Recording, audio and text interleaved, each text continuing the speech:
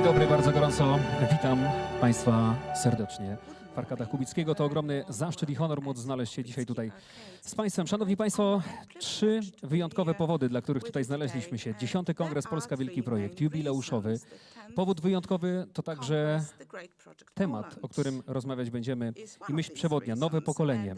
Przez te 3 dni będzie przyświecał wszystkim panelistom i dyskusjom w tych panelach. No i trzecia sprawa to epidemia koronawirusa, która spowodowała, że ten wyjątkowy, jubileuszowy kongres musi przebiegać w takiej, a nie innej formule, ale zachęcamy Państwa do tego, by oglądać wszystkie transmisje online. Łączymy się z tymi, którzy właśnie są na stronie Kongres Polska Wielki Projekt.pl i dzięki transmisji online mogą razem z nami być. Szanowni Państwo, o oficjalne otwarcie Kongresu Polska Wielki Projekt już teraz poproszę przewodniczącego Rady Programowej, pana profesora Zdzisława Krasnodębskiego. Panie profesorze, zapraszam.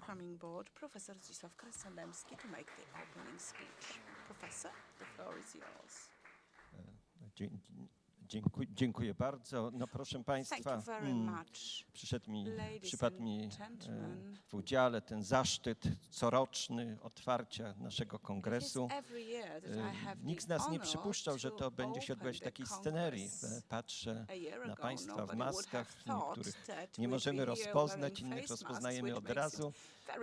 To pokazuje też, jak świat jest pełen niespodzianek i mimo, że my zajmujemy się tutaj na kongresie myślą strategiczną, staramy się reagować na najważniejsze i wyłapywać, identyfikować najważniejsze problemy i wyzwania, które stoją przed Polską, to muszę przyznać, że pandemii o takiej skali nie byliśmy w stanie przewidzieć. Ja tylko jeszcze powiem krótko, że rzeczywiście, tak jak wspominaliśmy, już pierwszy kongres odbył się w 2011 roku. Wtedy była zupełnie inna atmosfera w kraju. Tak, z jednej strony odbywał się on w cieniu tragedii smoleńskiej, która ciągle kładzie się cieniem na życie publiczne, polityczne naszego kraju. Z drugiej strony, i to był kontrast w stosunku do tej ogromnej tragedii, w życiu politycznym trwała doktryna postpolityki, takiego życia ułatwionego, życia nawet powiedzmy infantylnego czy zdziecinniałego. To była cecha tamtej epoki. Ale z drugiej strony był trzeci element na tym kongresie, mianowicie ogromna determinacja. Determinacja nas, którzy się tutaj zebraliśmy, żeby tę sytuację w Polsce zmienić, żeby życie polityczne, społeczne, gospodarcze było na miarę tych wyzwań i też na miarę tej tragedii, która nas wówczas spotkała, nas jako naród. I to zadanie oczywiście pozostaje. Dzisiaj są inne wyzwania, o tych będziemy mówić w czasie tego kongresu. Mówimy też w innej sytuacji politycznej. Od 2015 roku nasz kongres ten pierwszy był, można powiedzieć, takim kongresem undergroundowym, wręcz wywrotowym. Ja pamiętam taką długą, nocną rozmowę z nieżyjącym już niestety świętej pamięci Kornelem Morawieckim w forum po kongresie, bo były bardzo ożywione dyskusje w kuluarach. No, od 2015 roku jest inaczej. Nastąpiła zmiana polityczna. To, co my tu mówimy, robimy, co staramy się zasugerować, co analizujemy, ma jakiś, mam nadzieję, oddźwięk potem w decyzjach, czy jest uwzględniany przez tych, którzy odpowiadają za kraj. Zmiana nastąpiła w 2015 roku i nie byłaby możliwa bez zwycięstwa naszego prezydenta Andrzeja Dudy wówczas w tych wyborach. W tym roku ponownie został prezydentem. Pan prezydent chciałby zwrócić się do nas. Miał być tu z nami oczywiście, ale jak Państwo wiedzą, właśnie ta pandemia to uniemożliwia, ale za chwilę usłyszymy pana prezydenta online, który wypowie parę słów do naszego kongresu. Dziękuję Państwu wszystkim. Niniejszym ogłaszam kongres za otwarty.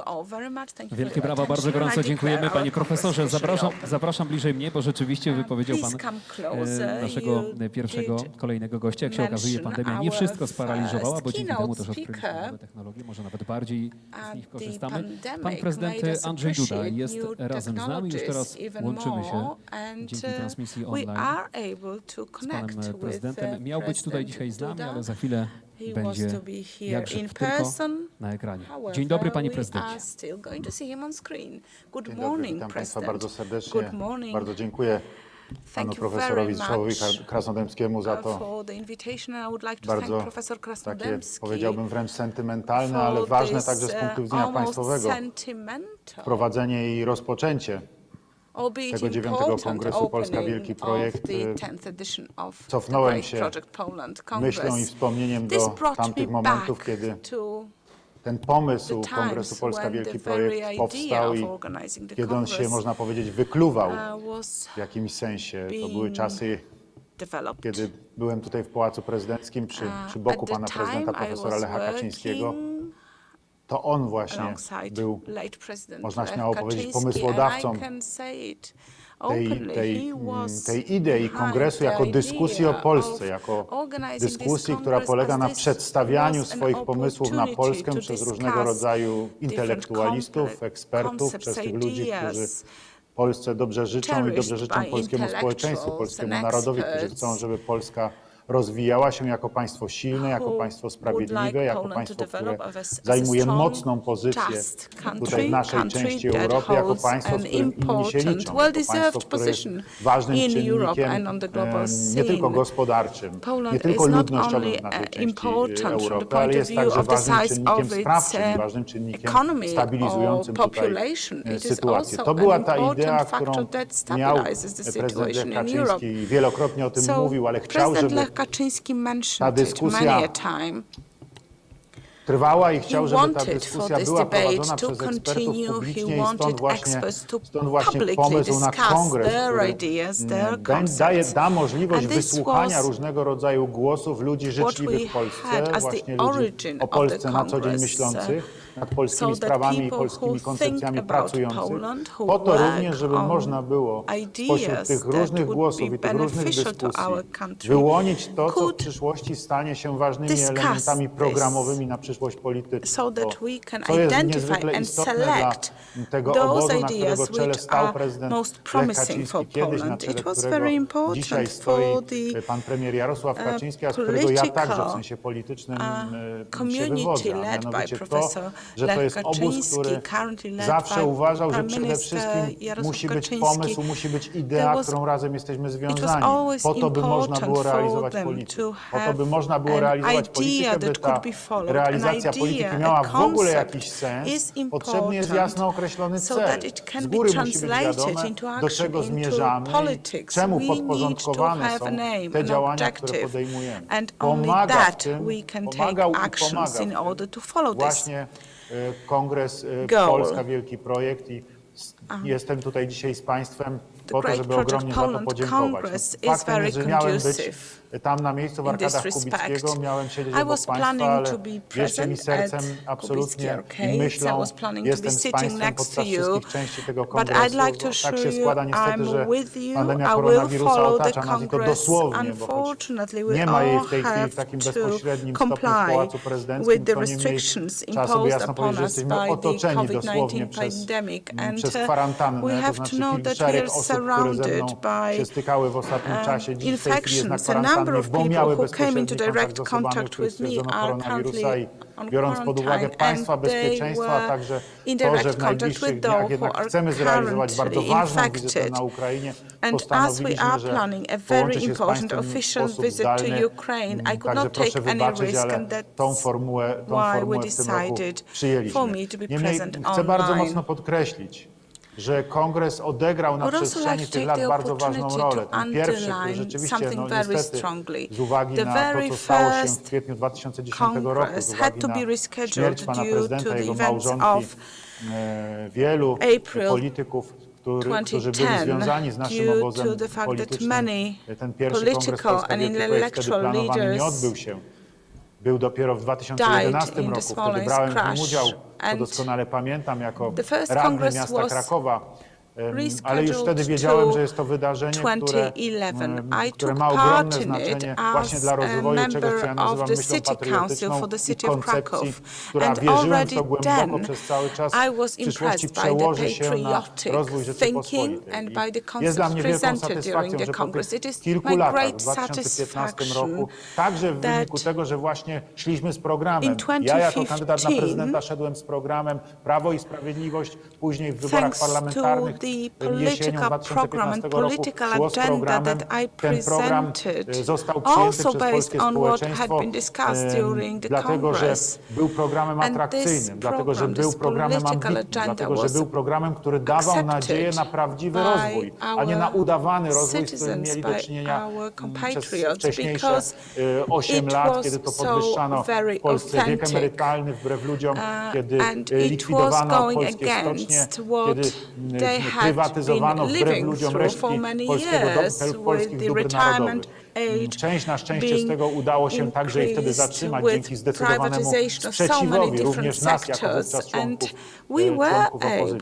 Ale my szliśmy z programem i w tych wyborach udało się zwyciężyć i jest dla mnie wielką satysfakcją, że także w jakimś sensie kierunkowani przez Kongres Wielki, Polska Wielki Projekt przez te lata ten program realizowaliśmy. Jego efektem i efektem jego realizacji było to, że Prawo i Sprawiedliwość i Zjednoczona Prawica wygrała ponownie wybory prezydenckie, wybory parlamentarne w 2019 roku, no zdobywając znowu samodzielną większość, coś, co nie zdarzyło się w Polsce w wolnych wyborach, poczynając od 90 roku, kiedy pierwsze wolne wybory, w pełni wolne wybory samorządowe miały miejsce. Od tamtego czasu nigdy w wyborach parlamentarnych nie zdarzyło się, aby jeden obóz polityczny uzyskał 2 razy z rzędu samodzielną większość.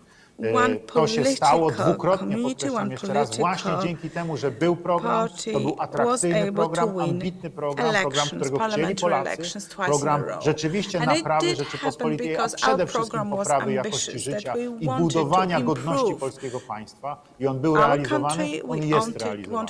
I to jest dla mnie ogromna satysfakcja. Jestem przekonany, że także właśnie tego efektem było to, że moi rodacy mnie teraz nie tak dawno powtórnie wybrali na urząd prezydenta Rzeczypospolitej na drugą kadencję i jest to nie tylko moim wielkim zamierzeniem, ale także moją wielką ambicją, aby ten program został zrealizowany do końca.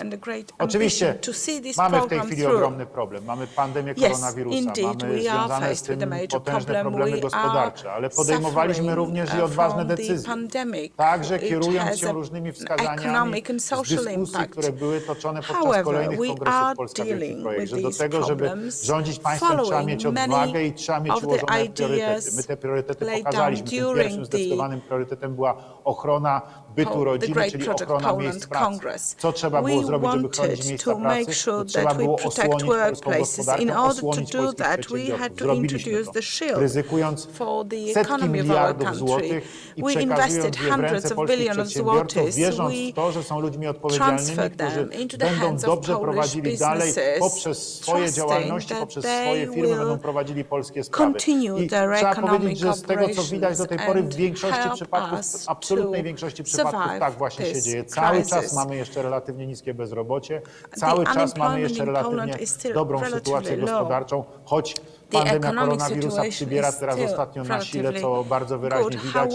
I tak naprawdę nikt do końca z nas nie jest w stanie rozpoznać przyszłości, ale nadal jest ta odwaga do działania, do podejmowania kolejnych decyzji. Jesteśmy ku temu zdeterminowani. Dziękuję, że ta kolejna dyskusja Kongresu Polska Wielki Projekt toczy się. Dziękuję, że mimo pandemii koronawirusa, mimo tych wszystkich problemów on się odbywa. Dziękuję pani prezes Annie Bieleckiej za to, że cały czas nad tymi kwestiami pracowała, jak i wszystkim tym, którzy przyczynili się do tego, że ten kongres się odbywa. To są bardzo ważne dyskusje, dlatego że one będą dla nas także z nich będziemy, mam nadzieję, czerpać wskazania co do tego, jak działać w przyszłości, także jeżeli chodzi o kwestie polskiej gospodarki i pandemii koronawirusa, która nas w tej chwili cały czas dotyka. Proszę Państwa, chciałem życzyć Państwu wszystkim owocnych obrad. Chciałem życzyć, żeby ten kongres przebiegł w jak najlepszej, dobrej, przyjacielskiej atmosferze, ale przede wszystkim merytorycznej atmosferze, właśnie myślenia, dyskusji o Polsce. Jako podziękowanie, ale też jako dobry znak na przyszłość przekazuję dzisiaj na Państwa ręce polską flagę, symboliczną, prezydencką polską flagę, którą pan profesor Andrzej Zybertowicz, mój doradca, obecny wśród Państwa na kongresie, wręczy w moim imieniu. I chciałem z całego serca jeszcze raz podziękować za całą tą niezwykłą wartość intelektualną, jaką Kongres Polska Wielki Projekt przyniósł naszemu państwu przez te wszystkie lata. Chciałem podziękować wszystkim Państwu profesorom, wszystkim politykom, wszystkim intelektualistom, dyskutantom i z Polski, i z zagranicy, którzy brali udział w tych spotkaniach, którzy przekazywali swoje idee, swoje myśli, które wierzę w to właśnie składają się i będą się w przyszłości składały na wielki, dobry program dla Polski. Życzę Państwu owocnych obrad i wszystkiego dobrego. Jeszcze raz z całego serca dziękuję. Niech żyje Polska.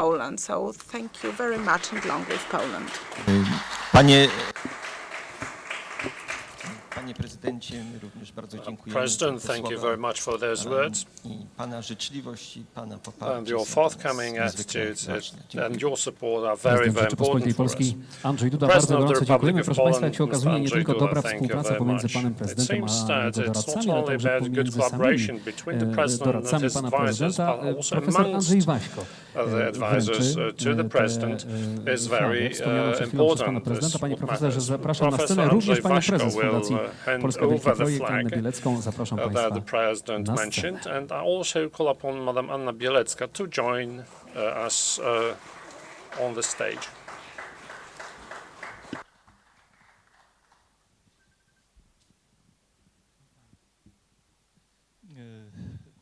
Pani prezes, jest dla mnie zaszczytem wręczenie tej Madam President, flagi I'm very wyrazem uznania honored pana to prezydenta dla całego dorobku offer this Kongresu Polska flag Wielki to Projekt. you in Również jako recognition of uczestnika the tego whole pierwszego kongresu i history listę and achievements w of innych the latach. great project Bardzo Poland serdecznie in the Państwu previous gratuluję years. tej I wspaniałej imprezy. congratulate you Proszę on przyjąć this te magnificent dowód uznania pana event, prezydenta. and please accept this token of recognition by profesorze, the President of the Republic.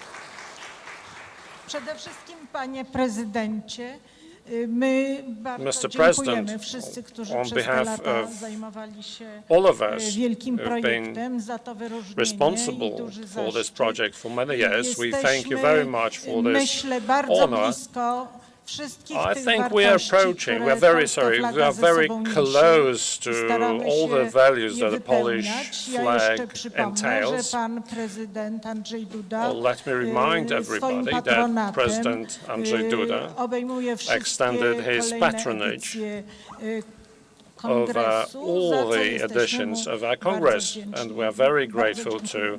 the President. Thank you Szanowni very much. Państwo, bardzo dziękujemy panie profesorze. Thank you, Andrzej Waśko, Professor doradca prezydenta, który Andrzej Waśko, wręczał, profesor advisor to the Zdzisław President, Krasnodębski, pani and prezes Professor Zdzisław Krasnodębski, Fundacji Polska Wielki Projekt, Anna President Bielecka. of the Bardzo proszę. Foundation, Anna Bielecka.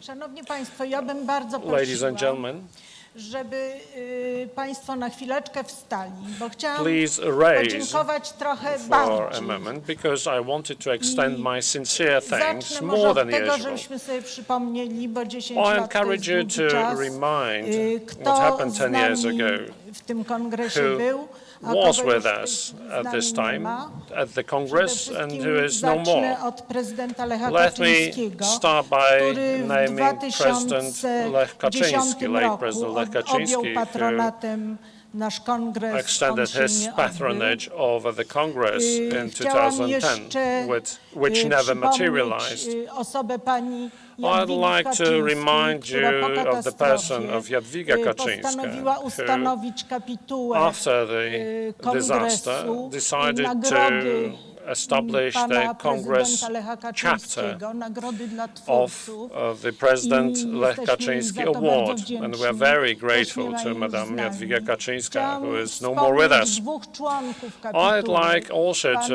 premiera mention Jana two Olszewskiego members of the i chapter, pana Janusza the late Prime Krasińskiego. Minister Jan Oraz Olszewski chciałam and Professor przypomnieć, że Jan trzech Krasiński. naszych wybitnych And twórców I also też wish już to remind you that nie są z of the three very important contributors, Mr. Marek Nowakowski, Antoni Krause, and Wojciech Kila, our first prize winner, who are also no more with us.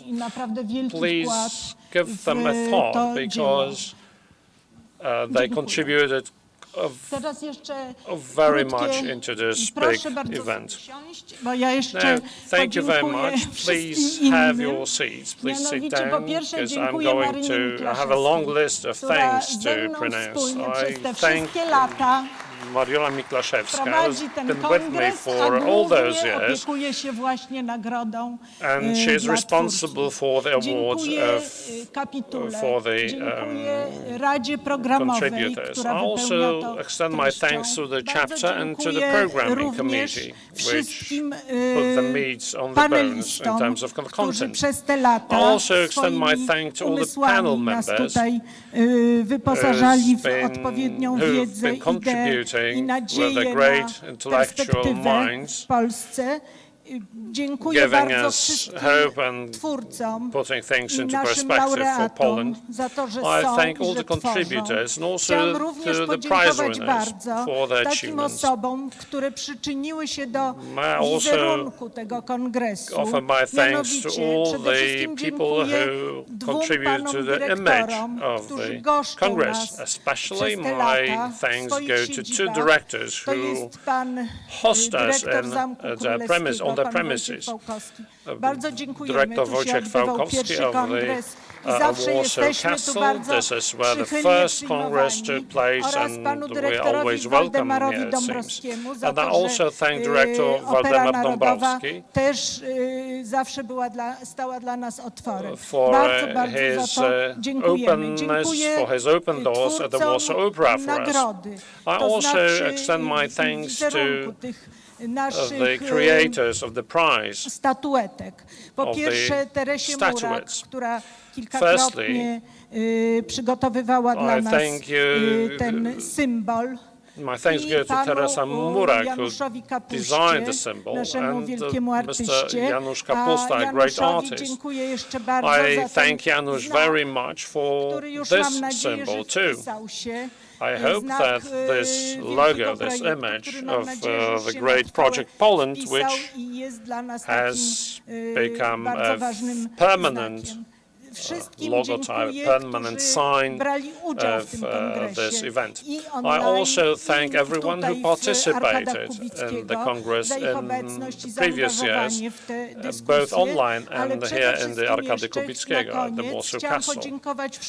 I also wish to thank all the collaborators, all the partners, especially the young people in our office as volunteers, consistently and skillfully contributed to the organization of this very difficult operation.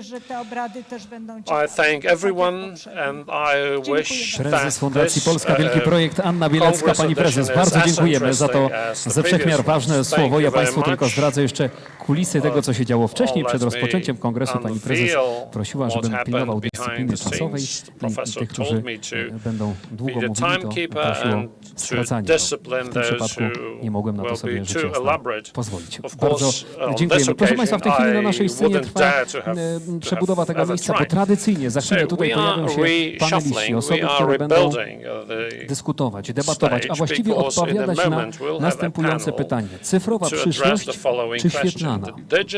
Takie pytanie będzie otwierało pierwszy panel 10. Kongresu Polska Wielki Projekt.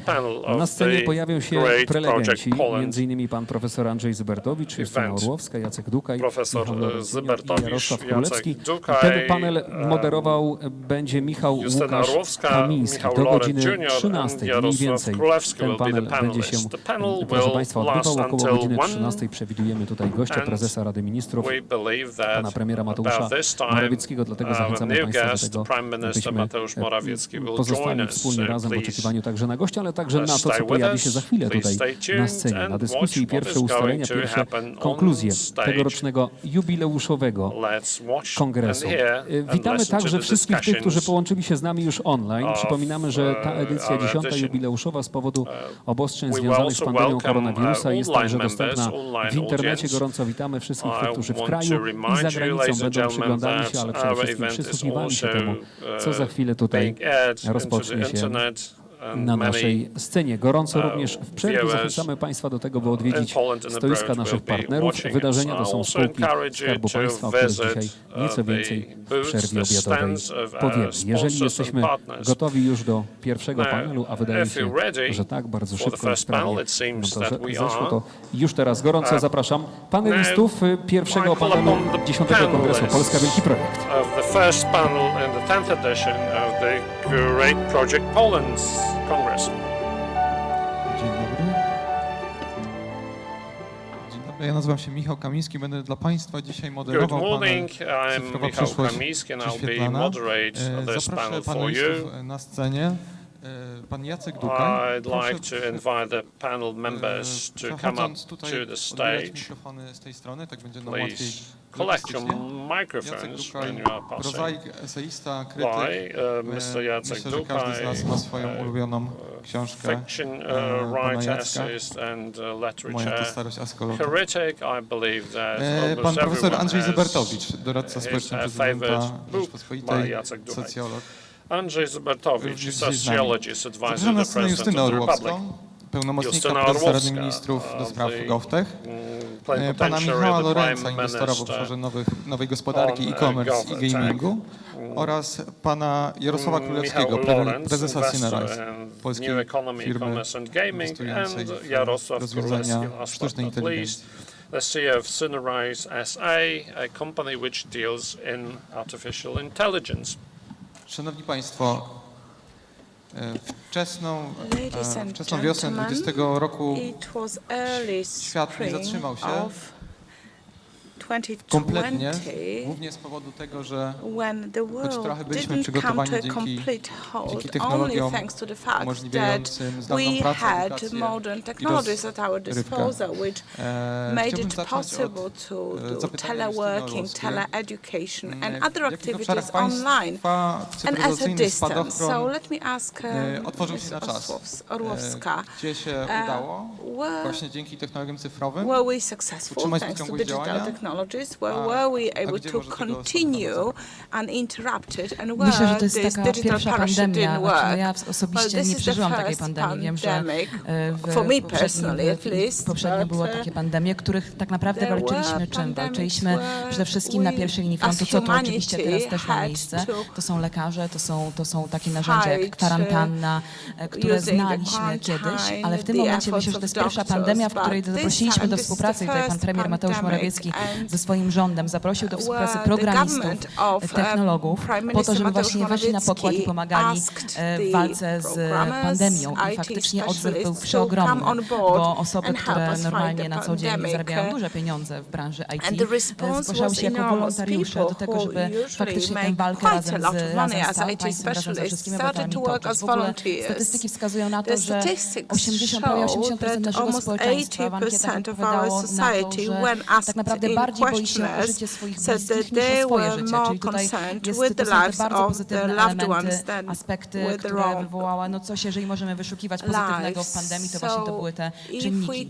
A jeżeli chodzi o same fakty takie, no to faktycznie w ciągu 8 dni odkąd się dowiedzieliśmy o pierwszym przypadku koronawirusa w Polsce, w szkołach przeszła na naukę zdalną. Tak samo uczelnie wyższe, czyli 5 milionów uczniów, 1,2 miliona studentów. Na co odpowiedział właśnie rząd premiera Mateusza Morawieckiego wsparciem tym, że do ponad 15 000 szkół uzupełniono sprzęty, których jeżeli miejsca, których brakowało sprzętu do nauki zdalnej, został uzupełniony. Tak samo w przeciągu kilku miesięcy tarcza finansowa dostarczyła 100 milionów miliardów złotych dla polskich 100 billion przedsiębiorców. To właśnie złotych were też przy distributed pomocy to dzięki Polish businesses. właśnie programistom i sztucznej Thanks inteligencji, to która wsparła ten programmers proces, and że on artificial nastąpił bardzo intelligence, zwinnie. I tutaj that faktycznie, supported gdyby this nie project. cyfryzacja, to, We were successful here, to by nie if było not takiego for the wsparcia, nie digital byłoby tools that we had at takiej our walki przede wszystkim ze disposal, skutkami we wouldn't have gospodarczymi, been able jakie, to fight czyli the na którym economic w tym momencie consequences naprawdę of the pozytywnie na tle pandemic so Europy wyglądamy. successfully. Panie Michale, pytanie do Pana. A jak było w biznesie? Którym Mr. Lawrence, the biznesom się question to udało you, przetrwać what i rozwinąć? was the situation like for the business które nie world? przetrwały? Which companies were able to thrive and which did not survive the pandemic? Dobrze. No to jest Well, bardzo dobre pytanie. It is a very good question. The pandemic had a very strong impact on the business sector, Od restauracji, które naprawdę starting do dzisiaj from się zmagają z restaurants wielkim that are problemem, still wielkim wyzwaniem. struggling. Tutaj technologia wyszła im And naprzeciw the i wiele restauracji potrafiło się przestawić bardzo szybko technology helped here. opcje Many dostawy, restaurants rozwożenia started to i deliver zamawiania online usług. meals that were na rolnikach, ordered którzy, online, zaczęli korzystać all z the way platform, down to the online'owych farmers do who sprzedaży started to swoich use produktów. online platforms in Obserwowaliśmy order w bardzo to wielu kategoriach sell their gigantyczny produce. wzrost w kategorii e-commerce'owej. So Widać, że e-commerce tutaj było poszukiwanie developed nowych very dynamically rynków. during the Pewne branże pandemic. się New przestawiały też. markets were also Są sought. historie Some sectors niesamowite entered the restauracji digital market. pizzerskich, które We zaczęły also have an produkować example w of swoich piecach pizzerias who maski do started to zasłaniania twarzy, bo ta produce wysoka face temperatura masks, pozwalała na to, żeby because zginać plastik. we needed this high Dostosowywali się. temperature in Polacy order to mają bend the niesamowitą plastic taką and to umiejętność create adaptacji do the wyzwań masks. So przedsiębiorczych. Poles have this I great tutaj to bardzo ability dobrze to było adapt widać, to natomiast business są absolutnie takie challenges. branże, które globalnie However, dostają there are cały czas sectors po that głowie. No to are jest na still pewno kultura, suffering globally, to, że nie możemy and cały that czas is pójść do certainly kina, culture. We że are not Jamesa able Bonda to go to przesunęli, cinemas. The po raz kolejny. James to chyba Bond wszystkich boli. Natomiast premiere will biznes absolutnie be jest rescheduled takim, again and again, który stara się też wyprzedzać. Obserwowaliśmy which to, jak ta disappoints so pandemia many od of stycznia us. już, wiadomo So było, że, we have been że się watching zaczyna i the że trzeba się pandemic przygotowywać since na przestawianie January. nowe We sposoby, knew that we po would pierwsze have organizacji pracy, to kulturę pracy reorganize wewnętrzną, ale our work, też our dotarcie working do culture, nowych but konsumentów, nowych also klientów. we would have to Są takie reach wyliczenia, new które clients, mówią o new tym, że customers. ta pandemia, There are some szczególnie w Polsce, calculations that posunęła nas show 7 that lat do the przodu, jeżeli chodzi o, pandemic pewne rynki, resulted na przykład in właśnie us e-commerce, moving gdzie, 7 years bardzo dużo forward zachowań in się terms zmieniło of i the tego e-commerce można market. zaryzykować, że Many powrotu do normalnych things przyzwyczajeń może już changed, nie być. behavior Wiele of osób many oczekiwało customers tego, że, changed, and we may never be jak going back będą to what we had poluzowane, before the pandemic. restrykcje, to, że Some ludzie people wrócą thought do that galerii once handlowych, że tam restrictions będzie ten are sam tłum, ten sam no longer ruch, there, widać, że people na razie would to, go back to to the się nie shopping wydarzyło, malls, więc tutaj and widać, że we would pewne have rzeczy jeszcze crowds mogą ulec there. zmianie. That didn't happen. This is the best proof that some things can Panie change, and they can change for Jarosławie, good. A gdzie możemy my jako Polacy, gdzie Polska mogłaby, Jarosław, and co mogłaby zrobić, żeby uczestniczyć what w can be zyskach done by z Poland and by rewolucji cyfrowej?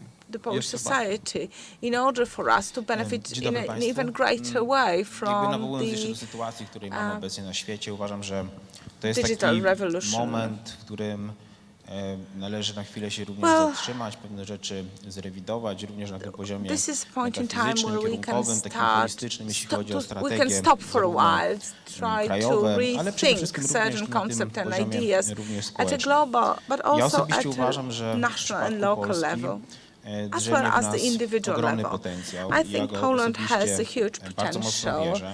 I Doświadczam am a go na great poziomie believer in this empirycznym, potential, codziennie and pracując z I najlepszymi, witness czy to this uczonymi, czy też potential inżynierami, every którzy day, pracują nad working with the produktami, best które mają rywalizować experts, nie tylko i engineers wyłącznie, who develop będąc products podwykonawcami dużych firm that are międzynarodowych, to ale compete realnie with budując their jakąś taką własną foreign competitors, not intelektualną, only as która subcontractors, może they are rywalizować actually na świecie building na their own wysokim intellectual poziomie. added value. Uważam, że jednym z kluczowych I also wyzwań believe dzisiaj that one jakby of the dla key Polski challenges for jest przede Poland wszystkim today nauczenie is się pracy pod learning takim wspólnym parasolem, czyli to my dzisiaj work under oczywiście this osiągamy common wielkie umbrella. sukcesy, będąc So we are inżynierami very czy też successful as częściami individual dużych firm engineers międzynarodowych. or as Trochę jak part nasza of global polska reprezentacja musimy companies, również but nauczyć się also grać as zespołowo our i te national wybitne jednostki team w ramach polskich football, we firm need gdzieś to tam work as a kumulować. team. We need Natomiast to rzeczywiście uważam create również, że this jesteśmy w takim added momencie value. dziejowym, w którym pierwszy We raz are nie at a wszystko point in skaluje history się where no proporcjonalnie do finansów, longer lecz będzie skalowało się everything is intelektem. I depending osobiście on the wierzę, że ta capital. gospodarka It wyobraźni, also depends a lot on gospodarka the kreatywna intellectual ma dzisiaj szansę capital. bardzo mocno oddziaływać na And świat the na Polish różnym poziomie, economy zarówno does tym have an industrialnym, jak opportunity również to start w to innych influence the aspektach global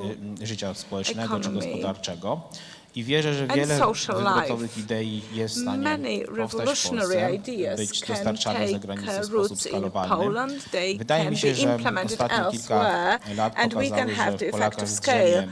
wiele różnych We takich wartości, have które seen mają w that jakiś sposób Poles popularnie can mówiąc offer so many dysruptować, values that wywracać would pewne dziedziny disrupt wiedzy czy dziedziny and życia gospodarczego.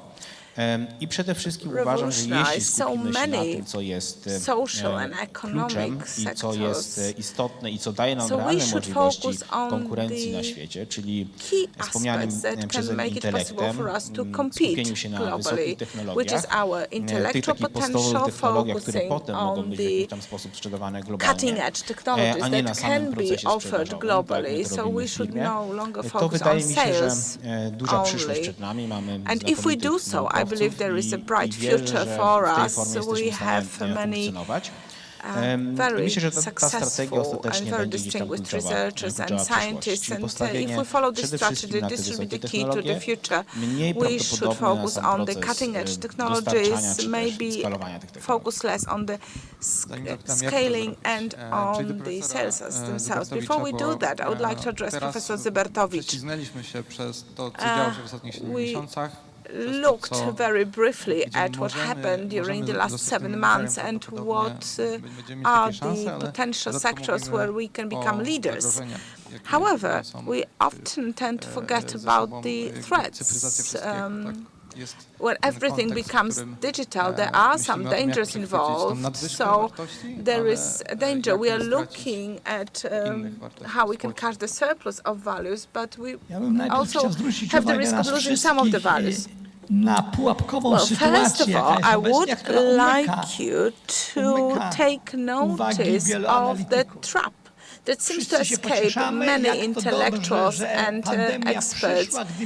A lot of us say, well, we were fortunate to have the pandemic when we already had developed the modern technologies that made it possible to remain in contact with our loved ones and to continue working from home.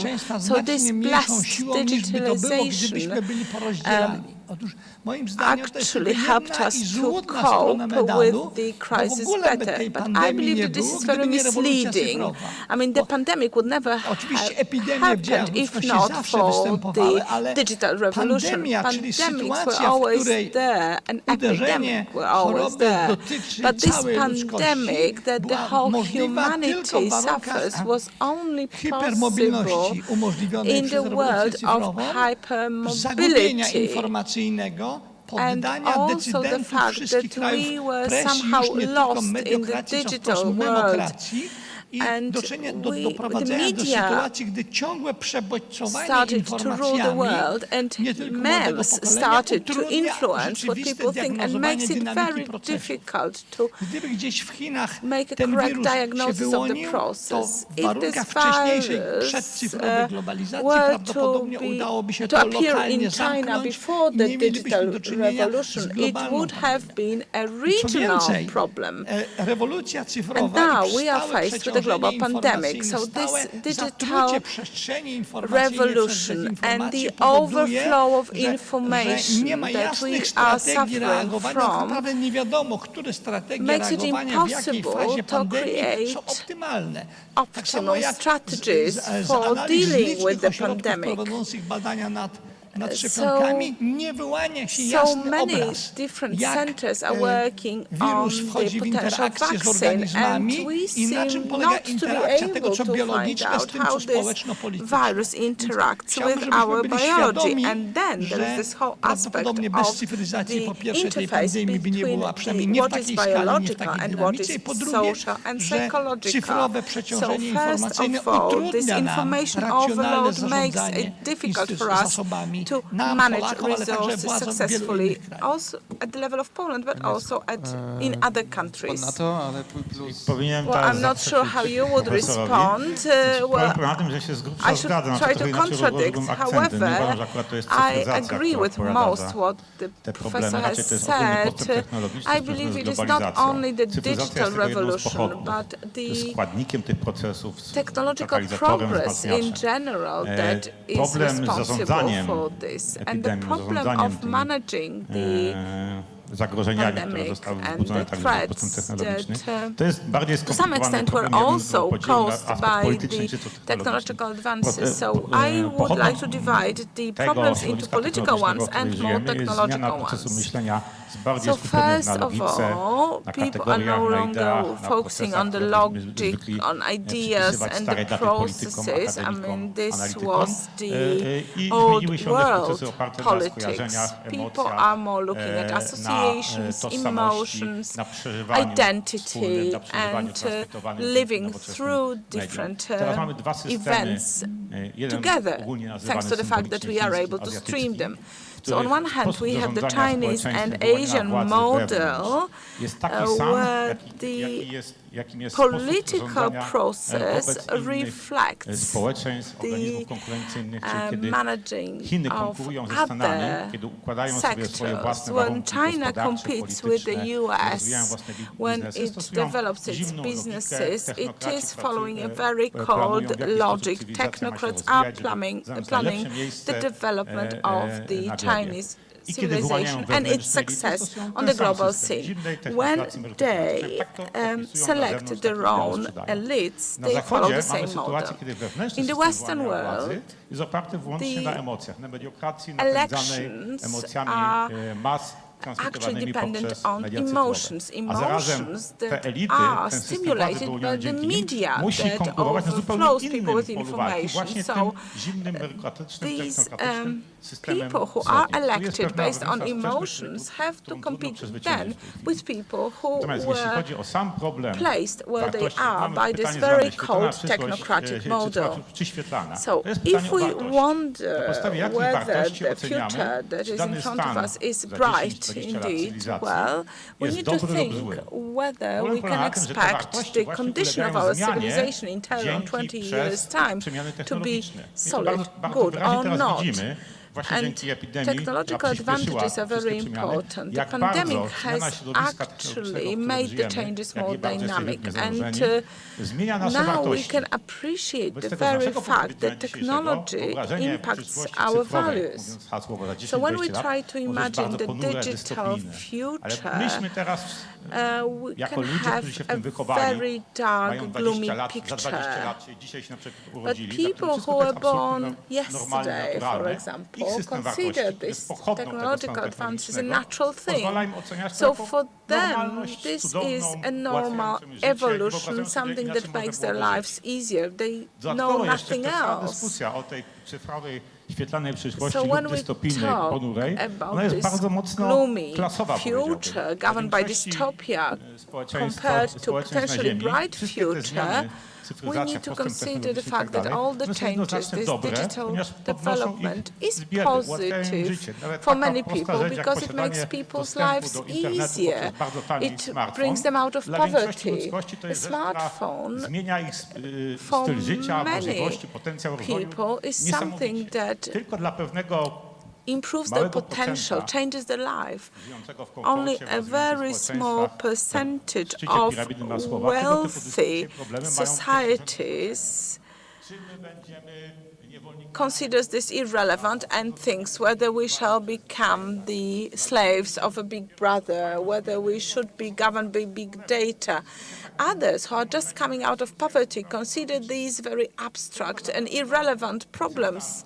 So there is only this very small percentage, this very small elite, intellectuals, people living in big cities, and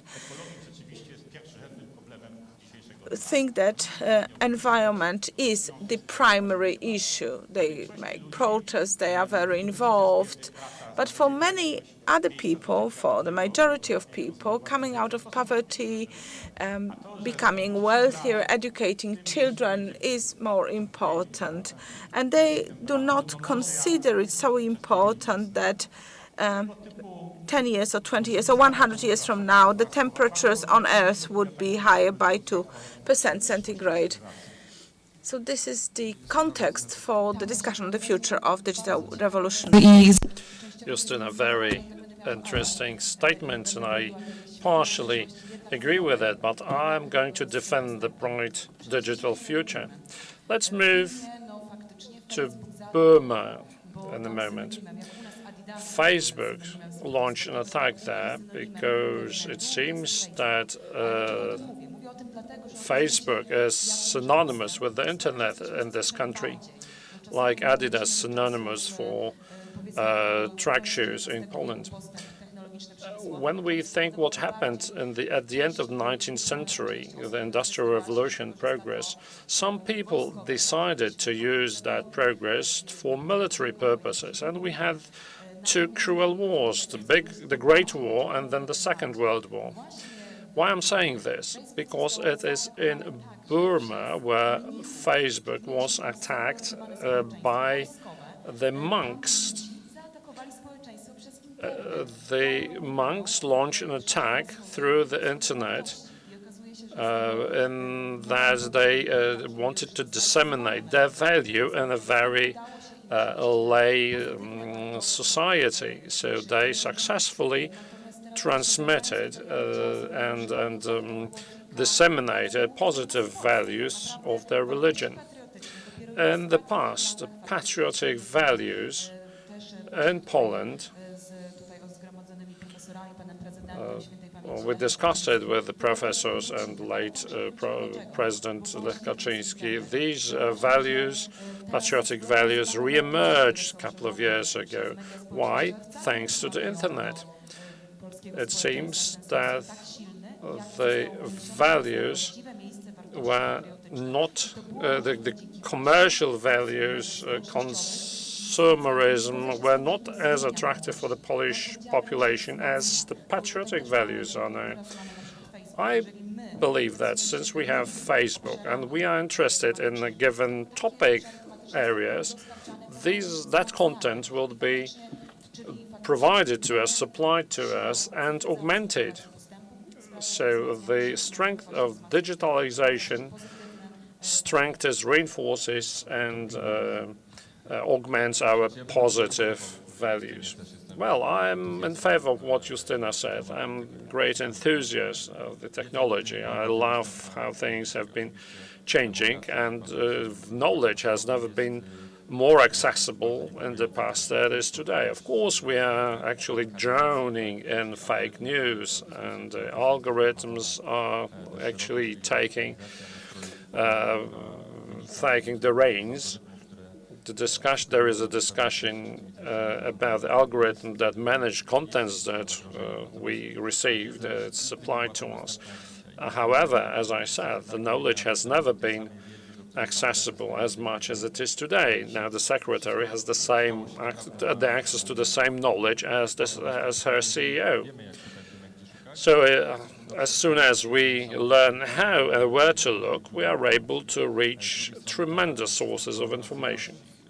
On the other hand, the system on the internet of collaboration, which allows small children in Poland to learn how to program, how to write code together with the children in Burma or in the US, is absolutely tremendous. That would have never happened 15 years ago. This child would be called, such child would be called a geek, and individual passions that can now prosper and grow in children thanks to technology. This is something tremendous, absolutely stunning, and I see a huge potential in that. Also for personal development of the people. Of course, we need to be aware of the threats. And beside that comes entrepreneurship. It has never been so easy to become an entrepreneur as it is today, and I see a giant potential in that. Also, the growth and power of the global corporation enterprise is also this, let's say, the flip side of this coin. I've been an active listener to the previous discussion, namely what is happening with the state or the country or the government as the enabler, and is there any contrast or conflict with the citizens, the dwellers in that country? This is a universal problem, I think. It's not a Polish problem. All the governmental organizations, maybe a part of the EU enterprises and China maybe, are in a situation where they have to play on a field that has never been designed by them. The question is now who had designed those playing field and the rules. They are just intermediaries in discovering what the reality is all about, and they do it by technologies. I develop technology because someone has made a discovery and I exploit it. So they put forward gadgets or technologies or instruments to propel the technological progress. They all give us some benefits. This is the definition of the progress, that we progress from the state which was mediocre to something that is better. That's how we design it. The previous state, which we called bad, and the current state, which we called better, is based on the value. Whether it's progression or regression, this is a kind of fluid. And technology is the base and is the foundation for all that. The question is whether all the changes that are sold to us as universal and much needed, are they really needed, or do they come from certain decision-making process in the enterprises? For example, if technologies had been different, our values and our lifestyle would also have been different. And these are the decisions, these are the processes that are supranational. Regardless if we are in Poland, Spain, or Hungary, the same discussion is everywhere, is going on everywhere. All the positive statements heard here, I could translate into my language. We are quite good in a game that we never designed, and we fulfill the expectations of our trainers, of our coaches, and those who defined the rules of the game should be happy with us. And however, we don't realize that we never designed the rules of the game. Right, maybe I hark back to what I believe that progress is very positively correlated with how we absorb those technologies. However, I do agree that the game is taking place today based on the rules that we should clearly define. The most crucial technologies for the economy and for the world, we should say that we have three superpowers who are absolute leaders. That's the US, China, and Russia. And I hope that the European Union will also develop some policies conducive to that. So those three countries determine the technologies. Of course, there is a silent tax that we pay, which is the rules that have been set unbeknownst to us. If we take a taxi company, 30% of every dollar that is paid by the clients goes into a cloud that has been built by Microsoft or Amazon, or to a Chinese cloud. So we should meticulously design a national strategy of how we want to participate in this game, whether we want to maximize our revenue, or rather we should increase the quality of lives, although the values here will need to be defined as well, because the good values and not so good values are negotiable. But I'd like to approach this problem the following way. We look at it from a Polish perspective, but please believe me that the discussion about which direction the world is going to float are taking place both in Darknet and in the various groups who are pondering what is going to happen next. I think that many philosophical ideas that emerged over the centuries are coming to prominence in the context of the transactions that we see in the internet. Today we see the so-called hate in the internet, or memecracy. But this is a valuable contribution that we need to analyze as well. It is what is now subjective and objective, and we need to approach this along with our effort to filter out fake news and the bots and everything. But what is important for us is to learn to understand the balance of those powers that be, and we cannot isolate ourselves. We cannot opt out from this. But we need to understand the rules that govern this game. Otherwise, we would end up as vendors or consumers or just a middleman in all those technologies. It is completely impossible to become subjects in those technologies. We say that we should teach young people to use those technologies in a responsible way, which is absolutely impossible because those technologies and their DNA have embedded an instrument that make you addicted. Without a social support, which is impossible to organize today, you wouldn't have a kind of a monastery to achieve that. The young people are not able to resist the digital stimuli. I believe that what Jacek Dukaj said is that many enthusiasts of technology say that they are good at the game that someone else has designed. I think it's worse than that. Some people from the Silicon Valley or the Shenzhen area have designed a game and certain let's say, border conditions, border frameworks, which, by the way, are the black box to everyone. Even the intelligence services cannot penetrate those black boxes. The problem is that we are looking at autonomous evolution of the technologies that escape the control of their own creators. So the young person is quite helpless in front of the smartphone, because he turns into a tool of the smartphone rather than a smartphone being his tool.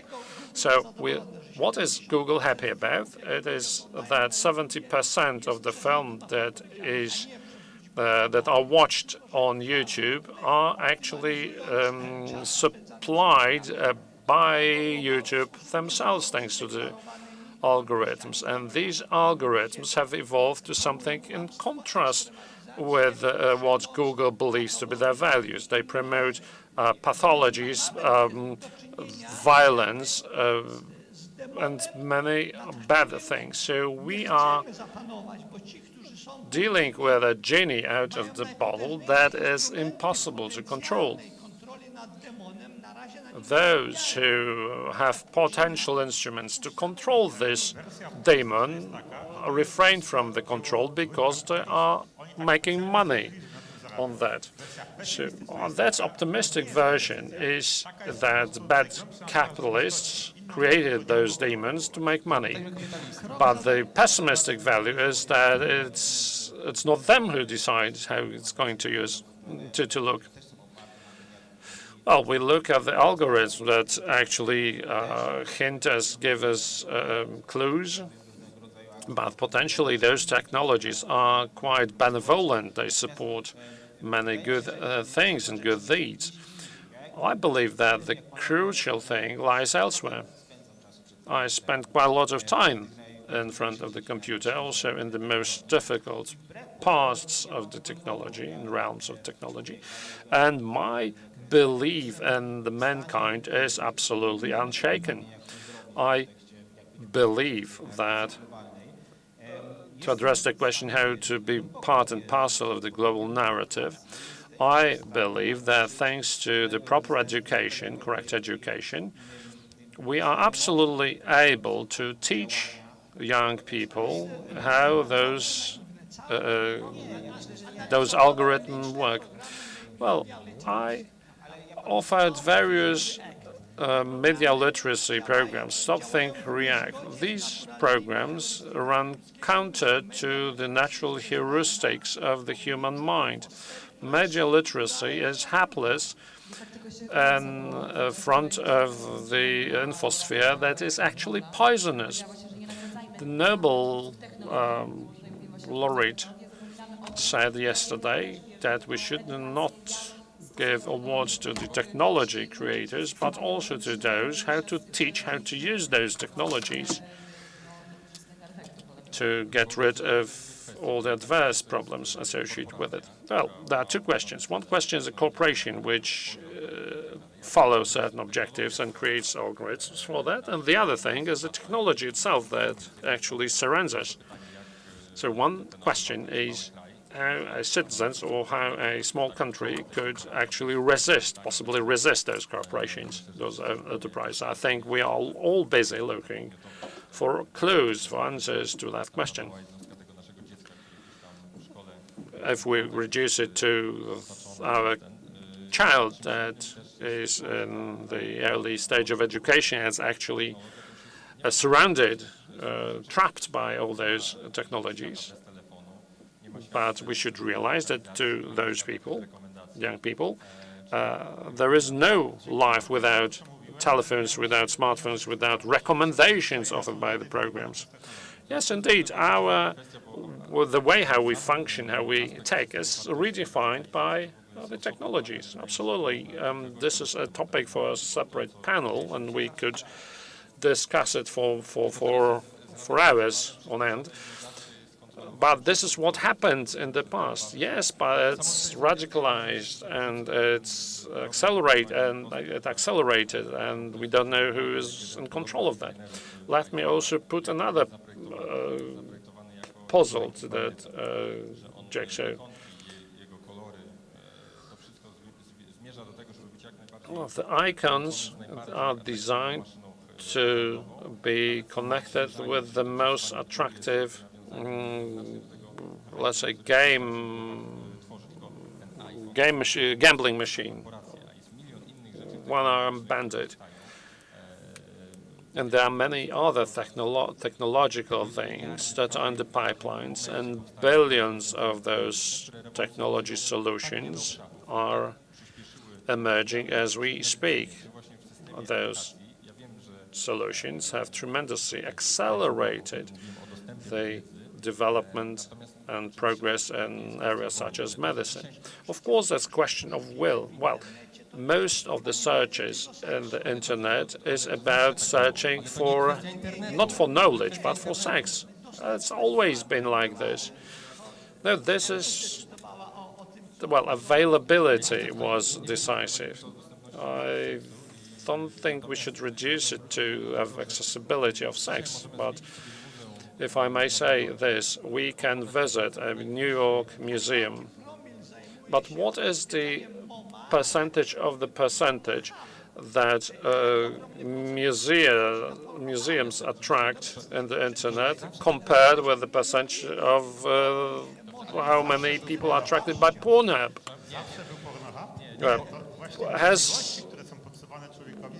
Was Pornhub in existence in the past? No. I believe that the availability creates the suction, so to speak. So, okay.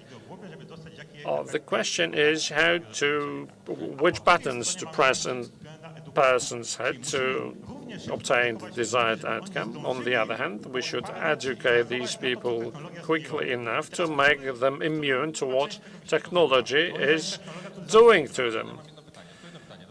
Which race is going to win? This is the question.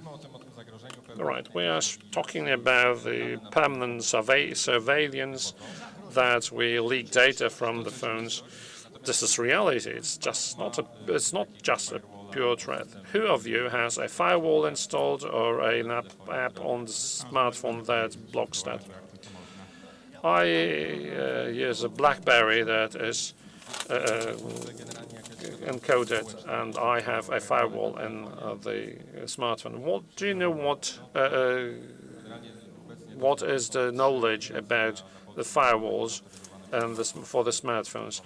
Almost nil. There are 3 applications authorized by NATO that allow you to be safe on the internet.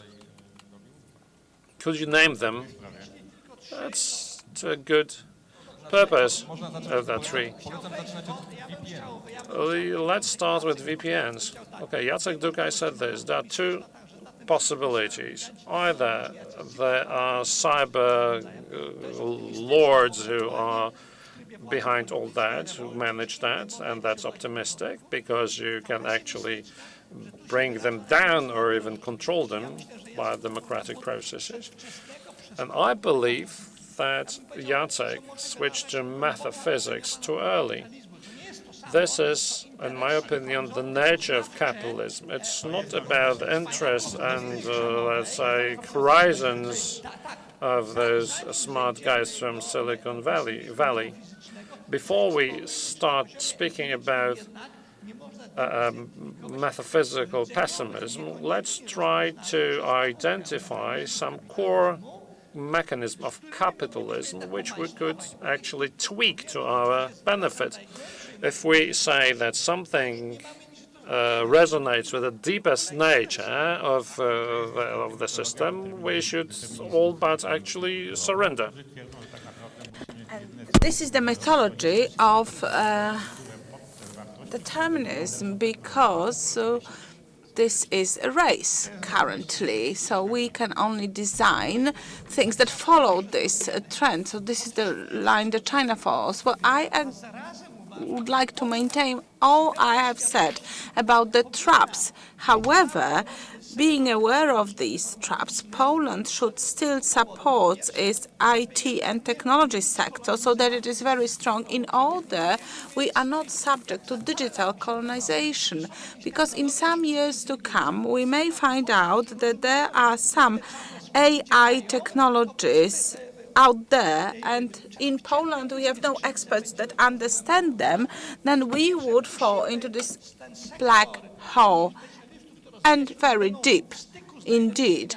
So we need to be in contact with the world's top specialists. However, we should not follow this mythology of digital salvation, because media literacy is bullshit, in my opinion, because it's not only political sovereignty that we need to protect, but also mentally we should also protect our sovereignty.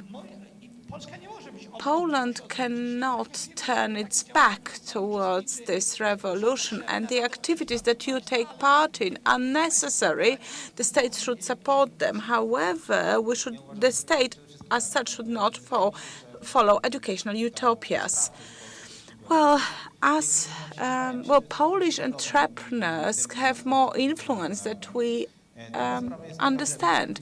We are a very well-educated nation, and I would not praise the capitalistic doctrine or any other doctrine as something that describes the current reality, because current reality is a revolution. And indeed, there are many different ideas and concepts.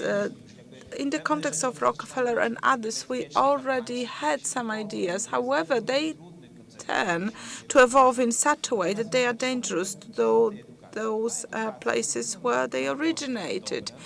I'm going back to education because education is the only value in which we should invest because it will bring revenues. Well, really, because we can actually invest billions into educating our talents, and the scouts from Silicon Valley would simply recruit them. Well, that's true, but many specialists are not only looking at the financial gains. They follow ideas, and I am an example here that tell you that there are other values such as equality, equal opportunities. There are many programmers that are revolutionary in their nature, and they are making sure that the technological pathologies are not prevailing. OpenAI, for example, yes, indeed. It is similar to access to weapons. We know what are the consequences of owning and using weapons, and we have this awareness. Similarly, if we describe certain current events from the point of view of technology, it would give us enough material for individuals to take their own decisions, because today we make many decisions on democratic values. Sometimes we lack information and we have to go one way or another. And today we should not say that technologies influence everything. Yes, maybe we have a mass and overload of information, but some centuries ago decisions were taken based on one weekly, one daily newspaper. This was the only medium of information, and people were taking decisions. Well, but from this lack of pluralism, we have transferred into the world where truth is simply not able to come through this information noise. Well, here I would like to make one comment about what you have said on education. No, I'm not talking about educating specialists. I'm speaking of education in general. But you said that we are able to educate people which are great programmers. Well, they are going to be great citizens with high understanding. But we have to remember that some people are just salesmen in retail stores or kindergarten teachers, and they also are subject to the digital revolution. Yes, indeed, we have this body of well-educated experts that can compete in the technological race successfully, but I do not believe that using the same methodology we can educate 38 million of Poles. We only have 15 minutes left for our panel. Well, the effectiveness of education is limited. We cannot lay all our hopes there. I agree. However, we should not give up.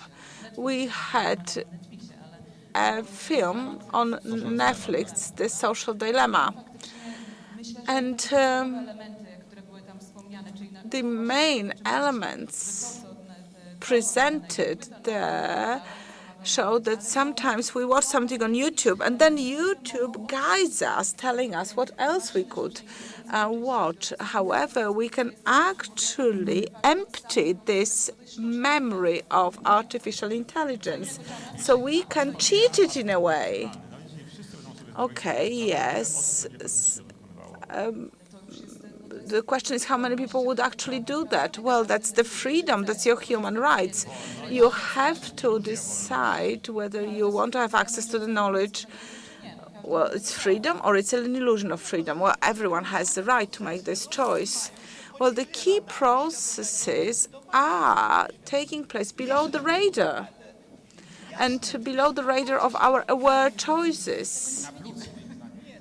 I think the change is positive. No, in my opinion, the change is negative. So if we were to adopt what Jacek has said, people are no longer following the logical train of thought. They are more thinking in terms of associations. Well, the question is how this translates into the governance and cultural regulations, how this translates into the potential of manipulation by those who have all the resources at their disposal. And is the humanity not losing its sight by its own doing? Well, we have similar tools and instruments and weapons at our disposal. The positive issue is that we can actually use this for the very good purpose to promote our ideas. And whether it's a conservative thought or liberal thought, it's irrelevant. But let's focus on the conservative thought. I believe that the internet is a great place where you can actually discuss ideas, present your stance, your positions, exchange views. Well, internet is a great place for all kinds of thoughts, be it isolated or esoteric or rational or irrational. But we are talking about the mainstream, and that is the problem. Well, I think we can actually reconcile these two viewpoints. We can discuss the threats and dangers, but we cannot stop the progress of technological changes. Why not? Well, how would you like to do it? If we start restricting access to technologies, well, why are you so determined to be a fatalist in terms of technology? There are decisions made by those in possession of capital. There are some markets which are completely liberalized. There are some markets that are more restricted. Why shouldn't we stop this process or slow it down? Well, this pandemic shows us that unbelievable is possible, but electricity is also technological progress. Are we going to cut off the electricity? Well, but you are saying it's inevitable. We believe it's not. Well, if we look at the Airbnb, for example, this was the technology that was supposed to revolutionize the hotel industry. And it turned out that the pandemic has changed it all again. So there are so many things we can never foresee. Well, if we discuss at an appropriate intellectual level, and if we consider that we have access to many opportunities, we should accept that we have the right to design many new technologies, many new solutions. Well, we have the right, but do we have the resources? Well, I believe we do. It's not only the financial capital, but also the intellectual capital that rules the world right now. And the issues are also pertaining to the most fundamental philosophical values. In Poland, people on the street are discussing and arguing about many different topics. And at the end of the day, we are not able to effectively promote the narrative that there is a problem of values in the world. For example, Saudi Arabia is sponsoring the Premier League in the United Kingdom. And there, the Premier League is promoting equality in terms of minorities of different kinds. But then when we go to Saudi Arabia, who is actually funding the Premier League, we find out that these values are not followed at all. So there are shortcomings we should identify.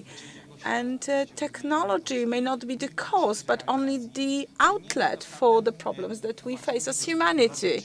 So explaining that the humanity is speeding up and technology is speeding up, well, it's true in a way, but people are following this. They are redefining their values, and I hope that and count on the fact that technological platforms available to us should help us to Well, what values would you like to promote, and what platforms would you like to design and scale them up globally? Well, many such platforms are already there, and we can join them. But I would like to ask about your platform. What values would you like to promote? I would not like to speak of a new platform. Well, let's then focus on values. Maybe we should avoid speaking of new platforms, new divisions.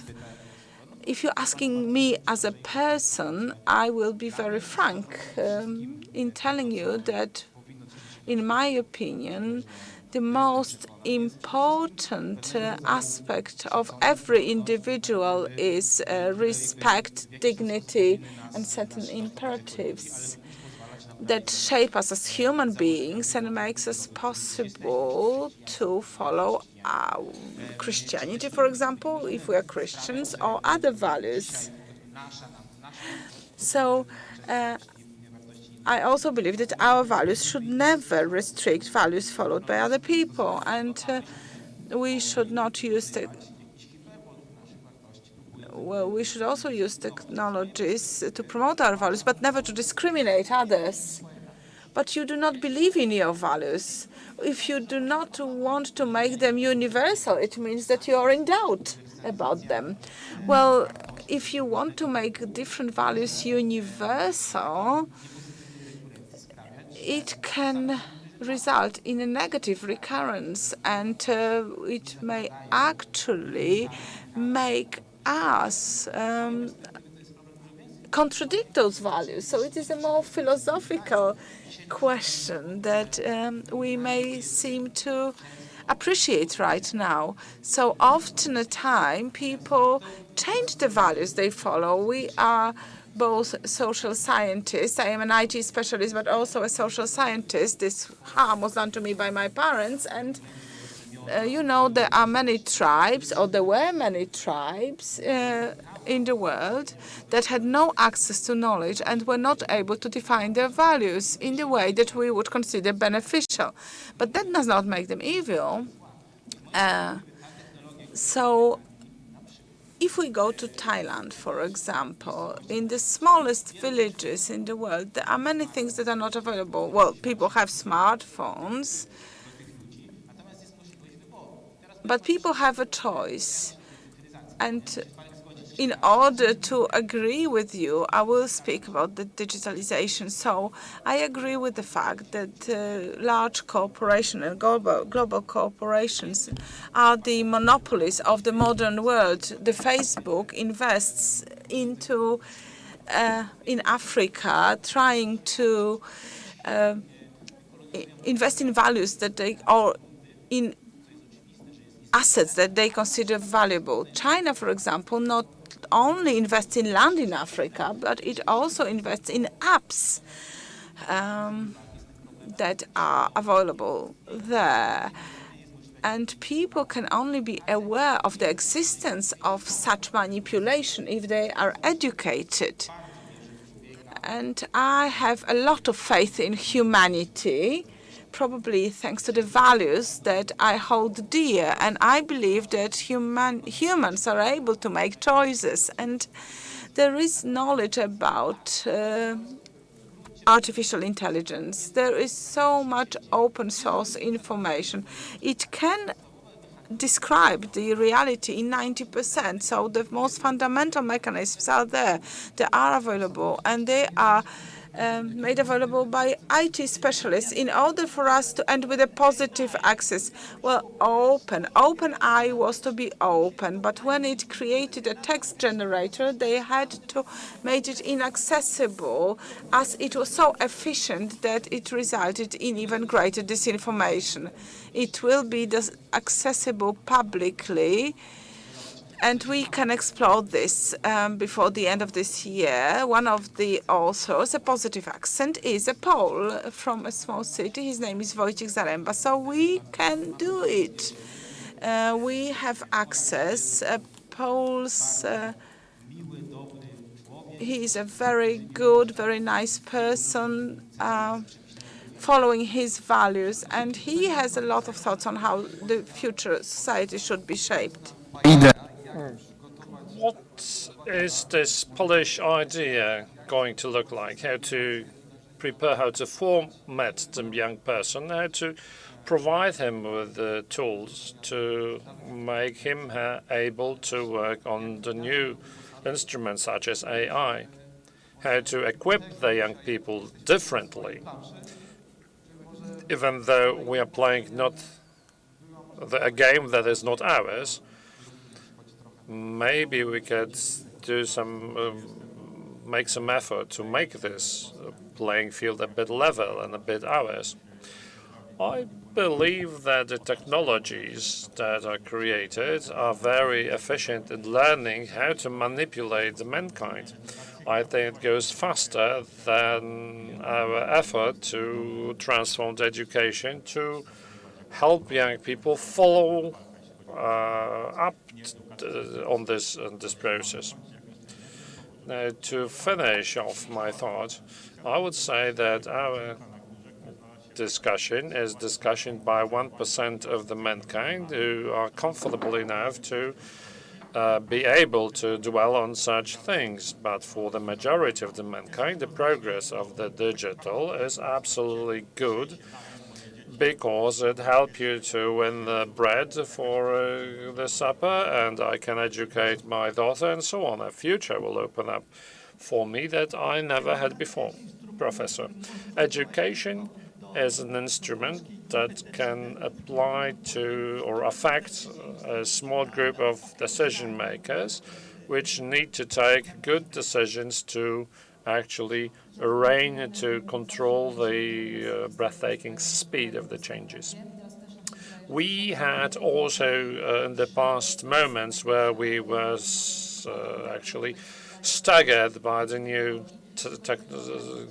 technology. Philosophers were also stunned by the new technologies, and they were right. Well, we have the same feeling of the immense threat, but I believe that's up to us to decide what to do with it. At least that's what we think. I definitely believe, based on my experience from the last few years, that in this country we have tremendous opportunities and are absolutely under our control. We are definitely able to sort out things that are supplied to us. I believe in the Polish entrepreneurs and the Polish intellects, and not really in the finance. And I also believe in one more thing that should be voiced here. One of my programmers spoke about a makeshift parameter, which measures the number of really bad products that we produce in order to achieve something which actually obscures the good things that we produce. So I believe that the world is absolutely able to uphold conservative values, and I think that we are going to be subjects of the reality. We are living in the age of makeshift solutions, said Professor Zbertowicz. And one last sentence to end it on a positive note. We are actually in the period of gold rush in the Polish gaming. We have a tremendous potential. I think we can win this for us, because building the right postures, ethics, and good approaches is possible to achieve through gaming. And I believe very firmly in the Polish game developers. And we should focus on that and invest into those solutions. So, digital future or bright future. Thank you very much to the panelists. The panelists, Mr. Duka, Mr. Zbertowicz, Madam Orłowska, Mr. Lawrence, and Mr. Królewski were with us, and thank you very much. A big round of applause to the members, the first panel of the Great Project Poland edition number 10. All right, we need to keep social distance. The end of the panel was signaled by a professor closing his notebook. The digital future or the bright future? The topic is still open.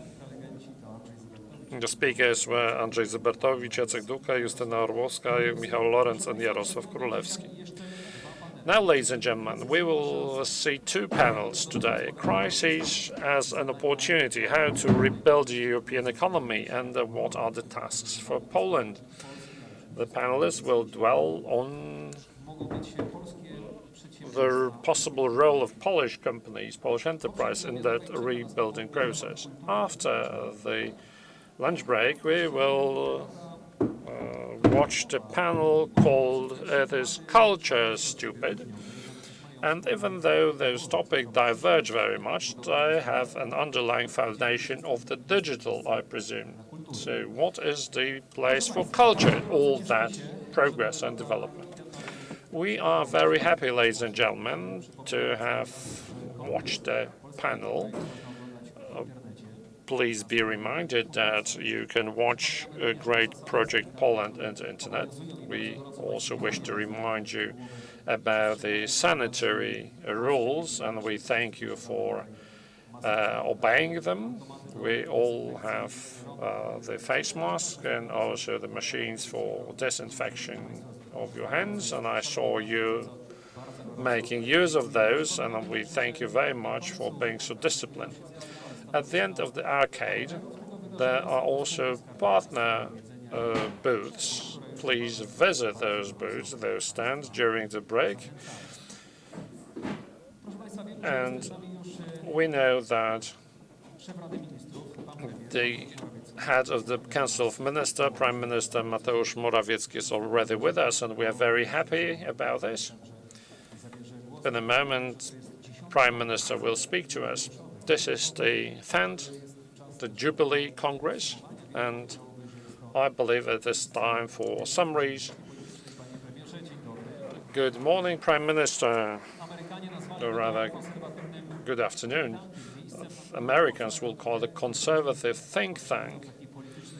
This is the place where ideas are born and are then which can be floated freely afterwards. Prime Minister Morawiecki, please join us on stage, and I give you the floor.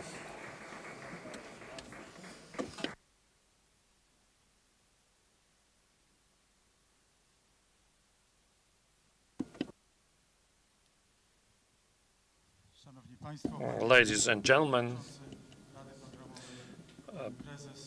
President of the Programming Council, ladies and gentlemen, members and audience of the Congress. It's 10 years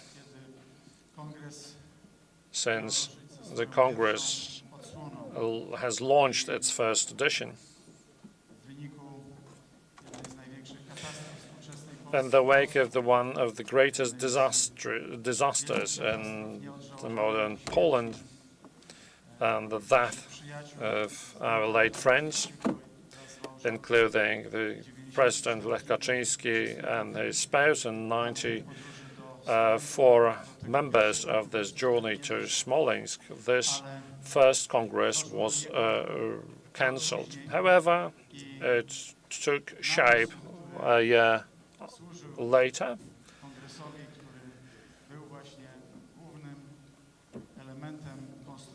And the element that contributed most to this Congress, called Great Project Poland, was a dramatic shift in the mentality of the elites of the Polish political life. It was very important in the context of identifying the weaknesses of capitalism, the weakness of the system that we have built after the period of transformation, the post-communist system that we have built. There was an attempt to try and repair its flaws. When we put together 5 years ago the plan of responsible growth, we assumed as its motto the sentence by Józef Piłsudski: Poland is going to be either great or non-existent. I think that a similar thought was shared by the authors and creators of the Congress. The contemporary world has been changing greatly. We are sometimes subject to the effects of very complicated processes that affect capitalism, social life, free market economy, and you, ladies and gentlemen. So it is impossible not to appreciate the thoughts that we shared during the first 10 years of the Congress, and this is why I wish to extend my thanks to all the participants and contributors of this huge deed.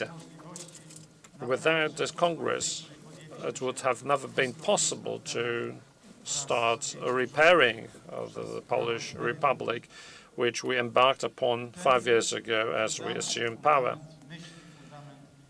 This intellectual foundation, conceptual foundation, was indispensable for us to challenge the very firm schematics in thinking, and they are still axioms for certain elites. In Poland, we challenged the neoliberalism this way.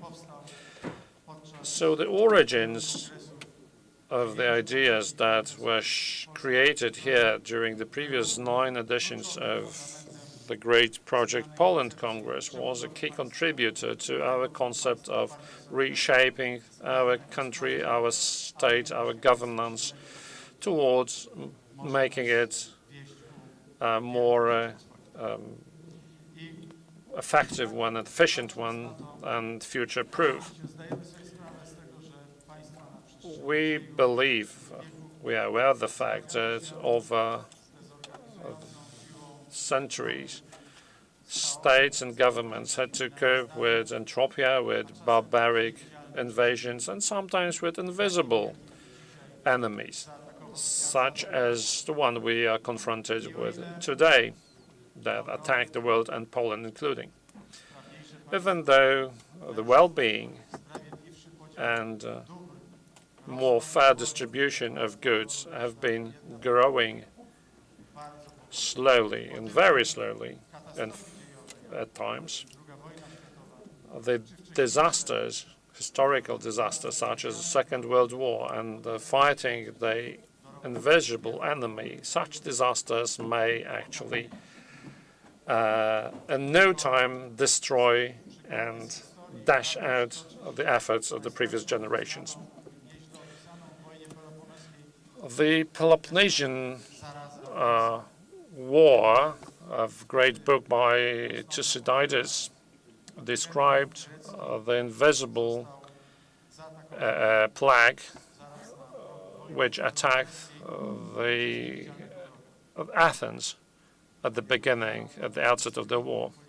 And Pericles fell victim to that plague, including tens of thousands of citizens of Athens, which actually remodeled and reshaped and transformed how the ancient world looked.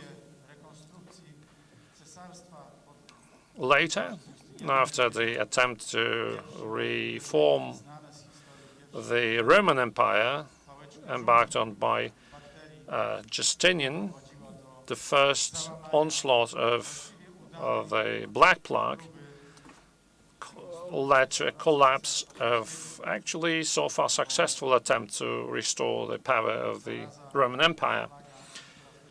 The plague that attacked in the years 41 and 42 after Christ brought the emperor's idea to a collapse.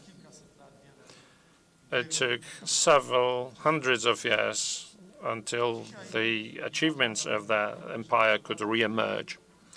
So we shouldn't actually belittle the challenges that we are confronted with due to the coronavirus pandemic. We can challenge certain arguments or challenge certain approaches, way how we try to deal with the pandemic in many countries, but it is beyond doubt that the pandemic has emerged as a game changer in the history of the contemporary world that I'm going to mention in a moment. The Polish response to COVID-19 was the right one. I can still recall the 13th of March. I'm not superstitious, but it was also Friday the 13th, where we decided to shut down several areas, or many areas, of social life.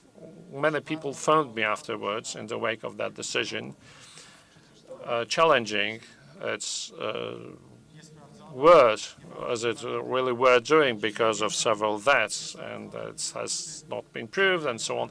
Today, what we know, and what is confirmed by international institutes, that by this decision, we have saved at least 20,000 human beings. And it was the value of human life that was so important for us, and which is still so important for us as we take decisions trying to find the best way between the rock and the hard place, and organizing our efforts to organize the healthcare service to alleviate the pandemic effects. Comparing what happened in the rich countries and which continues to happen in the rich West with what happened in Poland speaks volumes.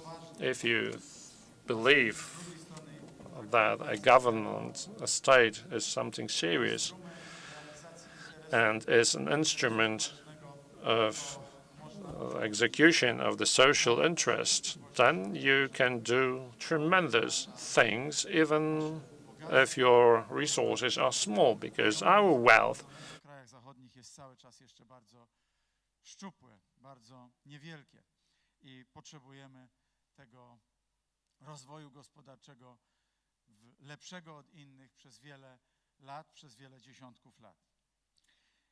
Dlatego dzisiaj warto postawić sobie kilka fundamentalnych pytań o przyszłość. I tak jak wiemy to doskonale, że bardzo mocno pomylił się jeden z piewców neoliberalizmu, Francis Fukuyama, 30 lat temu, stawiając tezę o końcu historii. Zresztą w tym samym mniej więcej okresie on chyba wtedy właśnie w tej pracy cytował Kissingera, który mówił o tym, że komunizm jest zjawiskiem trwałym i że trzeba się do tego przyzwyczaić. W 1989 roku w styczniu Erich Honecker, ówczesny pierwszy sekretarz Komunistycznej Partii Niemiec Wschodnich, NRD, powiedział, że mur berliński będzie stał jeszcze przez 50 lat albo i 100 lat. Wiemy doskonale, że jeszcze w listopadzie tamtego roku mur berliński runął dzięki mrówczej pracy działaczy Solidarności, dzięki naszej polskiej Solidarności i nowej sytuacji geopolitycznej, która to umożliwiła. Co zresztą jedno z drugim miało bardzo duży związek. I tak jak wtedy nieprzewidywalne wcześniej zjawiska historii narzuciły zupełnie nowy kierunek rozwoju świata, w którym zapanowało zwycięstwo neoliberalizmu. Paradygmat konsensusu waszyngtońskiego, a więc deregulacja, prywatyzacja, liberalizacja w bardzo wielu obszarach, prowadząca czasami do skrajności, była również podstawowym kierunkiem polityki gospodarczej w III Rzeczpospolitej. Do czego ona doprowadziła, wiemy doskonale, ale w tym miejscu niech mi wolno będzie jeszcze zaznaczyć, że i świat zachodni doświadczał bardzo wielu sygnałów ostrzegawczych. Ten kryzys wyobraźni i ta drzemka, która wtedy zapanowała, nie wybudziła z uśpienia pomimo wielkich kryzysów, jak w 2008 roku, czy odrzuconego referendum konstytucyjnego w 2005 roku i we Francji, i w Holandii, albo późniejszego Brexitu w 2016 roku i po drodze wielu sygnałów dodatkowych. I w taki sposób znaleźliśmy się u progu nowej epoki, która z całą pewnością będzie wyznaczona w przyszłości właśnie przez pandemię koronawirusa, bo te spadki w PKB, z których teraz doświadczamy, są absolutnie bezprecedensowe. W drugim kwartale tego roku spadek w Wielkiej Brytanii powyżej 20%, spadek w Stanach Zjednoczonych powyżej 30%. Jestem przekonany, że gdyby rok temu ktoś powiedział, że taka ewentualność jest możliwa bez warunków, których obyśmy uniknęli, czyli bez warunków jakiejś wojny światowej, to chyba żaden ekonomista by nie uwierzył. Tymczasem to jest rzeczywistość, w ramach której dzisiaj się poruszamy. Dlatego trzeba sięgnąć do przemyśleń, które powinny posłużyć za budowę nowego systemu kapitalistycznego, który dzisiaj jest uderzony przez brak, przez nieumiejętność zajęcia się trzema wielkimi obszarami, które stanowią przecież podstawę, fundament funkcjonowania właśnie również kapitalizmu, trzema wielkimi zasobami społecznymi, tak należy to nazwać, o których wspomniał już w swoich pracach Karl Polanyi, a mianowicie praca, środowisko naturalne i pieniądz, system finansowy i pieniądz. I patrząc po kolei na te trzy wielkie zasoby społeczne, myślę, że przyszłość kapitalizmu będzie się jawiła w lepszych barwach, będzie służyła społeczeństwu polskiemu i społeczeństwom innych państw, jeżeli we właściwy sposób podejdziemy do tych trzech zasobów. Najpierw popatrzmy na czynnik praca. Na pracę jako fundament przecież życia każdego ze społeczeństw, każdego państwa, wszystkich społeczeństw i każdego państwa. O ile jeszcze w latach 70. największe przedsiębiorstwo amerykańskie zatrudniające największą liczbę pracowników, General Motors, w przeliczeniu na dzisiejsze dolary dawało możliwość pracy swoim pracownikom średnio za godzinę w wysokości około $35. O tyle dzisiaj największy pracodawca amerykański Walmart płaci średnio za godzinę $10. Jak powiadam, to wartości porównane pomiędzy sobą, ponieważ między tymi czasami minęło 40 kilka lat, a więc trzeba było w danych uwzględnić również rolę inflacji. To pokazuje, jak bardzo zmieniły się proporcje pomiędzy pracą, własnością kapitału, własnością intelektualną i państwem, które organizuje, czy powinno organizować te wszystkie zależności. Dla nas jeszcze musimy jednocześnie uwzględniać, że ten cud ostatnich kilku lat, czyli skuteczne zwalczenie zmory III Rzeczpospolitej, jakim było bezrobocie, dodatkowo jeszcze oprócz bieżących wyzwań, znanych wszystkim nam, którzy się interesujemy życiem gospodarczym naszego państwa, będzie właśnie konfrontowane z tym wielkim sekularnym zjawiskiem, jakim jest zastępowanie pracy przez, no można w skrócie mówić, robotykę, automatykę, komputeryzację.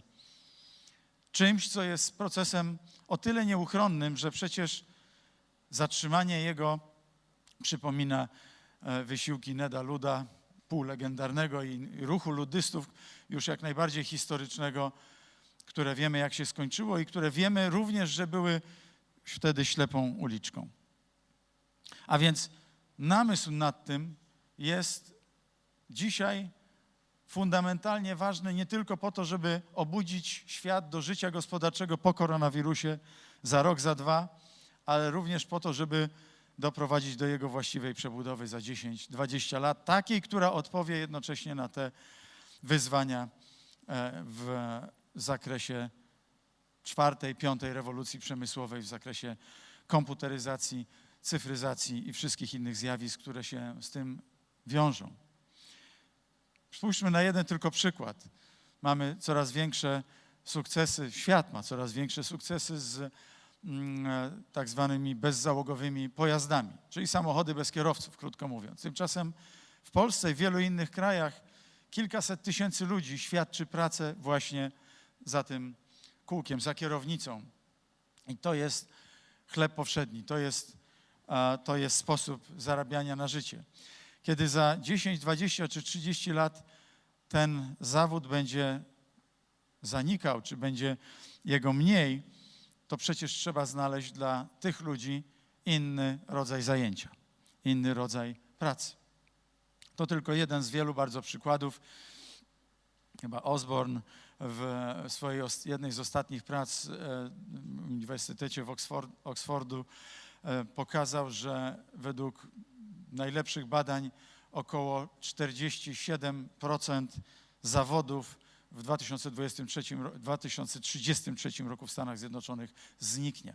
Będzie zastąpione właśnie, umownie rzecz ujmując, przez komputery. Wielkie, gigantyczne wyzwanie.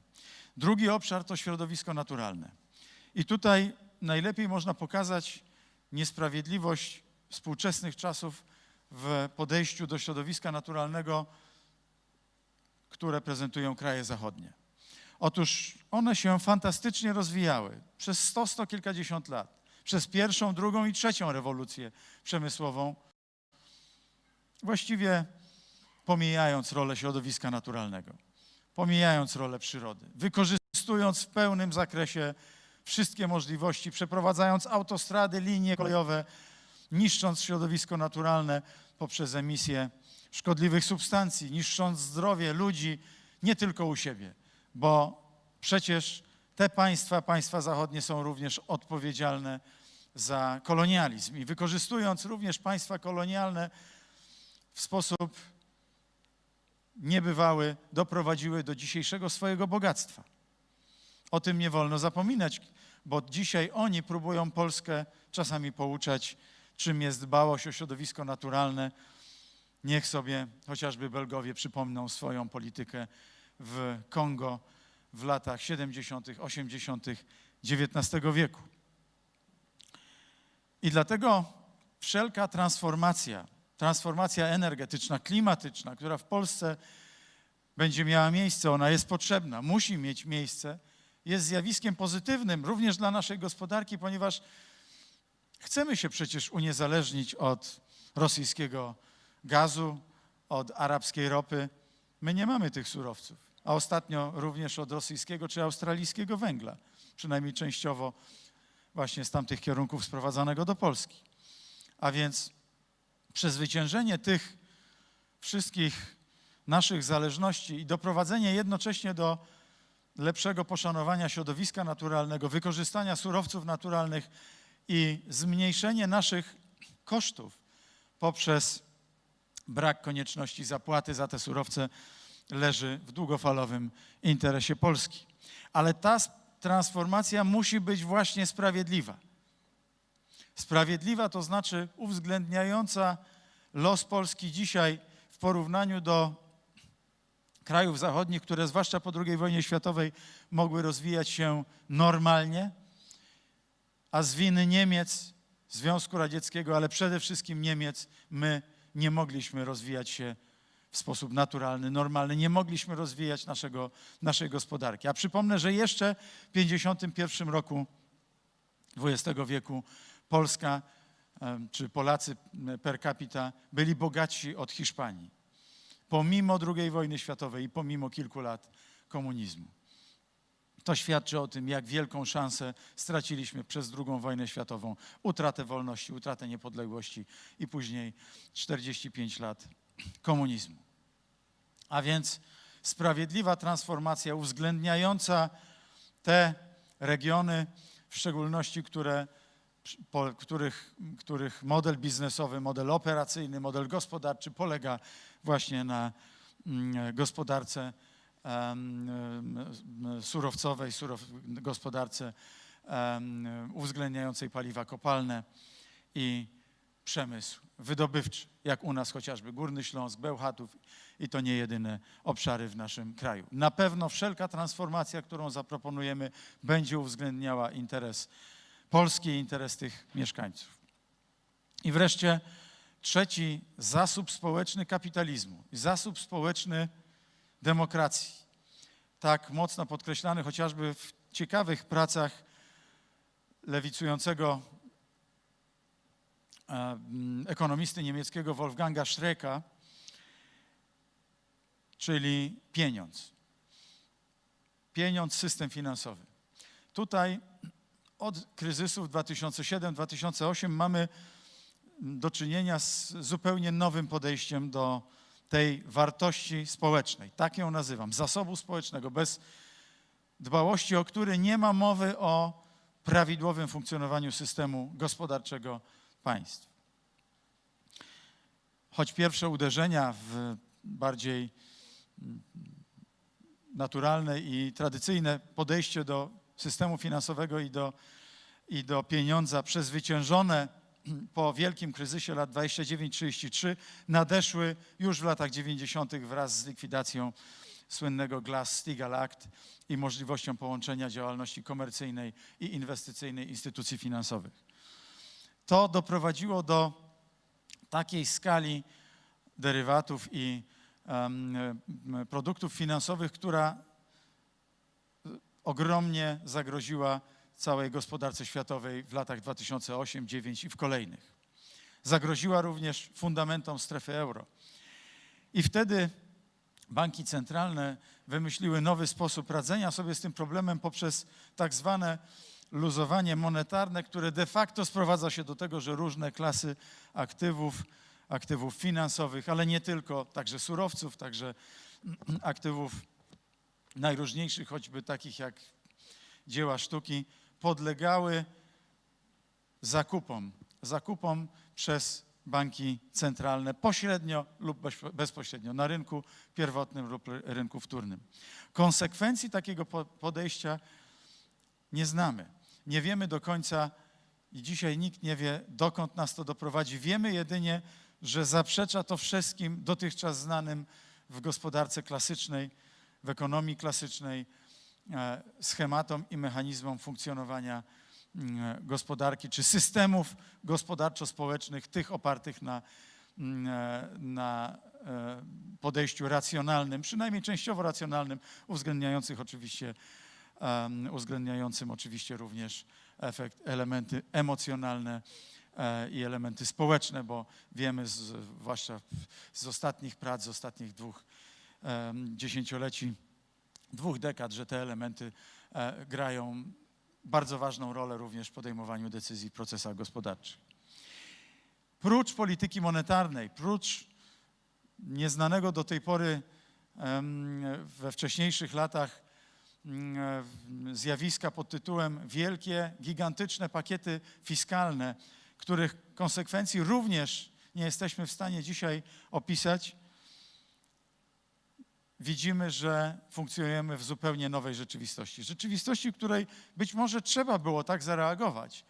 I sądzę, że wiele z tych instrumentów zaaplikowanych w ramach polityki monetarnej, fiskalnej, polityki regulacyjnej to instrumenty właściwe.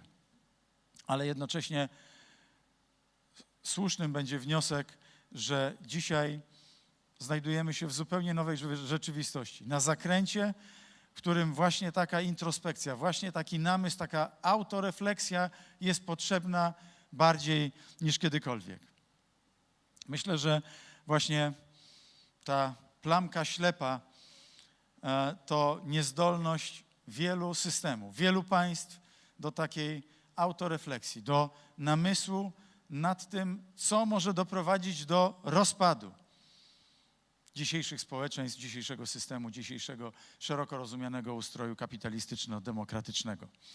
Ustroju, który staje się takim w coraz mniejszym stopniu, ponieważ demokracja może funkcjonować we właściwy sposób wtedy, kiedy oferuje społeczeństwu w miarę równy rozwój, kiedy oparta jest o równowagę społeczną, o równowagę pomiędzy różnymi rodzajami władz i to nie tylko tymi tradycyjnymi monteskiuszowskimi, ustawodawczej, wykonawczej, sądowniczej, także dzisiejszych wielkich potęg, jakimi są władza mediów, władza pieniądza, władza własności intelektualnej, władza wielkich korporacji technologicznych, chociażby takich, o których wszyscy doskonale wiemy i wiemy, jak potężną rolę odgrywają one dzisiaj we współczesnym świecie.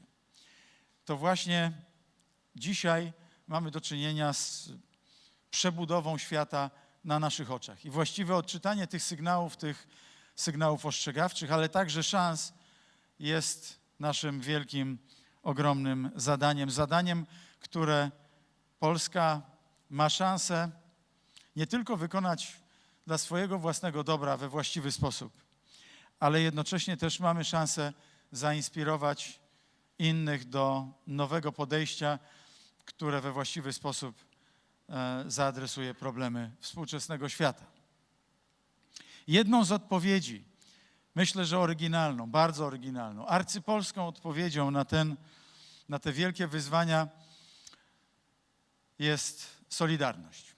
To nasz wielki ruch, ale też wielka idea solidarności. Zresztą idea, która wybuchła w 1980 roku, ale która głęboko czerpie ze źródeł chrześcijańskich i ze źródeł polskich, polskiego dorobku intelektualnego, polskiego dorobku społecznego, jest czymś, co może stanowić najlepszą, oryginalną odpowiedź na wyzwania współczesnego świata.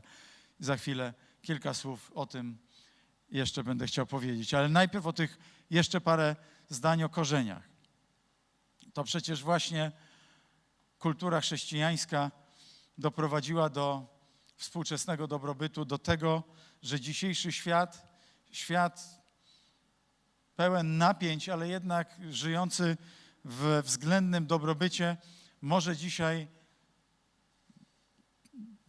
dzisiaj tworzyć zupełnie nowe przestrzenie możliwości, otwierać nowe możliwości przed ludźmi, kiedy pozbyliśmy się w dużym stopniu, w większości obszarów świata tego primum vivere deinde philosophare, kiedy to vivere, kiedy ten potrzebny do życia każdemu człowiekowi zasób materialny na tym elementarnym poziomie w bardzo wielu miejscach świata został zaspokojony.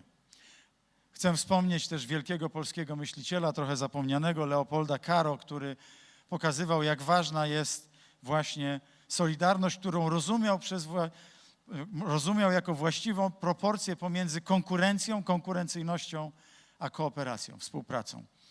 To coś, co w świecie neoliberalnym w dużym stopniu umknęło uwadze intelektualistów i wielu decydentów tego systemu, tego ustroju.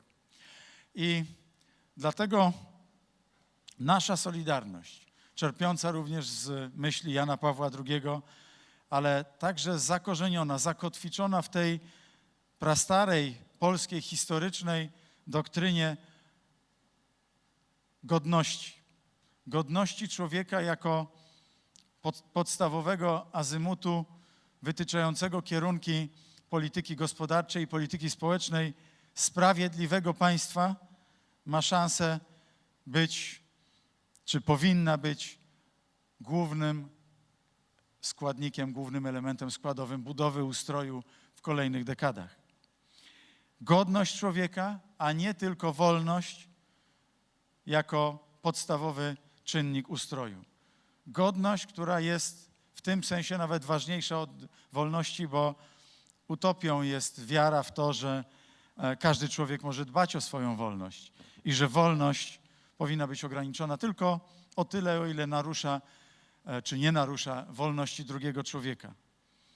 Godność schodzi głębiej, schodzi niżej do autentycznych, głębokich obszarów życia indywidualnego człowieka, rodzin, społeczeństw, państw. I tak patrząc na współczesne wyzwania, warto jeszcze wspomnieć o naszym wielkim uczonym, wielkim myślicielu Pawle Włodkowicu, który stworzył koncepcję wojny sprawiedliwej i dziś chcę właśnie tą jego koncepcję przetransformować na kształt dzisiejszego państwa sprawiedliwego. Państwo sprawiedliwe to takie państwo, które, jak mówił Wincenty Kadłubek, dba o słabszego, które dba przede wszystkim o sprawiedliwość dla tego, który jest słabszy. To przecież też myśl prezydenta Lecha Kaczyńskiego. Państwo silne dla silnych i wyrozumiałe dla słabszych, dla tych, którzy potrzebują. Państwo, które w sprawiedliwszy sposób dzieli owoce wzrostu. Państwo, które w skuteczniejszy sposób walczy ze współczesnymi wielkimi wyzwaniami, tak często niedostrzeganymi w ogóle przez wielu ekonomistów, jak chociażby współczesne monopole, współczesne globalne monopole oparte również o własność intelektualną, tą własność, którą jeszcze dzisiaj cały czas zobaczycie Państwo w wielu podręcznikach do ekonomii, jest traktowana jak święty Graal. Ja sądzę, że tak być nie powinno, ponieważ ta własność intelektualna, która doprowadziła do gigantycznych fortun we współczesnym świecie, jest jednocześnie zaczynem współczesnej oligarchizacji, zaczynem nieprawidłowości takich jak chociażby rozliczanie czy unikanie, rozliczanie się w rajach podatkowych, unikanie płacenia podatków. To, z czym tak zdecydowanie od 5 lat walczymy, a czego zaczyn również tutaj był położony, był wytworzony w debatach kongresów Polska Wielki Projekt. Bo przecież musimy znaleźć odpowiedź na kolejne 10-20 lat, jak radzić sobie z globalnymi monopolami. Poradziliśmy sobie z nimi jako tako od aktu Shermana w 90 roku XIX wieku przez kolejne późniejsze zmiany legislacyjne. Poradziliśmy sobie z monopolami na poziomie poszczególnych państw. Ale od czasów globalizacji, kiedy globalizacja zaczęła wygrywać z tym okresem wielkiego umiarkowania i z wcześniejszym okresem tej wspaniałej 30-lecia po II wojnie światowej zrównoważonego rozwoju. Od tamtego czasu globalizacja doprowadziła również między innymi do wielkich nierówności. Nierówności, które naruszają fundament solidarnego państwa i solidarnego społeczeństwa. To właśnie dlatego niekonwencjonalne spojrzenie poza dzisiejsze podręczniki gospodarcze, podręczniki do ekonomii, podręczniki ustrojów gospodarczych jest niezbędne, żeby na świecie zapanował lepszy porządek w kolejnych 10-20 latach. My taki porządek oparty o państwo sprawiedliwe, o walkę z korupcją, o walkę z oligarchią i oligarchizacją życia gospodarczego i społecznego, oparty o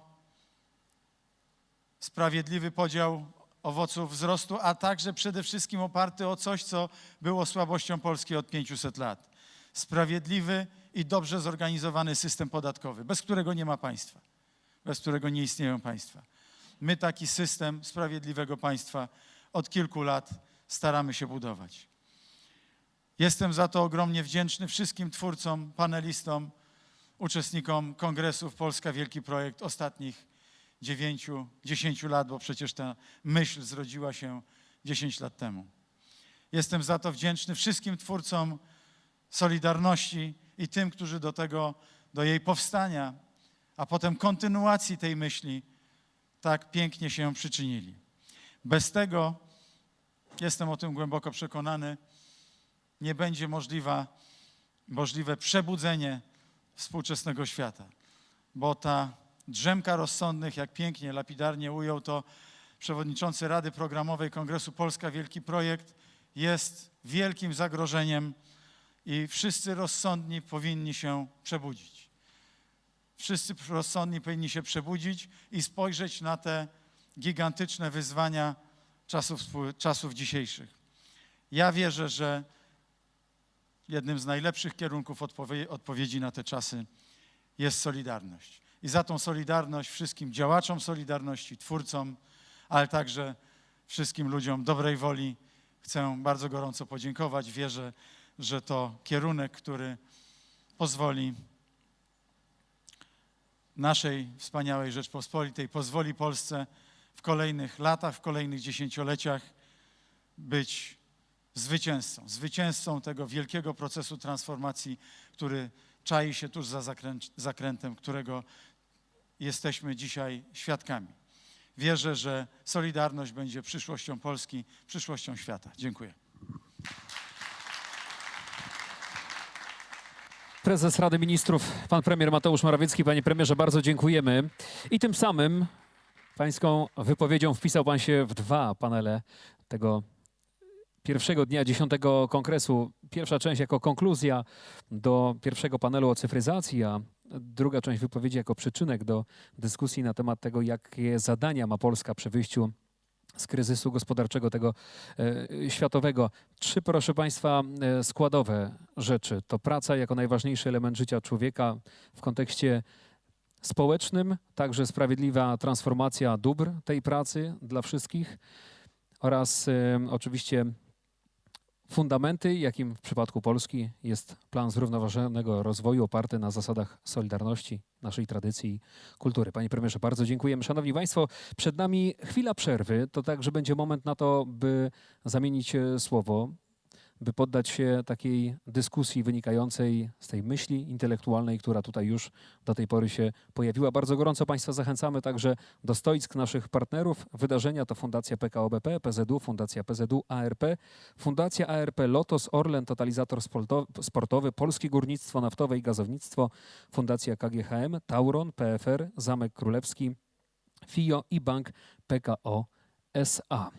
To będzie krótka przerwa do godziny 14:00, 14:05. Następnie zapraszamy państwa na kolejny panel zaplanowany na ten dzień.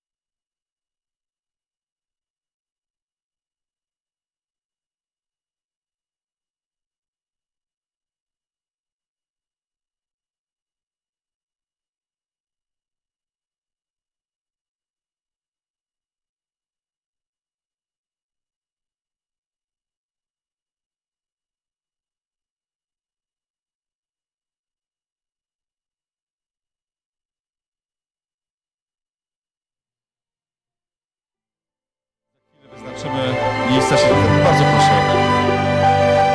Pan Cezary Nowe Pokolenie.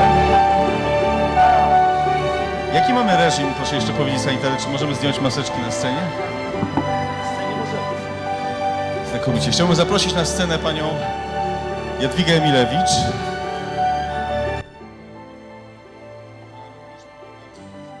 Madam Jadwiga Emilewicz, please join us on stage.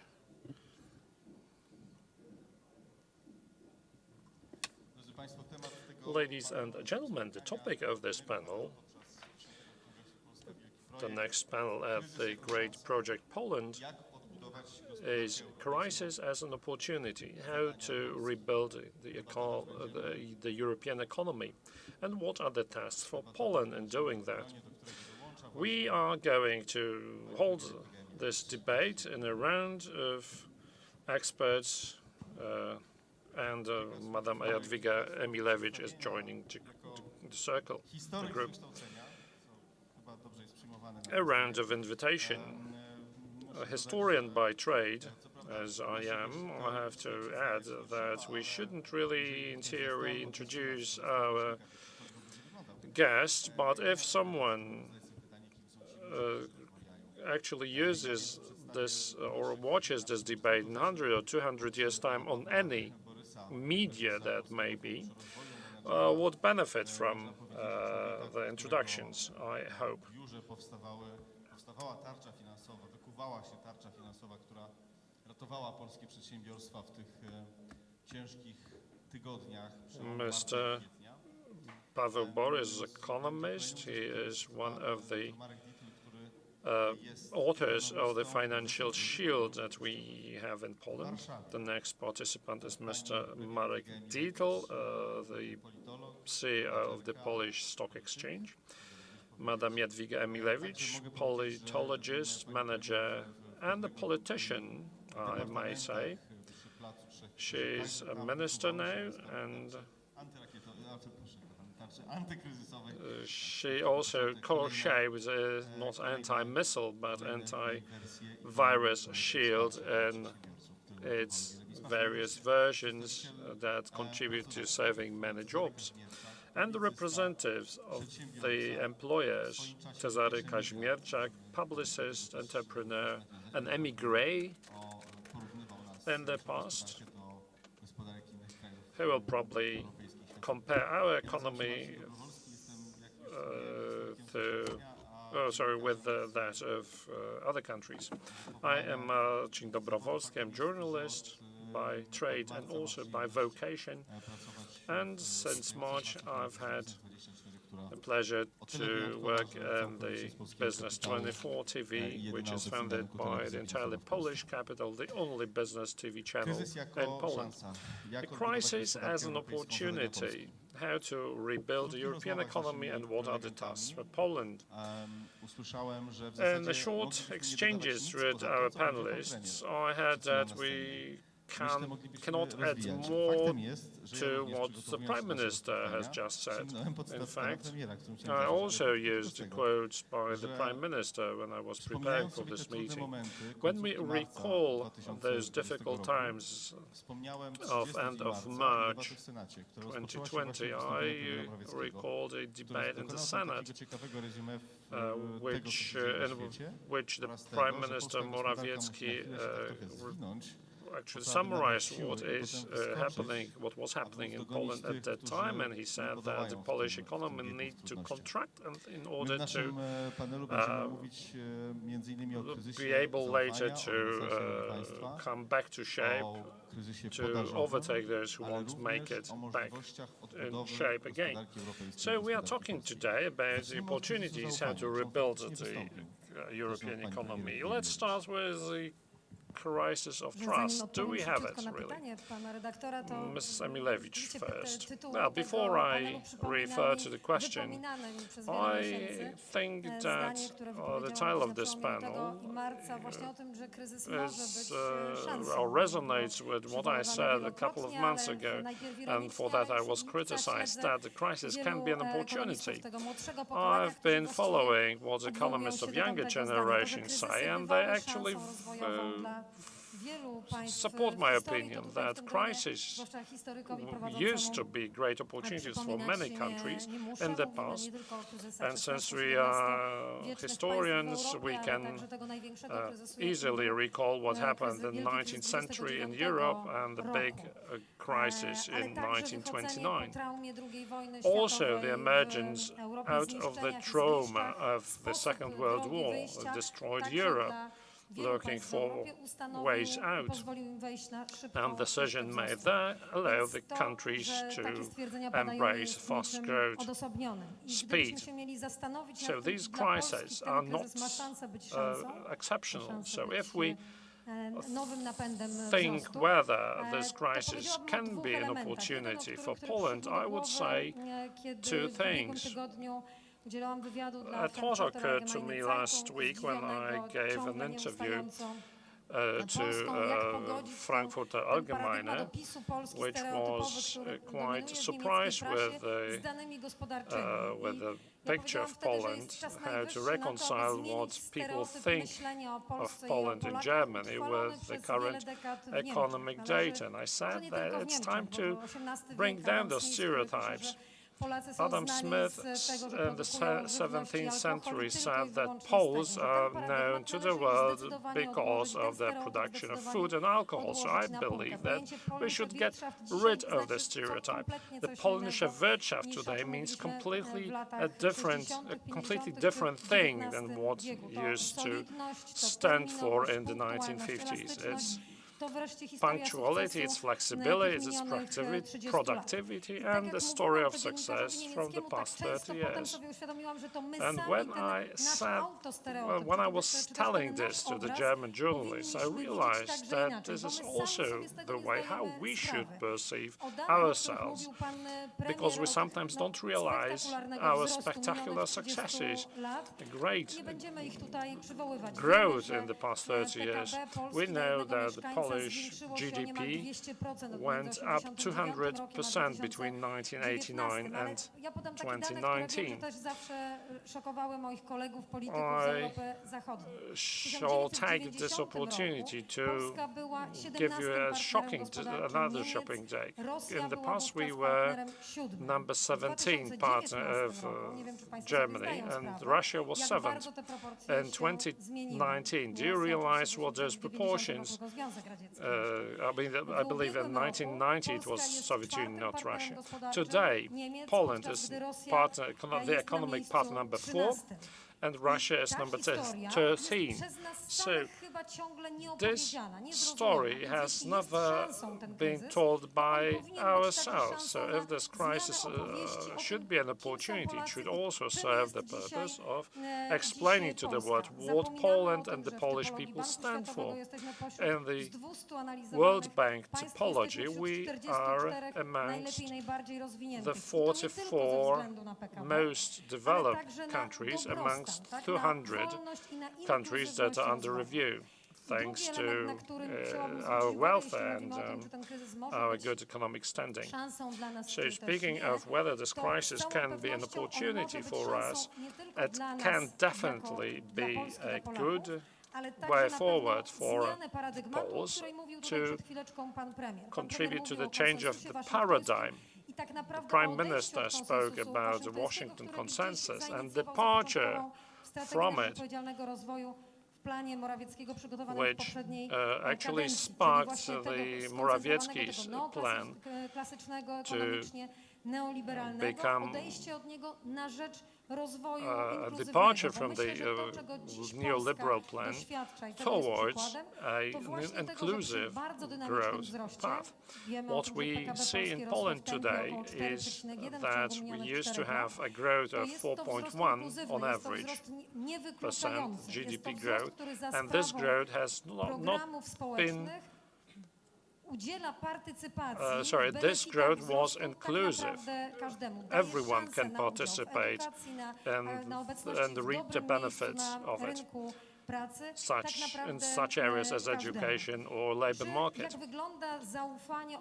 How about the trust by the citizens, by the entrepreneurs to the government. I think what happened in the first weeks and months of pandemic denies the popular headline opinion that opposition between the government and us, which is very deeply rooted in Poland, because in our history before 1989 the government was a foreign body, really. And paradoxically, the crisis helped us overcome this division, this gap and this barrier. The anti-crisis shield that the ministry is prepared, and other forms of aid for the employees, as we imposed the quarantine on the lockdown on the 11th of March, it was possible to suspend the social system contributions and also receive out payments from the guaranteed social fund. So despite the uncertainty towards the future, we were quite responsive, reacting to the needs of almost every business and every area of the economy, furnishing them with legal and financial instruments, thanks to which we may say today that we can look with moderate optimism into the future. Thank you indeed. As journalist, I experienced a kind of sour thought when I was reading comments by the journalists who tried to, at every cost, to point out the mistakes or the gaps in your plan. There is one more thing that you didn't cover. There's another thing that you didn't, where you failed. So, Mr. President, I refer to Paweł Borys. I'd like to ask you, as economist, to cast a look at the Polish economy. What can we say about the Polish economy from the perspective of the entire European business? Well, good afternoon, ladies and gentlemen. I'd like to approach this topic, whether the crisis is or isn't an opportunity for growth, in a slightly different way. The nature of the crisis is very disruptive, very destructive. Yet, given tremendous challenges that we are facing, it is paramount how to transform those challenges into a growth opportunity. By this I mean that if we draw the right conclusions and manage that transformation, this can provide us with a great opportunity for sustainable growth in the coming decades. We need to be aware of the decision whether this is going to happen or not will be made in a very short span of time. Economic growth is not linear. It sometimes accelerates and sometimes decelerates. And in the past, we saw a crisis with the companies spiraling down this crisis, where companies went bankrupt and people were losing their jobs. If this spiral reaches a very deep level, when many people will be unemployed and the economy will be indebted, then it's very difficult to come out of this slump. It takes decades. For example, Spain, 2009, hit a very strong wave of crisis with many tens of percent of unemployment, especially young people. So you need to crisis manage the situation in order to prevent this spiraling down to happen. And once you succeed at eliminating that, only then you can start thinking how to transform that into good growth perspectives by introducing reforms, changes at the level of companies, enterprises, and the economy at large. So these are two important things that we need to realize. Every crisis leads to growth in inequalities, both in terms of the individual countries and its structures, social structures. It's usually elderly people, senior citizens, or uneducated people who lose their job first, and they have problems to regain the jobs, which leads to social inequalities. And also, between the states, the countries, there are winners and losers. The weaker or get more debt and accumulate more debt, and those who are economically stronger can come out winners. This is exactly what is happening as we speak.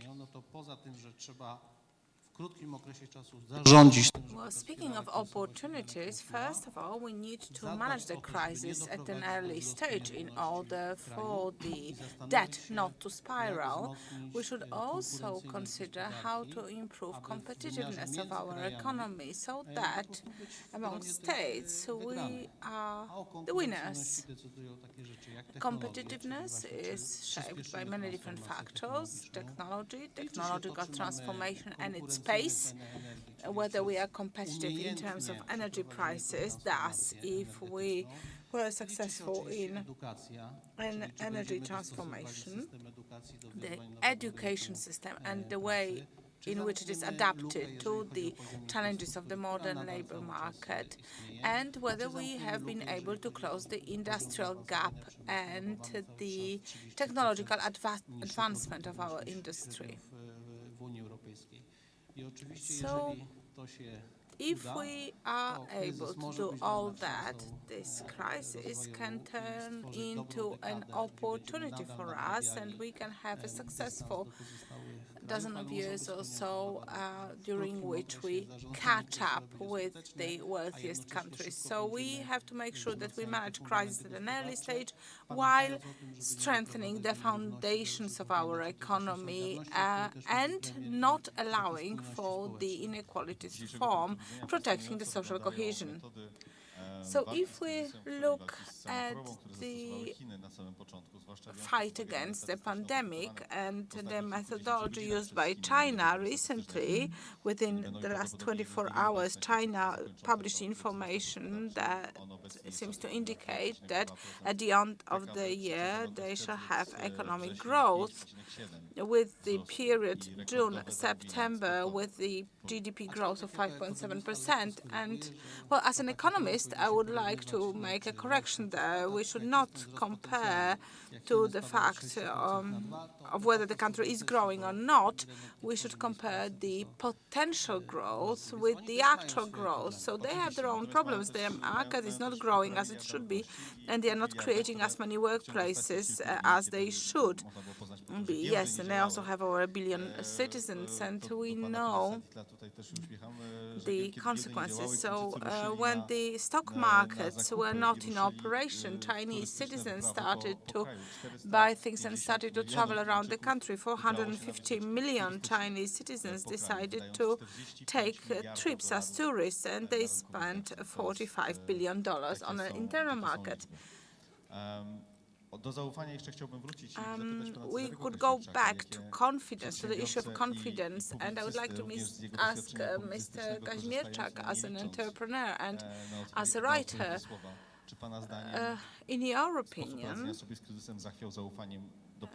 has the way in which the crisis was handled impacted the credibility of the state?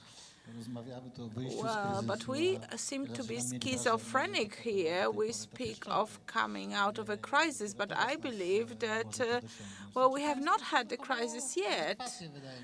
The state reacted in an adequate manner during the crisis. There were high expectation on part of some sectors, but in my opinion they were unjustified. The shield introduced by the Polish fund was effective. We also had the special solutions which encouraged entrepreneurs to maintain workplaces by the promise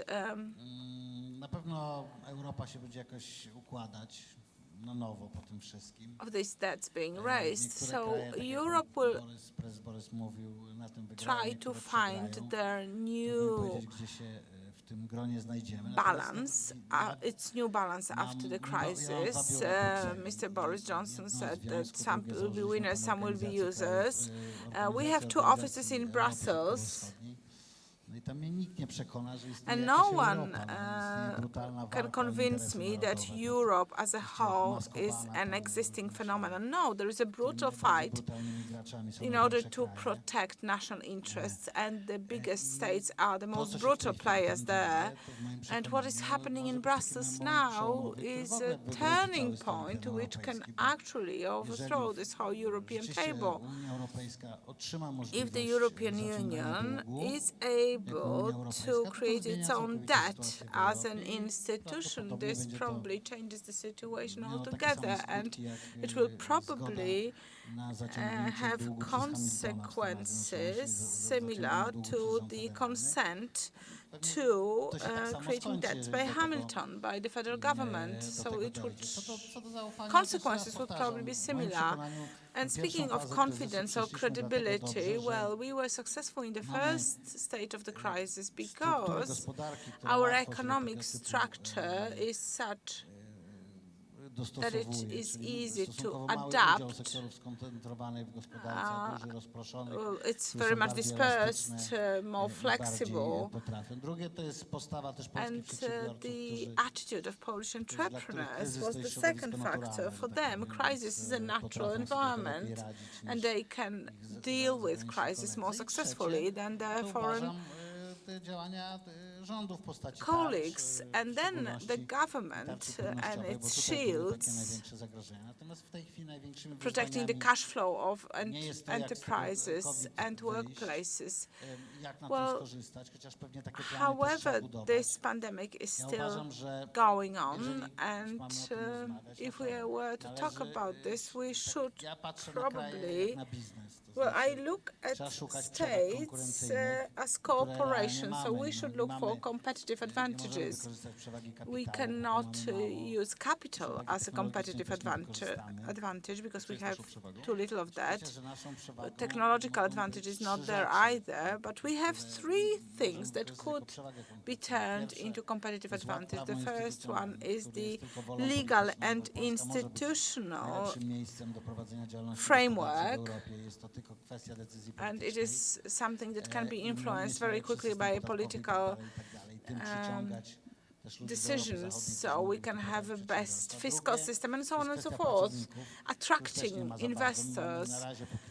Well, we also have a good structure of migration, and we are also a poorer countries comparing to other European states, so people are still willing to work more. We should also try to attract investors by saying that we can offer workforce. And the third competitive advantage is the fact that we can find a niche also in terms of technological sectors. I spoke to almost all decision makers about the National Research and Development Center operations and the way it spends money. Everyone seems to say that I am correct, but little seems to be done about it. So we spend money here and there, but it's not structured. If we were to make a comparison, Israel has its own development strategy, and it adopted a number of sectors: agriculture, defense, optical and hydrological industry. And in these 4 sectors, they are the best in the world, and they have very high profits there. And we act as if we were a global superpower, and we seem to be finance all the sectors, everything. Here, there, and everywhere. I believe we should focus on 3 to 4 sectors, or 5, and make long-term investments there. For example, in Poland, somebody decided it would build 1 corvette. I mean, the first cake built by a pastry chef or made by a pastry chef cannot be perfect. You want to speak about pastries? No, not really. However, I believe that I can compete there too. Yes, I agree with you. We look at Israel and we look at the Yozma program, but you should not underestimate the scale. I mean, we are not a nation of 10 million, we are a nation of 38 million. We have a problem with defining ourselves. Are we a small country or are we a large country? In this part of Europe, 38 million people historically is not a small country. So if we speak about 3 to 4 sectors, that would be a very difficult choice. And if I were to focus on my scope of responsibilities for the past 4 years, the funds spent for research and development in Poland are similar to some other countries. We know that some of these funds will not result in market value. But just to give you an example, we have a sector, you may not be aware of it, but Poland has been and still is the biggest producer of boilers using solid fuels. So these were boilers that did not comply with any regulations. Well, first of all, we adopted a regulation that has emission limits. And then together with the whole sector, we prepared a program of 100 million for the sector, trying to make sure that people producing these very polluting, very contaminating boilers would actually start producing heat pumps. And this year is the very first year during which in Poland we sell more of these modern pumps than the outdated boilers. So maybe sometimes it's well worth it to focus on what we're doing and to appreciate some of our success. Yes, we appreciate the revolution also in terms of photovoltaics and other renewables. But attracting capital is not only in the form of grants and donations. There are other sources of capital. For example, the Warsaw Stock Exchange. It served as a source of capital for Warsaw Stock Exchange, for the gaming companies. They went public during the pandemic crisis, and they attracted a lot of capital. So how many broker accounts were actually opened? Well, over 60,000 in March alone. And this was the very first time when individual investors entered the market in the very right moment, because they made 60 to 70% profit. And when a company went public, you had to wait for 3-4 days or even a week before people started reselling the stock that they purchased on the primary market. So yes, the gaming companies went public. We are number 1 in terms of how many gaming companies or game producers are present on the stock exchange. And whether we should specialize or whether we should support more or less everything. Well, if we look at Ireland, before its economic miracles, selected 4 sectors and it focused on that. Maybe 4 is just the right number. and it turned out to be very successful. But if I were to hear 10 to 15 years ago that video games would be our specialty, I'd say, no, you're mad. So I am a great believer in the market mechanisms and in the evolution of the economy, and crisis speeds up some of the processes. And the current crisis shows those who are the most resistant. So the gaming industry, technological indexes. So since the beginning of the year, our gaming industry grew by 170%, and the technological index by over 70% since January. WIG IT had its reached its record highs. So when I worked at a university, and then I worked at an international consulting company, and I decided that I should depart from this very traditional way of thinking. And our resistance to crisis is the structure of our economy. It is very dispersed, yes, and this is the telling sign of this crisis. Those countries that have a dispersed structure are more successful in dealing with the crisis in terms of sectors. And those companies that have rather simple supply chains, we have some econometric studies that already show that among the public companies from 56 markets, including Poland, one of the factors which is statistically relevant in terms of improving the chances of having better returns on stocks, with many correcting factors. And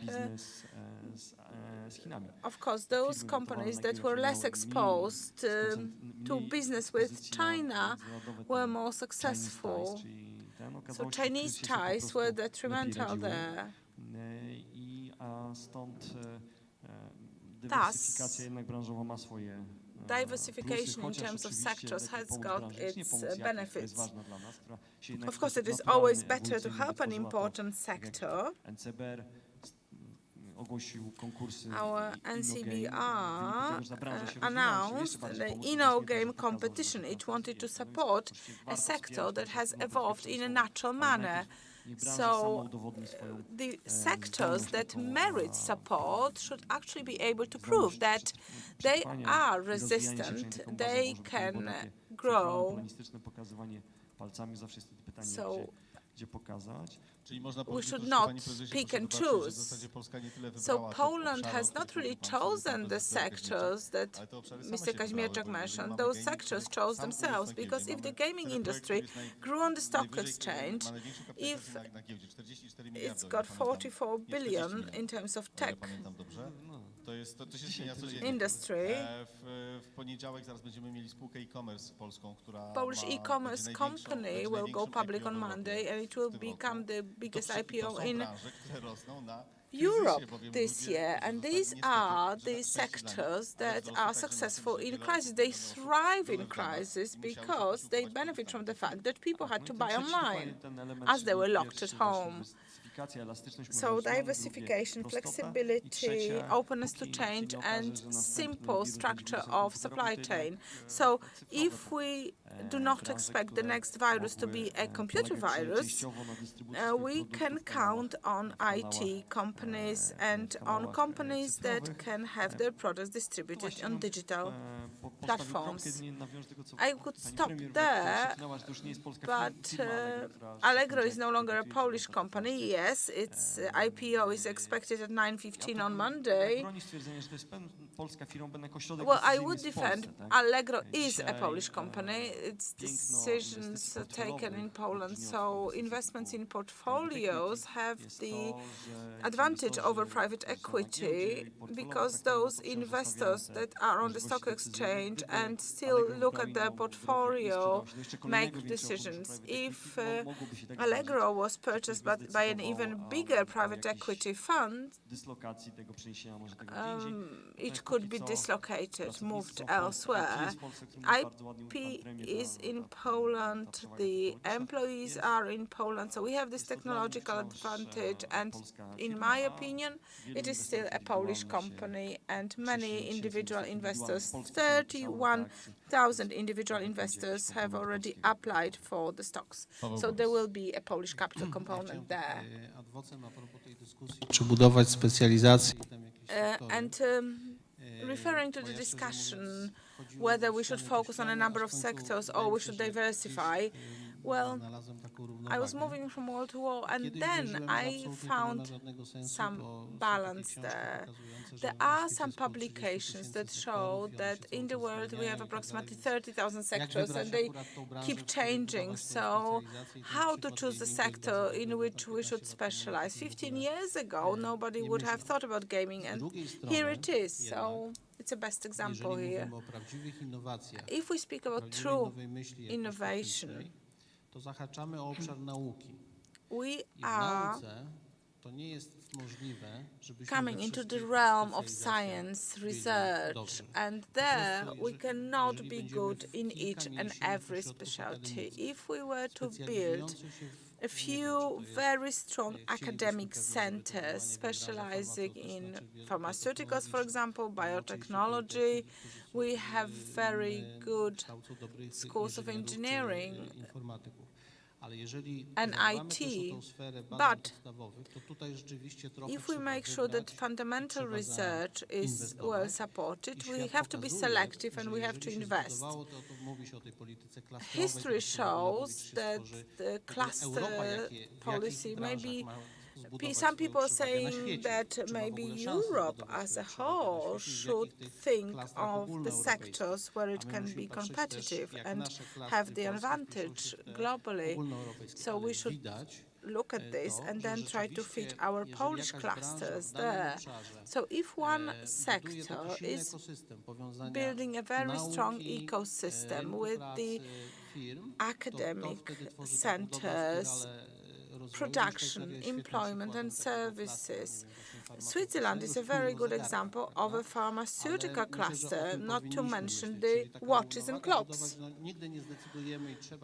So it's always very difficult to decide, and maybe it's better to diversify, and then the market will show. Going back to the world of science and research, we should build some clusters and invest there. You spoke about Swiss watches. Stanisław Patek was one of the founders of the greatest watch manufacturer in Switzerland. I believe that a government should invest in a university with a lot of money, so that we can attain the first 100 best universities and then first 50, so that, well, intelligent young people needn't go abroad and they could stay in Poland. I was told that due to the Education Act, it is forbidden for the government to invest in universities. I think that in the pre-war Poland, there was a fund that took over companies nearing bankruptcy and offered financial injections to put them back in shape, and then they could operate freely. Today,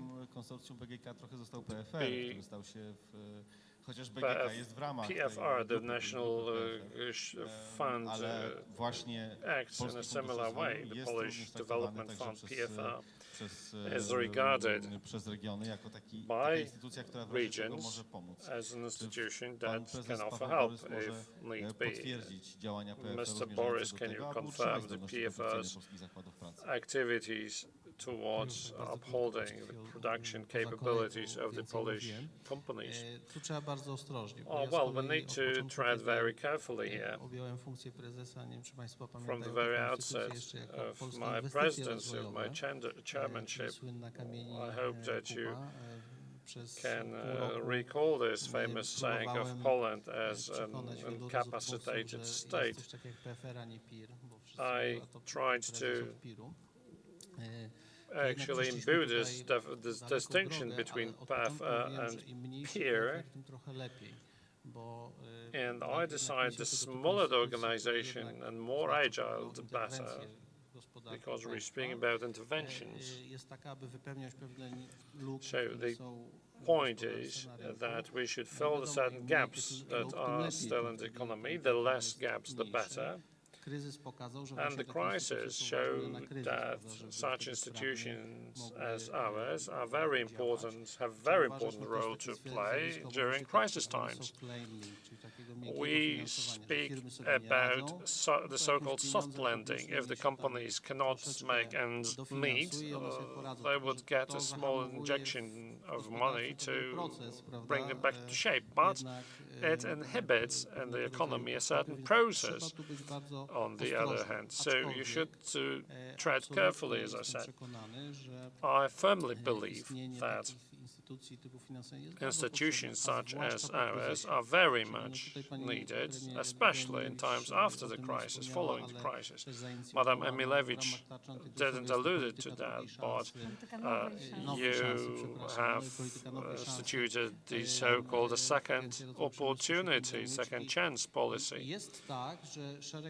So it's indeed so that companies during pandemic, not by their default, are exposed to the possibility of loss of their lifelong labor.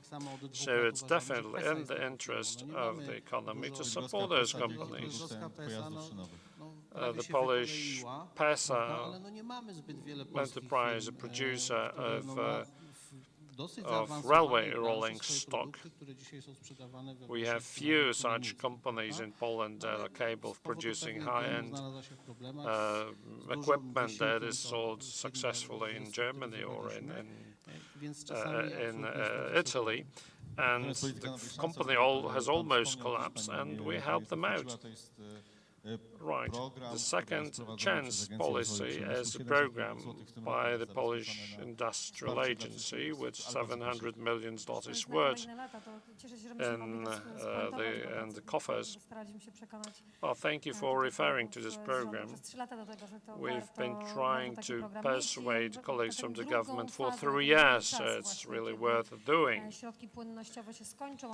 And since liquidity problems if liquidity runs out and the problems persist, such a fund can give you a helping hand as an interpreter. So may I just quickly comment on the selective approach that you alluded to. 5 years ago, when I started analyzing what is the biggest bag of containing the EU funds, namely the intelligent economy support, since 20 specialty fields were selected, that meant that we don't have any. You also refer to the Israeli approach. Mr. Boris did that. The state administration may be inclined to define only those areas that are important from the perspective of security of the citizens. For example, if we digitize public services very quickly, when we anonymize documents, you need microelectronics for that. So to imagine that we become producer of microelectronics, it's very difficult. We are not able to overcome the backlog, the technology gap. So to tell the investment fund to invest in a production line that will definitely pay off within 5 years, it's not going to happen. inne osoby w państwie dbające o nasze there are bezpieczeństwo any bezpieczeństwo other people in the fizyczne, government who to actually wówczas take care of the państwo physical może security chcieć of the powiedzieć, country że and to its chcemy citizens. Well, in realizować, some chcemy cases, rozwijać the technologię w tym country, obszarze, the ponieważ government jest to dla may naszego say bezpieczeństwa. that I we w sumie need to wskazanych kilka obszarów, o których pursue powiedział pan prezes certain Kazimierczak, były development areas selekcjonowane because they're właśnie w taki important for sposób. our Nie dlatego, security. że nie And chcemy, this is żeby się exactly inne how the rozwijały, bo one się selection tam też rozwijają. went Ale te on. były bardzo It's mocno not that we finansowane, don't bo want są other istotne areas dla to bezpieczeństwa grow. It's not the mieszkańców case, but we've państwa really Izrael. wanted Więc to to selektywne forward podejście, certain tę lekcję, którą być może w areas tym of najbliższych economy 3 latach which we deemed powinniśmy important odrobić, to to our umieć security, definiować such as wyzwania it z was perspektywy the same way it administracji was the case in jako te, Israel. które są niezbędne So dla we should bezpieczeństwa continue państwa. to define those Pozostałym areas in naukowcom this w wybranych the administration dziedzinach, and let owszem, the ale free pewnie rein jakiejś to szerzej scientists niż in węgiel, other areas pomóc finansować prace badawczo-rozwojowe, and to egzekwując help them oczywiście i run the ustawiając KPI-e i egzekwując efekty, projects, ewentualnie scientific zamykać projects, finansowanie bez negatywnych R&D konsekwencji, projects, jeśli te efekty nie są and satysfakcjonujące to przez tych, stop którzy financing po środki if sięgają. the outcomes of that R&D work is not satisfactory. I believe that there is a big lockdown campaign in Israel. So the whole country is under quarantine, as it seems. The topic of this debate is crisis as an opportunity from the very outset of the crisis, namely as WHO declared the pandemic. Due to the supply crisis, an opportunity may occur in a few years that production capabilities, capacities will be transferred from the Far East back to Europe, and some experts say that Poland could accept such production facilities transferred from the Far East.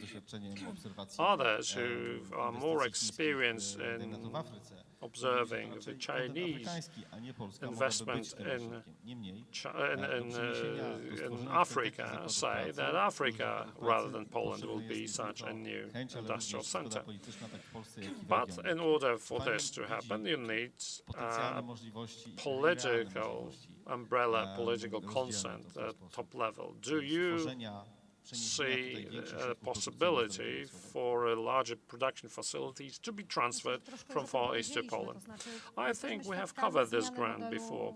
We are now looking at the transformation of the growth paradigm from the offshore paradigm, namely looking for opportunities to reduce work or labor costs, towards the paradigm of near-sharing, that proximity to the production facilities is gaining importance.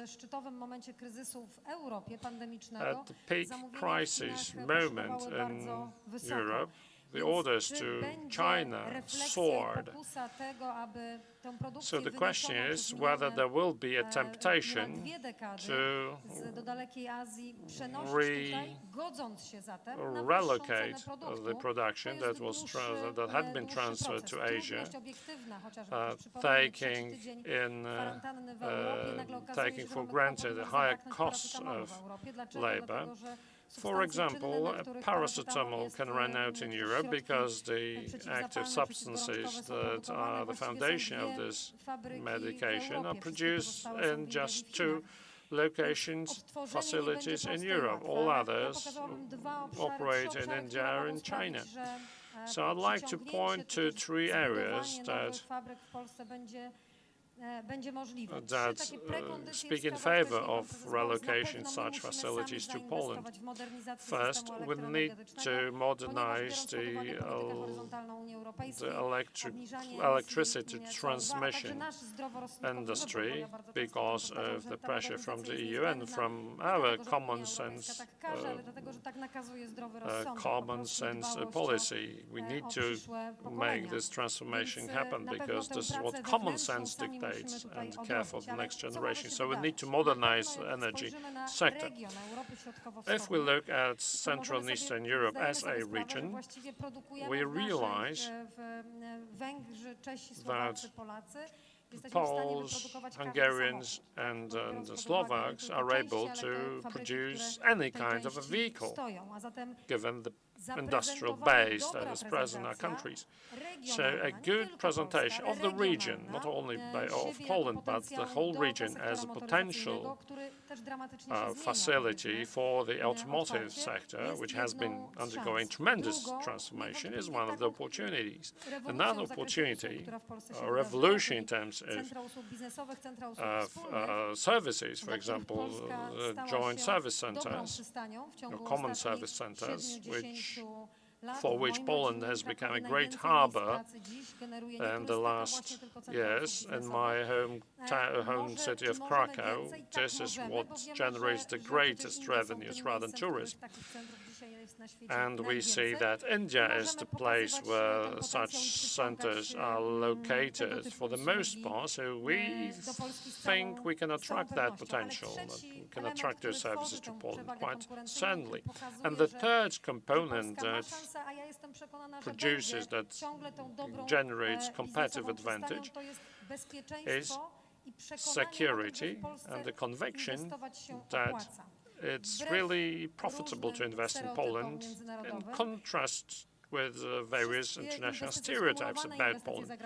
All accumulated or cumulative foreign investment after 1989, all the investors who arrived here to have products assembled first, and now thanks to a high quality of the labor force, 90% of them says that the next investment they would place in Poland again, because Poland is an attractive place and safe and secure place to live and to work. So this is the third competitive advantage, especially in times of crisis. That can be the first and foremost. That will make Poland a very safe business harbor. Question to Cezary Kaźmierczak from the Employers Association. Is it profitable to invest in Poland? And if not, what we should do to make investments in Poland profitable, to make Poland the China of Europe when that comes to the production capabilities? Well, I'm skeptical about the idea of a mass transfer of production facilities to Poland. If we look at the macroeconomic figures, we are absolutely the leader in terms of jobs. And I think that decisions, what kind of leader? Well, I mean the unemployment rate. I think we look at 6% and it's going down. So the forecasts before the explosion spoke about 7% at the end of the year. My association was pressuring the government to have a fully repayable, reimbursable funds, but the government was more clever than us, I think. So we speak about 18%, sorry, 18.8% or 11%. And the plan of sustainable, responsible growth assumed 27%. So the instruments by the government to give money for research and development are not going to work, because there is a huge regulatory risk in Poland. The way how certain acts of parliament are enacted are absolutely scary for the business. I cannot imagine that acts of parliament are pushed through without any business consultations. So until Poland can deal successfully with a very high regulatory risk, the investments won't grow. We believe that tax and economic laws change just once a year as of 1st of January, and is preceded by 12 months of vacation leaves. So we can offer dozens of, let's say,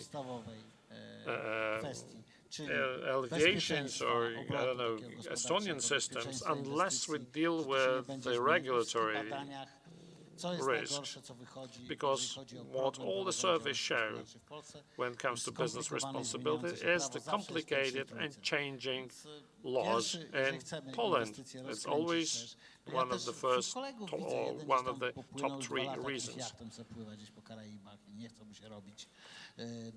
I see my colleagues, one is sailing the world in yacht. Some other also suspend their activities. They're waiting for the waves to calm down. So if we want to reverse the investment trend, the first and foremost would be to create predictability. And this long vacation legis instrument can contribute to that predictability. How can we attract more capital to Poland? Mr. Dietrich of the Polish Stock Exchange. Maybe we won't become new China, but we'll increase our production capabilities to actually have to make the value chains start in Poland. Well, the first thing is, of course, trust. This is what Mr. Kazimierczak covered. He spoke about trust to the government. And secondly, we should utilize our capital. Despite the drop in the value of deposits due to the negative, sometimes, interest rates, most of our assets is in the banks. At the same time, the banks, and rightly so in certain times, are not very much prone to give loans to business. Commercial financing is not viable in Poland. The interest rate for deposits are 0.2. In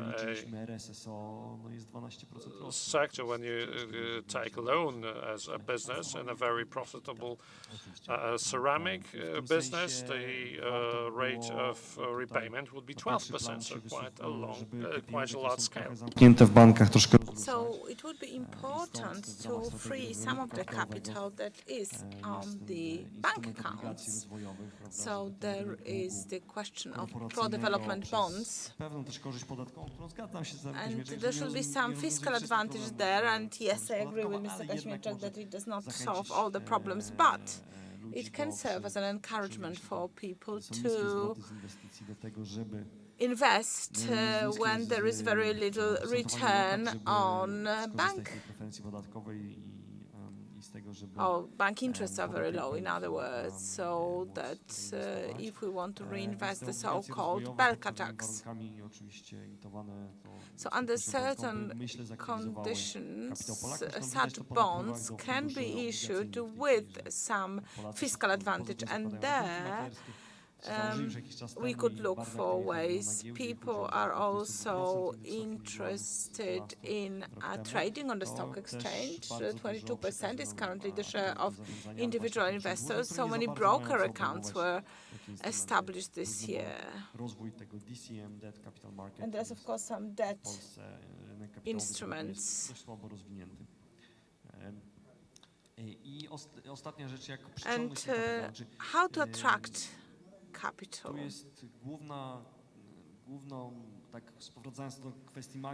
And speaking of the macro perspective, and using the example of Poland, the labor cost is still very attractive. Labor costs corrected by the productivity, and this is our competitive advantage to begin with. And at the same time, there is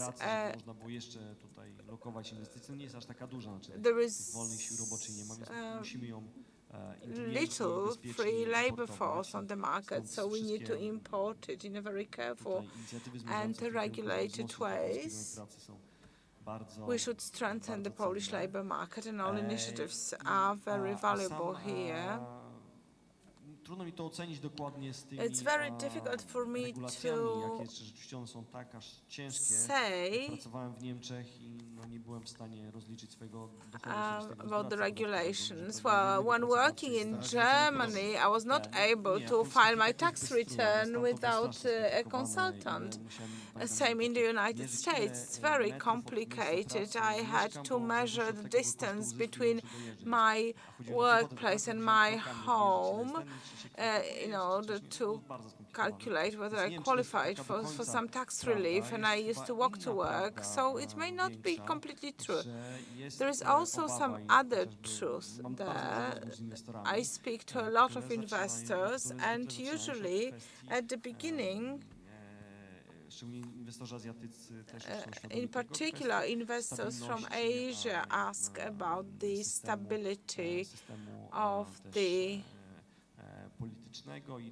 political system, and they ask whether the regulatory framework is stable enough.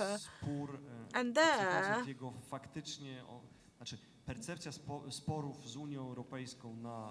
the perception of the disagreement between Poland and the European Union is very negative. When I say, well, the reality is different, and they say, well, the reality is different and better than perceptions, but perceptions matter. And I would like to say that we should be able to promote Poland better. Poland should be perceived in a more positive way. And I keep going back to the gaming industry. We could strengthen this sector, and it could be used to build a new image of Poland worldwide.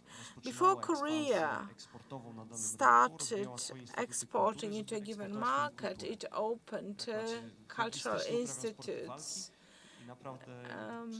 Martial art is my hobby, and colleagues who practice Taekwondo know that South Korea acted very, very actively promoting the culture, saying how brave Koreans were, and so on and so forth. So promoting Polish culture in a modern way can be achieved by the gaming industry. It can result in a more positive image of Poland. So this could be a positive example. The Polish National Foundation, when Polish capital market was re-qualified from the advanced emerging into developed market back in 2018, finance promoting this in the international media. And many investors were in disbelief how a country from this region can be considered a developed capital market. And this allowed us to promote some more information, and it worked. So, summarizing, I'd like to say that we should have a better PR. Our public relations should work better, and this would help us to attract investors, not necessarily those investors which offer the highest added value, because those are concerned with their intellectual capital moving to another country. So we can attract capital if we have a better image. We would also be able to attract workforce. There was also a fantastic campaign by the Chancellor of the Prime Minister and Madam Orłowska. They work very actively, offering the possibility for the Belarusian programmers to move to Poland, and they are very much in danger of being in the focus of the secret police and security forces. So we are doing a lot in order to create a safe haven for Belarusian IT specialists and programmers, and this is done in cooperation with regional authorities. So we expect these people from Belarus to move to us. Last week, in her State of the Union, Ursula von der Leyen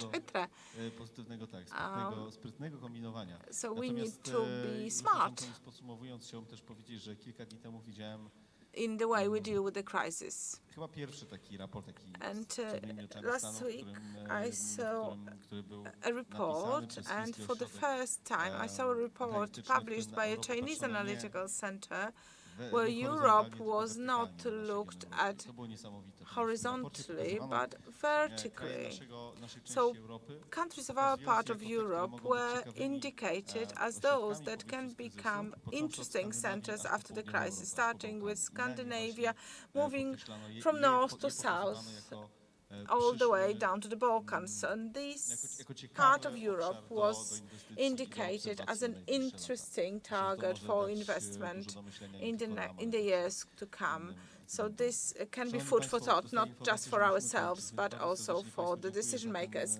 We have to conclude our panel. Thank you very much for your contributions and for the information how we can treat a crisis as an opportunity and what is the meaning or the weight that Poland can have in the European economy. And Prime Minister said that the crisis began on the 13th of March. This is when the first restrictions were instituted. 11th of March, this is where we had the national quarantine, and as Prime Minister said, on the 13th we started working on the solutions. I remembered about the 13th of March because the 20th of March was the day that my television network started to broadcast. So Madam Jadwiga Emilewicz, Paweł Borys, Marek Dietl, and the president of the Polish Stock Exchange, and Cezary Kazimierczak, a writer, an entrepreneur.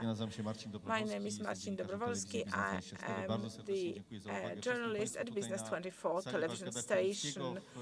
I would like to thank everyone present here.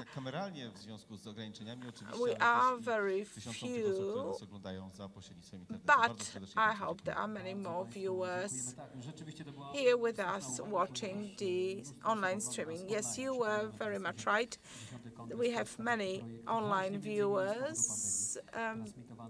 Our Congress is streamed live. Thank you very much.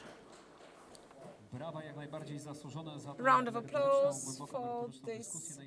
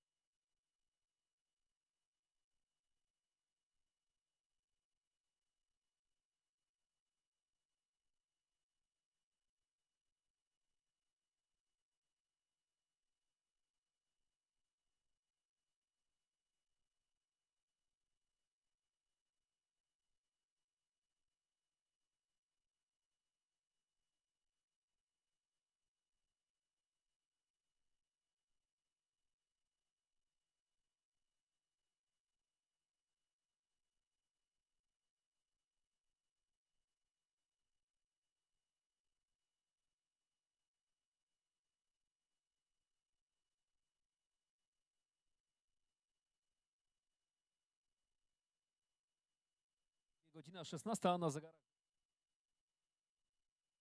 Szalenie ciekawa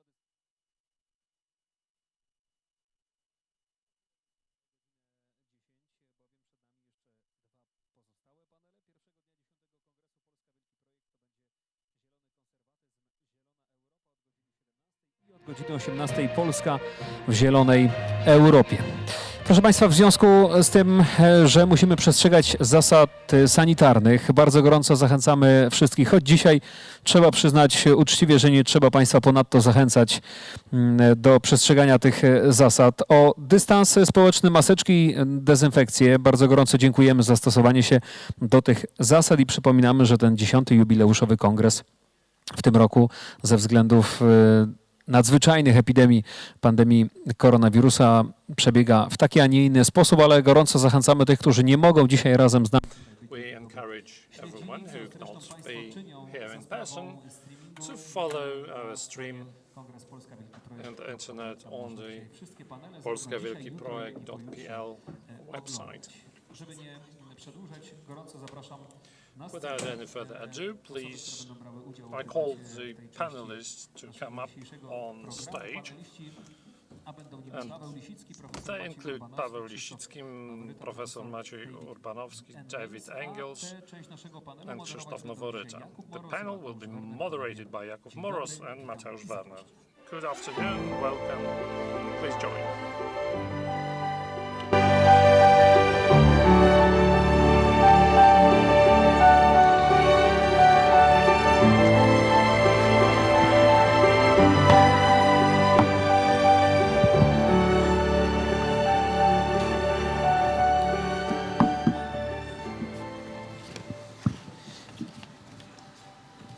Dzień dobry Państwu. Ogromnie Good afternoon, miło ladies and gentlemen. powitać Państwa na tym panelu, który nosi tytuł Kultura głupcza i ten tytuł oczywiście kryptonimuje po pierwsze wagę spraw kulturalnych w życiu państwowym, w życiu narodowym, no ale po drugie także wskazuje na to, na czym dzisiaj się chcemy skupić. Nie chcemy się bowiem skupiać na diagnozach. O te łatwo, jak zgodnie doszliśmy do wniosku, rozmawiając z naszymi panelistami, ale i z organizatorami tego panelu. Diagnoz jest wiele, rozciągają się one od uczonych traktatów akademickich po publicystyczne jeremiady, właściwie powstają codziennie. Natomiast pytanie, które warto postawić, to pytanie, co robić, jak polskie państwo może budować politykę kulturalną. Oczywiście taki panel jak ten dzisiejszy nie rości sobie pretensji do tego, żeby wskazywać jakąś formę całościowej wizji polityki kulturalnej. Niemniej chcemy pokusić się dzisiaj o wskazanie inspiracji i rekomendacji, które byłyby w jak najszerszym stopniu aplikowalne, które dotyczyłyby konkretów życia kulturalnego. W związku z tym podzieliliśmy ten dzisiejszy panel na kilka części, a każda z nich obejmuje jakiś wycinek życia kulturalnego w Polsce, ale jak się za chwilę okaże, nie tylko w Polsce, także gdy idzie o współpracę naszego kraju z rozmaitymi instytucjami europejskimi, zachodnimi, zagranicznymi, w szerszym sensie tego słowa. Proszę Państwa, o życiu akademickim, zwłaszcza o miejscu humanistyki, może także nauk społecznych, filozofii w polityce kulturalnej państwa, o tym, co państwo może zrobić w tym obszarze, opowie dzisiaj pan profesor Maciej Urbanowski, znakomity literaturoznawca, krytyk literacki od lat związany z Uniwersytetem Jagiellońskim, ale także jeden z filarów środowiska i pisma Arkana. Poproszę o brawa dla naszego gościa. Of the Arkana magazine. A round of applause for our guest, please.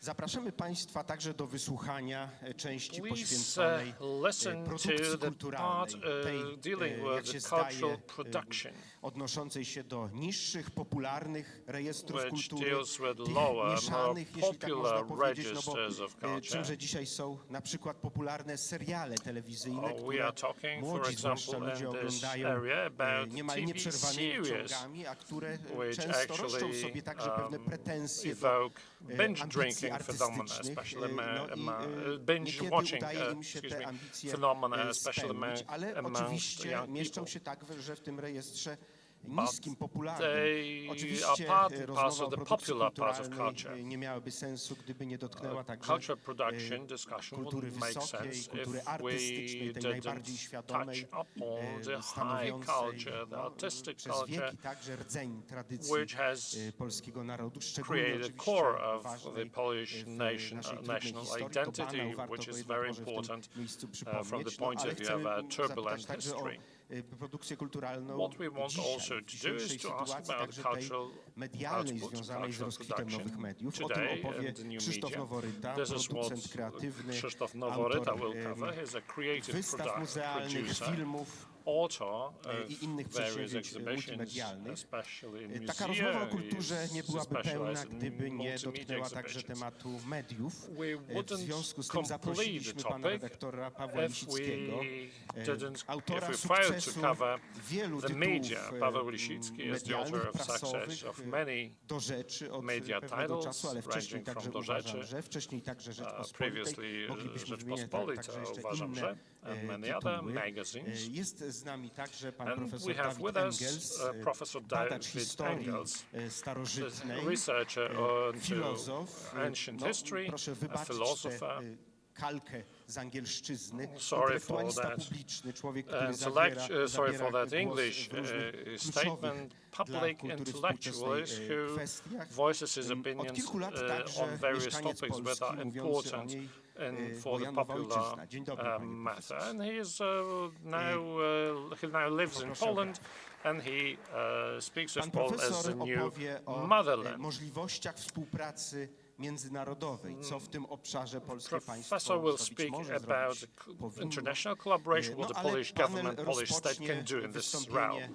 wprowadzające, We will które have the keynote odpowie na pytanie, po co presentation w ogóle jest nam to kultura, jakie miejsce introduce zajmuje you, ladies and w gentlemen, rzędzie to the spraw panel about what istotnych, culture is w rzędzie about spraw and how ważnych. important it is, No bo among other things. trzeba powiedzieć od razu, że życie kulturalne, życie Cultural artystyczne life, artistic funkcjonuje life, oczywiście w pewnej functions, przestrzeni, obviously, no chyba in a nie certain waham się powiedzieć, space. przesądów, które In będzie a się space starał, of, z if którymi I będzie may się starał say so, of rozprawić dr superstitions Mateusz Werner, that Dr. Mateusz Werner will try to deal with.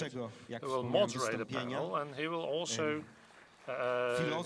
he will lead this panel with his keynote presentation.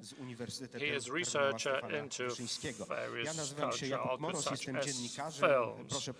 I am Jakub Moros, I'm journalist, and with Mateusz together we two are engaged in a project which is called Sądy Przesądy, of programs in the Polish TV, właściwie od momentu swojego powstania from the very zastanawia się nad polityką kulturalną polskiego państwa. has Stąd z proposed to radością, deal with przyjemnością, cultural oczywiście także z honorem policy of the przyjęliśmy te Polish government. propozycje, So we żeby were w quite tym honored panelu to wziąć udział. A teraz już nie participate przedłużając, in oddaję this głos panel. So without any doktorowi further Mateuszowi ado, I Wernerowi. give the floor to Dr. Mateusz Werner, Dziękuję please. bardzo, Kubo. Thank you, Dzień Kuba. dobry Państwu. Good afternoon to you, Do ladies tego, and co powiedział gentlemen. Kuba, chciałem dodać I wanted jeszcze to add uczciwie, to że what Kuba said, chcielibyśmy, żeby ta that rozmowa we była want this taką conversation, this inspiracją i discussion rekomendacją również to dlatego, become an że inspiration, recommendation myślimy o młodym pokoleniu, as nowym we pokoleniu think about the young Polaków, generation of którzy myślą o swoim Poles życiu w perspektywie who 30-40 think lat. about their Ich lives in the interesują perspective of 30 konkretne or 40 rozwiązania. years Właśnie and to who are pytanie, interested in co specific robić, solutions. żeby, So the question is żeby what dobrze się to czuć do w in order Polsce, to żeby feel well in móc tutaj Poland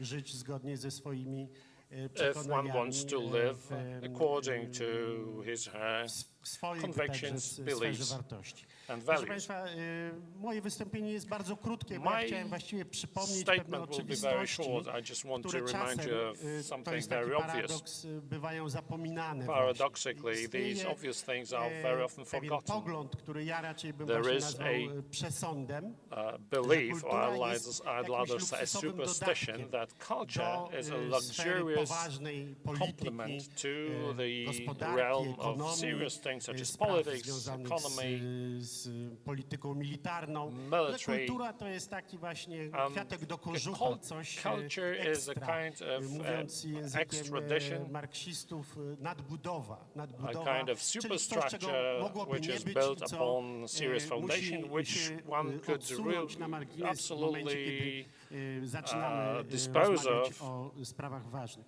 and Wydaje mi się, że which jest to becomes bardzo very groźny easily marginalized przesąd. as soon as we start speaking I, about important things. So I ostatnio, believe this is a very bad ilustracją bias. takiego właśnie Recently, przekonania what we saw, jest zdanie, które kursuje w mediach, or że had rather, nie was the wygramy statement in the wojny media that kulturowej we're z not Netflixem, going prawda? to Czyli win zapowiedź a cultural war pewnej with abdykacji Netflix. So państwa, that sfery announces an politycznej abdication of the politics of the z polityki government kulturalnej.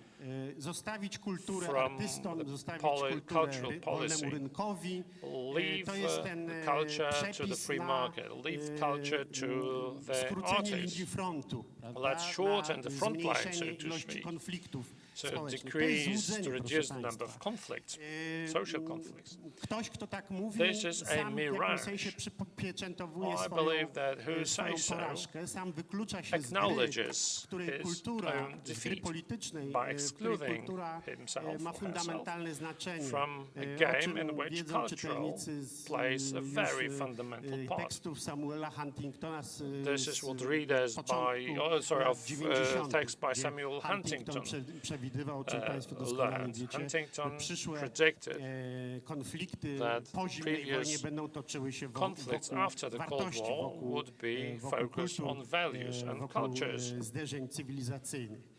I clashes of państwo, które civilizations, for that abdykuje matter. z tej So sfery, skazuje się na government that dysfunkcjonalność abdicates po prostu, a politycy, którzy is rezygnują z condemned wpływu to na rzeczywistość kulturową, lack of odcinają się od functionality możliwości komunikowania się ze and społeczeństwem i cuts wpływania na off społeczeństwie. the Dlaczego? channels of Dlatego tutaj communication trzeba przywołać with taką the society at niekontrowersyjną, large. można powiedzieć podstawową Why? teorię This is because socjologii there's kultury, very która mówi, że basic społeczeństwo, sociological a theory zwłaszcza takie of społeczeństwo, theorem, które myśli o sobie, which że jest narodem, proposes that jest a wspólnotą society komunikacyjną. that thinks of itself as a nation, as a communication-based strukturę symboliczną, w tym sensie, community. że It forms a językiem tej symbolic wspólnoty structure in that jest właśnie kultura. Dzięki the language niej of the communication is culture. zbiorowość uzyskuje And it is samoświadomość, thanks to definiuje się the jako culture that a zbiorowość, community znajduje wspólny mianownik obtains dla własnej identity. tożsamości, It dla zbiorowej gains tożsamości. a Jest w common stanie działać, denominator. jest w stanie Common mobilizować się denominator w for sytuacji this zagrożenia, ale również an identity wyznaczać sobie can cele mobilize i in ustalać między threat and sobą danger sposoby based on osiągnięcia that tych celów. denominator and Bez also bez kultury agree jest to po upon the prostu goals and niemożliwe. ways to achieve those goals. And I, without culture, this unity wouldn't be possible. Politycy, którzy tego Now, nie rozumieją, politicians who fail którym to się grasp wydaje, just that, że mogą się w jakiś who sposób inny think that ze społeczeństwem they komunikować, can padają communicate ofiarami własnego with złudzenia.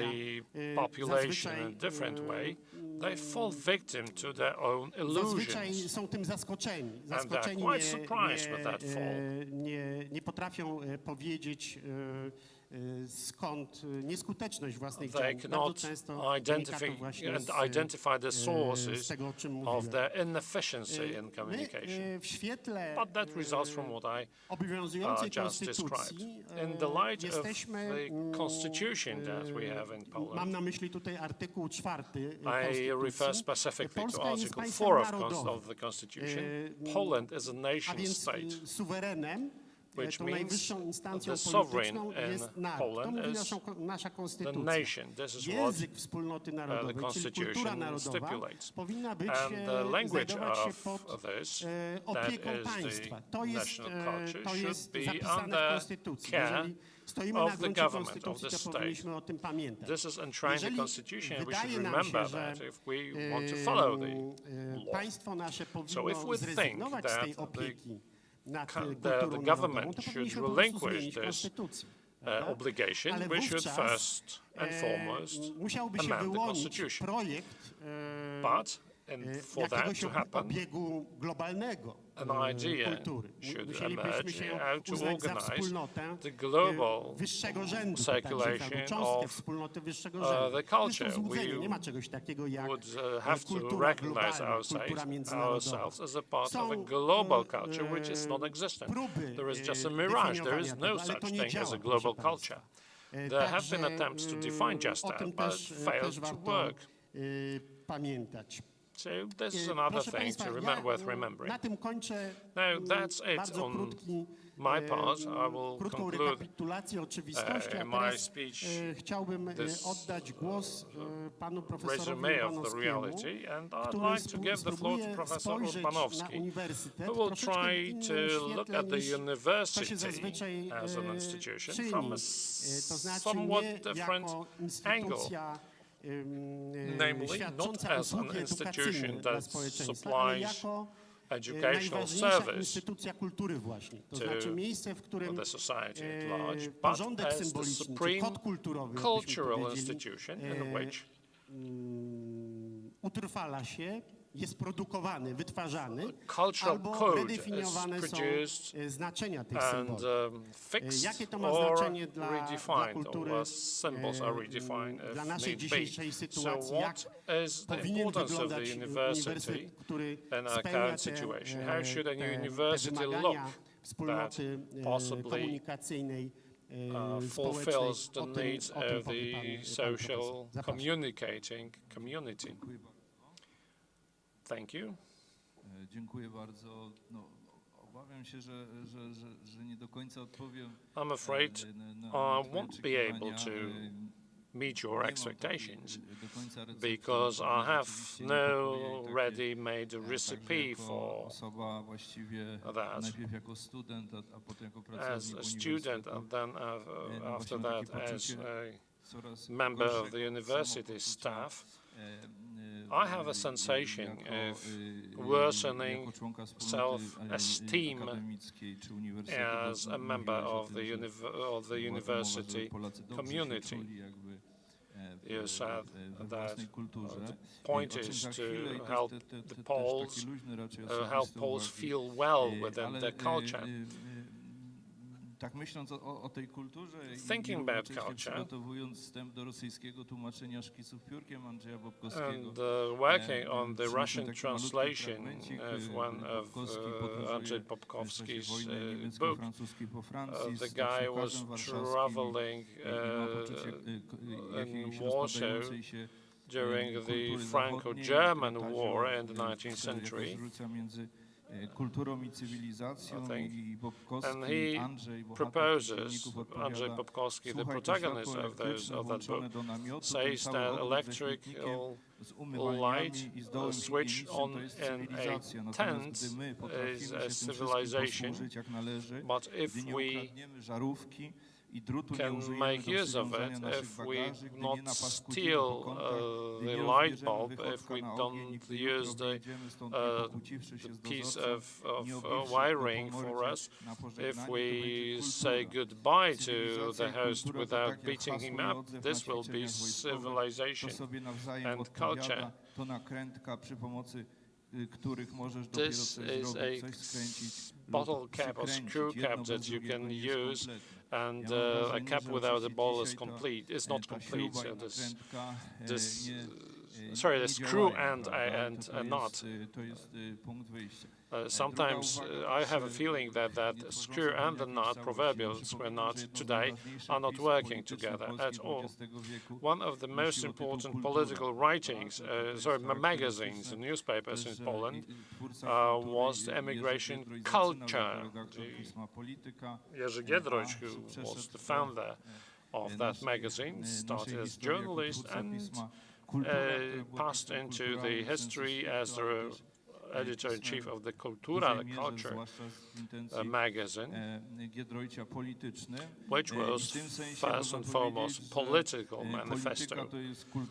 So I believe that politics is culture in a different state of matter. And momentous points of the history, the Polish intellectuals such as Giedroyć realized that perfectly. My impression, my experience is derived from the lack of intervention, governmental intervention in culture after 1989, after the experience of the communist times when state interfered with pretty much everything in the cultural realm. So culture is like farming. It takes time and wisdom. And a withdrawal of the government, of the state, from the universities, from a traditional way how we understand universities, has been really dangerous. And we see that clearly today when we speak about the march through the institutions, which is believed by, which is something that the left part of the political scene believes in, and also capturing, hijacking symbolic language, injecting new symbols. This is very characteristic of what we see today. When I started studying Polish language, Polish culture and literature at the university, I thought of the university as a fundamental cultural and political institution, which also changes, modifies political situation by translating national culture. And when we speak about pojawiały się różne When we speak about this debate with you, Doctor, we use metaphors trying to describe what a university is or should be or could be like. This is a laboratory that renews the meanings of the cultural code. This is what university used to be, but is no longer. And referring to Karol Iżykowski and his idea of the bridge, something that you have already mentioned, yes, it could be a bridge as an institution that facilitates communication with the national community, the current, the past, and the future national community. And again, when we speak about communication, we speak of mutual understanding, transferring information, but also from the word of originating from the noun communio, and that is community. So we have this treasure island of national culture that the university is a guardian of, a translator of, but also facilitates access to these treasures to a certain community. And we should understand one another. We should understand that we are a community. This is what our writers of the period of Romanticism used to say was important. So we have certain institutions that are the anchor of our national identity. So this was an important element. In 1990s, when I read The Closed Mind by Alan Bloom, I saw that Bloom spoke about the decomposition of universities, about the the Atlantis of human studies or liberal arts. And when I read the ruins, I can see that we are now not only in Poland, but also in other countries amongst the global crisis of academia, of universities. Universities are important only if national cultures are important. And at the same time, national culture can only be relevant if it is guarded by universities that do not forget about their mission. So what Readings called the University of Culture is replaced by University of Excellence. This ideology of excellence is actually departing from national culture.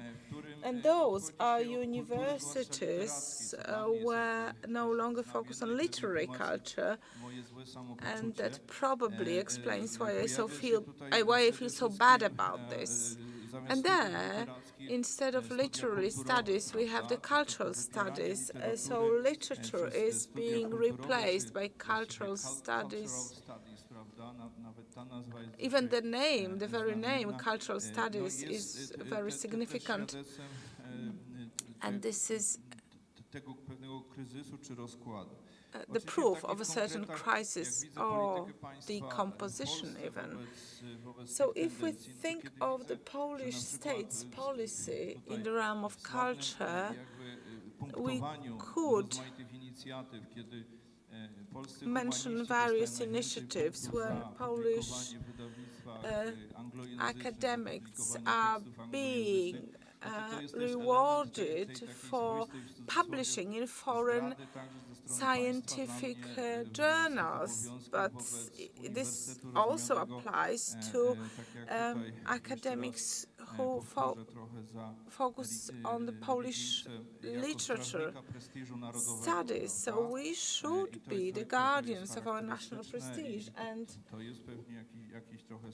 the international journals cannot be the only point of reference or benchmark. So one of the most important, or maybe even the most important institution of culture is university. And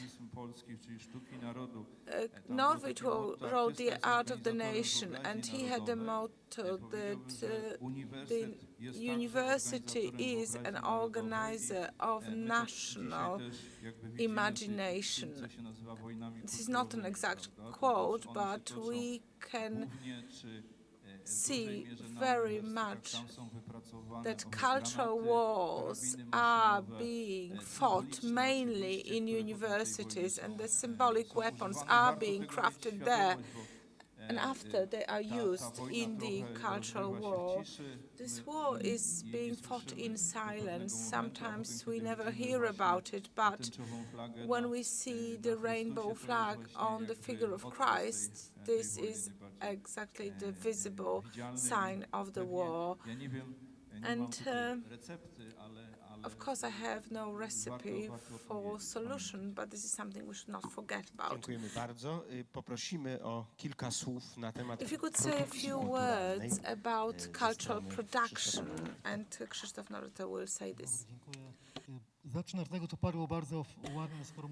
There was this very beautiful statement that universities are a bridge to communicate with national community, and the area of culture and pop culture that I would like to speak about is a modern bridge to communicate with the national community in particular, but also the global community. So we are living in a golden age of opportunities for the creative sector, for the Polish creative sector. We have access to knowledge, technology, creation, and distribution, which is the most important. Paradoxically, thanks to the pandemic, all of the business, all of the production is distributed digitally. That's very important. And let me speak about two areas. So first of all, culture understood as the arts, where we look for the truth, search for the truth. As Tarkowski said,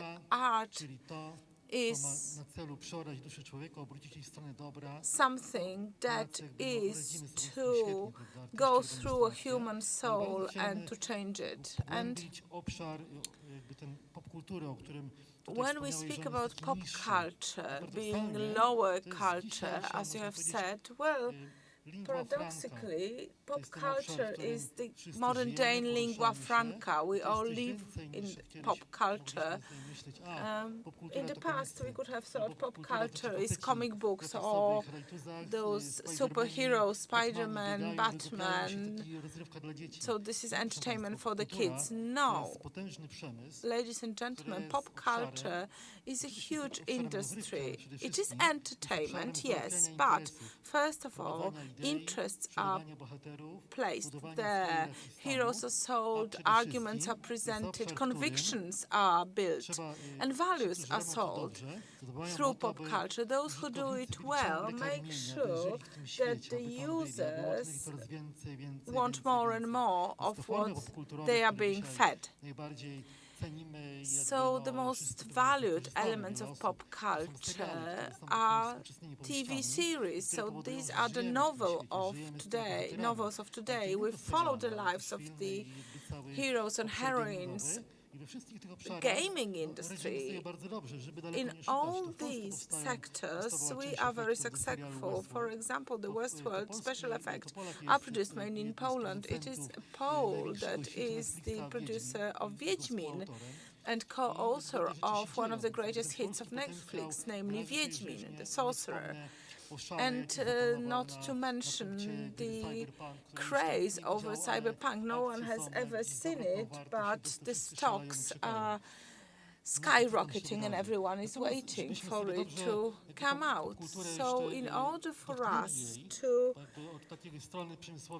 make this pop culture tangible, it is a huge sector of industry where you invest and which is to bring revenues. But when we speak about ideas, it is a bridge between the books of two panelists of this year's edition of Great Project Poland. Michał Łuczewski rightly said that each country has a moral capital, a number of stories that are institutionalized that build this moral capital, the perpetrator, the hero, or a victim. So we could say in other words that every country requires a pop culture capital, values, emotions that wants to communicate on a mass scale. And on the other extremes, on one hand, we have these participants with a moral capital, and then we have Mr. Dukaj, who wrote an essay after the writing, because we are moving from the culture of writing to the culture of post-writing. Books will not cease to exist, but we are moving into a culture of emotions, of living through certain things, of feeling stories, not exactly understanding ideas or seeing the moral value.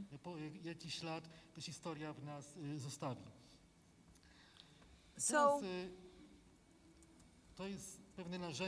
this is a certain tool or an instrument that could be used. And then being more specific, we all remember the dramatic war of Russia against Georgia. What President Saakashvili decided to do after the war, he created a fund with $12 million. He hired the director who made the film 5 Days of August, which presented the heroic Georgians against resisting Russians. It's not relevant really that this is the B-class movie, but in the first scene, Georgian soldiers save American soldiers in Iraq. And what is the last moment of this film? Georgian mothers crying over the lost sons, and this is enough to leave people emotional. Many gentlemen are present here. Let's speak about football. In 2010, we had the World Cup in South Africa. Before World Cup, Clint Eastwood made Invictus. which spoke about the need to unify the nation once Mandela came into power, and the way to do it was through sport, creating the very first team composed of the Boer population and indigenous population. So we had this black and white team, which, despite the tensions, wins together, and it shows the value of the Republic of South Africa. I could give you more examples here. It is not true that we're not doing anything. We are very successful in helping other countries. For example, there was one project I took part in 2018. Angola celebrated its Day of Independence. At the same year, we celebrated the centenary of our independence. And animations were produced that promoted regaining of independence by Angola, and it won certain awards. Polish artists Agnieszka Holland and Niziob helped very much in promoting the great hunger in Ukraine. Agnieszka Holland.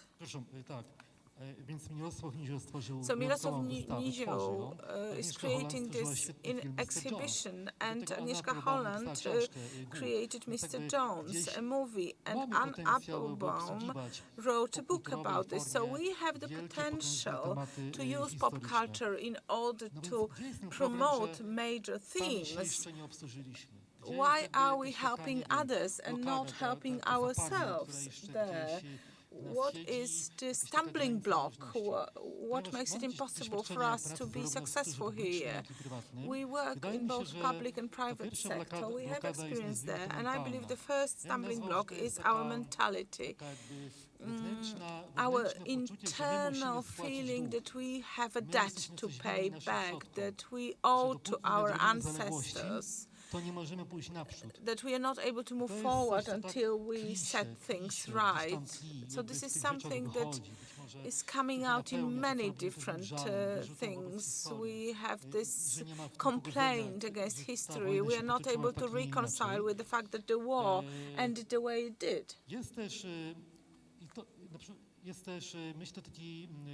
And I believe there is also this accent, and this may be a funny example, of a major program promoting Poland. It was very successful indeed, and after the success we met with the head of the institution who said, "Gentlemen, let's not continue this success for too long."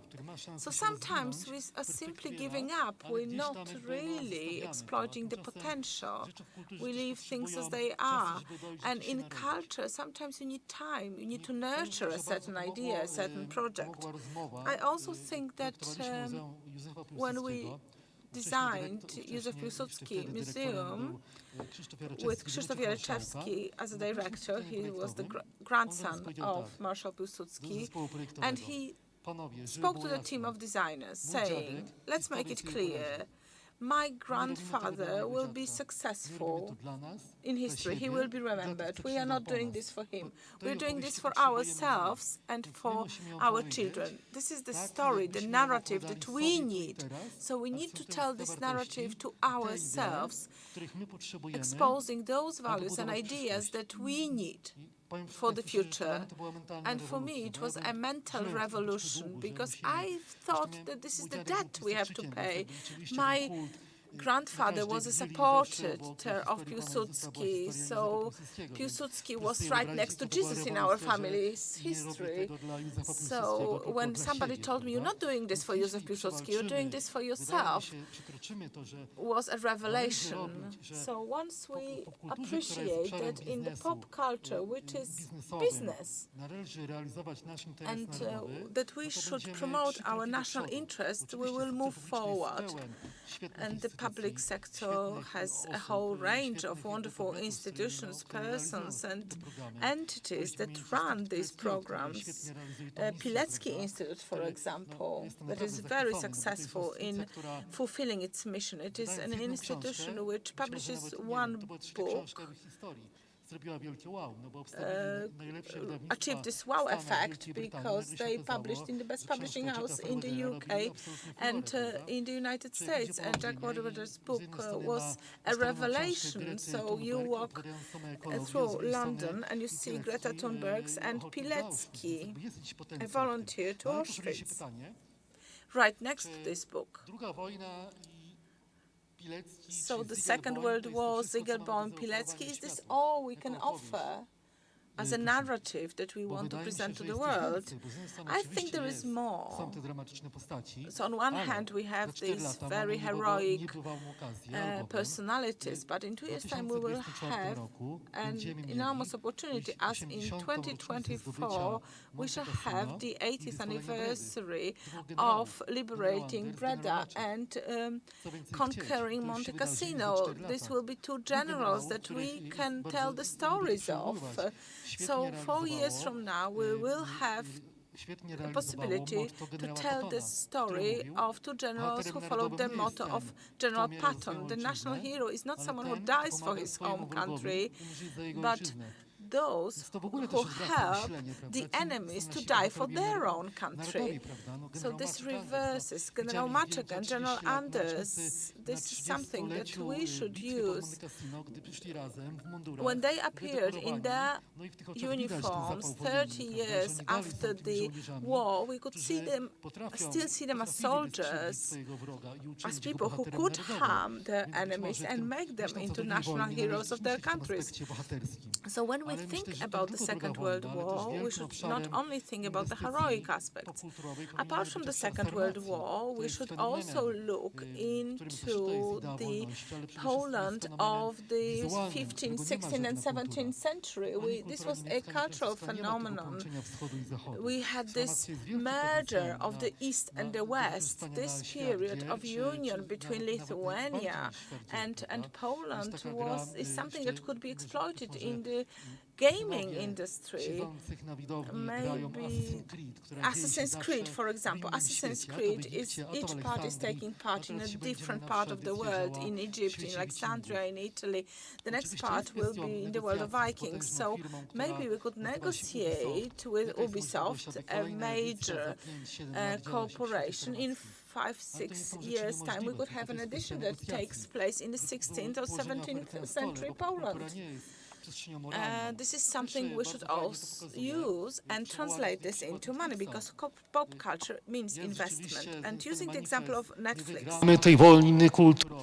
We are not going to win this culture war, you say, but it's not about winning a war. It's a company which produces with people who have access, and they look for revenues, for growth, and so on. Everything needs to be reconciled.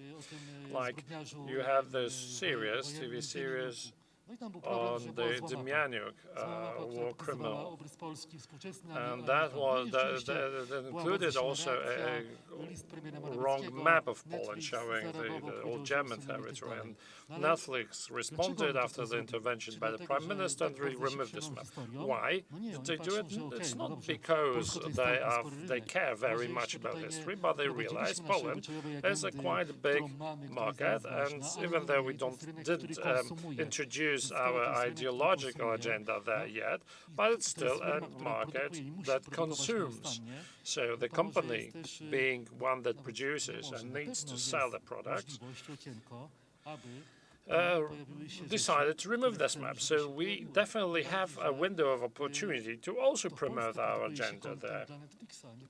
It's in Poland where content for Netflix is produced. You don't produce films about Poles outside Poland. Netflix strength is a series called Into the Night, which is produced by two Poles. and it turned out a great hit in Malaysia. A series of the Polish history is well received by Asians who would otherwise have never learned about this from any other sources. So this is something that we can possibly offer and try to negotiate our point of view. If not us, someone else will come up. For example, Norwegians have been very vocal in terms of Second World War history, who now promote themselves as the second largest opposing force to Hitler after the Soviet Union, possibly. So this is business. This is about pure business. It's about money that's worth spending on high-quality products. Only then you can obtain the effect of scale. And since I refer to the grandson of Marshal Piłsudski, I just want to conclude by a quote that over many years was displayed in a museum. And Marshal said, time of peace will come over global wrestling in the realm of culture, and Poland has to take part in it. I see that as a bottle letter sent from the Marshal from the past to us in the present. So why shouldn't we read this letter and leave a permanent footprint in form of the cultural production that will tell our story as we see it today. Thank you, Krzysztof Noworyta, for this very inspiring statement. I love especially that sentence about Netflix, which needn't be an enemy on the opposite side of the culture war, but can be a useful tool supporting our cause. Now I give the floor to Mr. Lisicki to ask him a question about the role of media in the cultural circulation and what should possibly happen in the media world in order for the atmosphere przedsięwzięciom kulturalnym around certain cultural projects, especially located on the, let's say, more conservative political wing, becomes more conservative friendly. Thank you very much. I will just proceed to the media question, but since you spoke about cultural war and Netflix, and what this cultural war is about, may I just enter into polemics? It would be great if Polish perspective, Polish viewpoint becomes present on Netflix and on similar platforms, but what that Polish point of view, the Polish perspective means. Where is the problem? Where is the contradiction, the real contradiction? It is when we speak about the Polish national culture, and if we speak about cultural wars, whom do we define as the enemy? Where is the threat to the Polish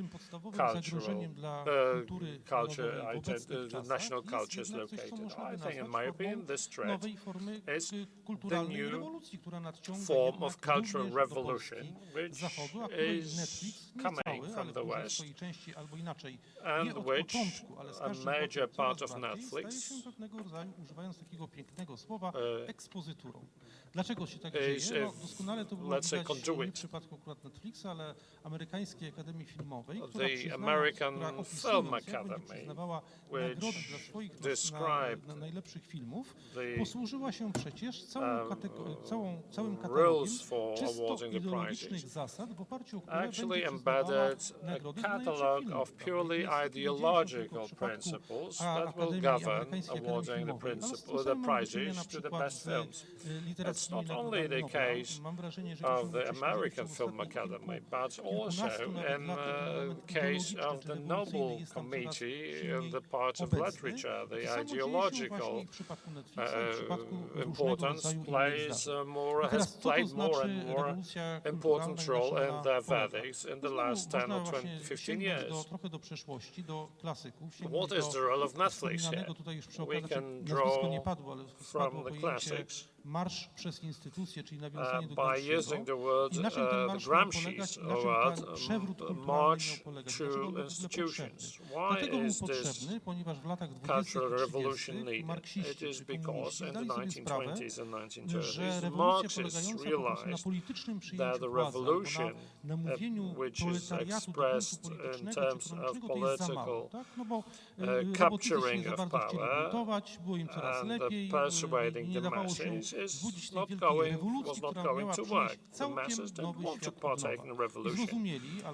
So some Marxists realized that if you want to bring a revolution about and create a new man, you should start with culture. You should address the very foundation which makes society think and act in a specific way. That values are perceived here and not there, or a nation is something positive, and being in one's homeland is very good. Taking care of the homeland is also important. That devoting yourself for the homeland is good. Remembering about the forefathers, the intergeneration message is also good. So all that needs to be overcome. It should be abolished. So after that, you can have a free green field to create a new map. A very simple example. It brings me to a media question. One of the largest Polish portals, or at least not Polish, but operating Polish, in Poland, a text is published that explains to the Poles that the Germans have coped with their past, they have done their homework, and the Poland still cannot cope with their past. So this is the proposal of the state. So instead of talking about the Second World War as the Poles should, for example, admit Polish crimes and everything bad the Poles do, the Poles try to accuse others, and they are insolent to criticize the behavior of the Germans. Of course, this is one of the examples, or a single-out case, or a very radical voice. But if we sit not at a panel where everyone has just a few minutes, but during a bigger discussion, when I had more time, I would show you lots of opinions such as this, and those media with a great circulation try to undermine the storytelling, the history. So in order to achieve that, you have to negate identity and undermine the values. So if you are self-reliant and proud of your past, if you trust in your past, such as the Poles believe that Poland stood on the right side of history, such people are not going to engage in revolution and to cast away their past. Rather, they would strive to protect the past and cultivate it. So this brings us to the very important role of media. We can also offer more examples that since 1989, since Poland regained its independence, the media has labored to create a new Polish person, a new type of identity, which would be based on casting away the past and our national identity. podważeniu wartości, jaką and jest niepodległość, undermining jaką the jest value suwerenność. such Prawda? as Dlaczego sovereignty oczywiście and tak się independence. działo? No bo zgodnie z Why zasadą was that rewolucji pursued? kulturalnej This is dla narodów because the tradycyjnie tego Cultural słowa znaczenia nie ma Revolution miejsca w tym świecie. Tak? Narody się mają gdzieś tam denies the rozpłynąć, need bo for narody nations mają się in the traditional wymieszać, ma form. The powstać nation z tych should narodów blend, tradycyjnych jakaś nowa, mix up, nieokreślona jeszcze do końca a formuła, new formula should appear, European, global, I don't know what, it's not firmly defined, but for this to happen, the first step should be casting away what had been, or the past. And Gramsci said that culture is actually the forefront, and media are the creator of that forefront as their source of new symbols, new values, and they are supposed to demolish what is great, lofty, and positive, and to add a new bad slurry type of content. So I believe that abdicating or giving the battlefield to the enemies means losing that war. Poland is not in a phase of increased nationalism or patriotism, or that with our Polish history we want a terrible urge to propagate it, to publish it, and we want to build a vision of Poland without any flaws, without errors. No, I have the impression that it is just the opposite. Being Polish is very often undermined by attacks from or launched by the creators of new meanings, creators of the new revolutionary thought. Now moving on to the most difficult part, namely the recipe. What to do in order for the conservative message to be not only true to the values but also attractive to the recipients. It should convince and it should inspire. Failing that, all the hard political instruments the politicians or ministers have, such as establishing institutions or channeling money or personal resources, would fail. If we fail to create attractiveness of those who defend the cultural attractiveness, these instruments will be too weak to actually forestall the revolution that is ongoing. So, the positive part of this, namely the recipe, should entail then the analysis if we succeeded in making the culture prestigious. And I doubt that. What is the most important literature prize in Poland? I think it's still the Nike that was established by Agora, by Gazeta Wyborcza. And what is comparable with that prize on the other side of the political scene? I don't think that there is such a thing. And there are many other examples. We need to understand how important it is in the cultural struggle, the process of the so-called distribution of prestige, so that we showcase achievements of the conservative part of the scene in a way that makes those achievements attractive, that they make sense, and they are of importance.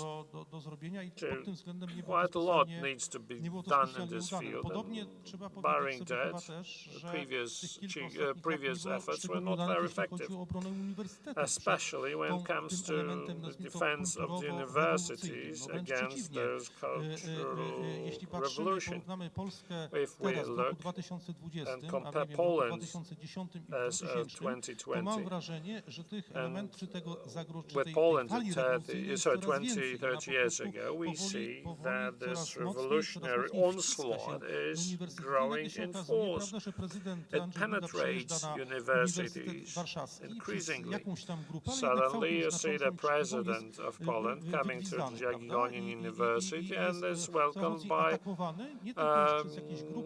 people booing at him.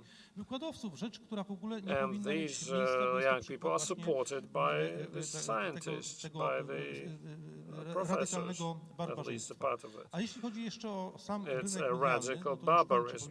I'm closing down. I spoke about distribution of prestige. When it comes to media market, we can talk about this at length, but let me remind you, all those attempts by the government to deconcentrate media. And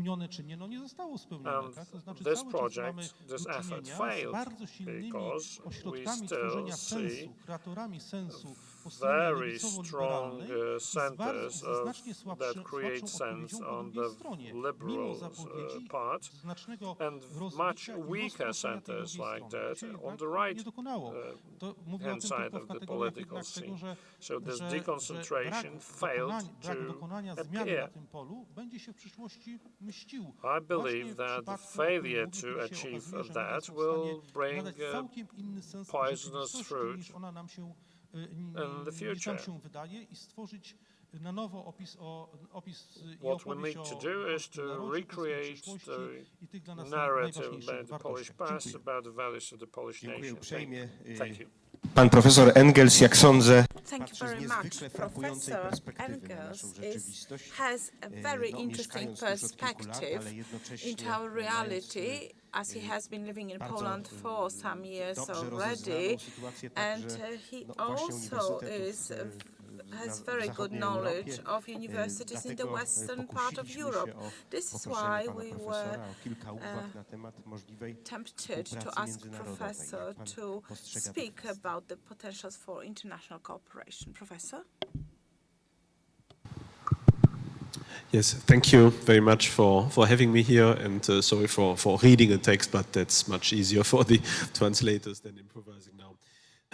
So it is an open secret that many educational institutions in the Western world have a left-wing bias.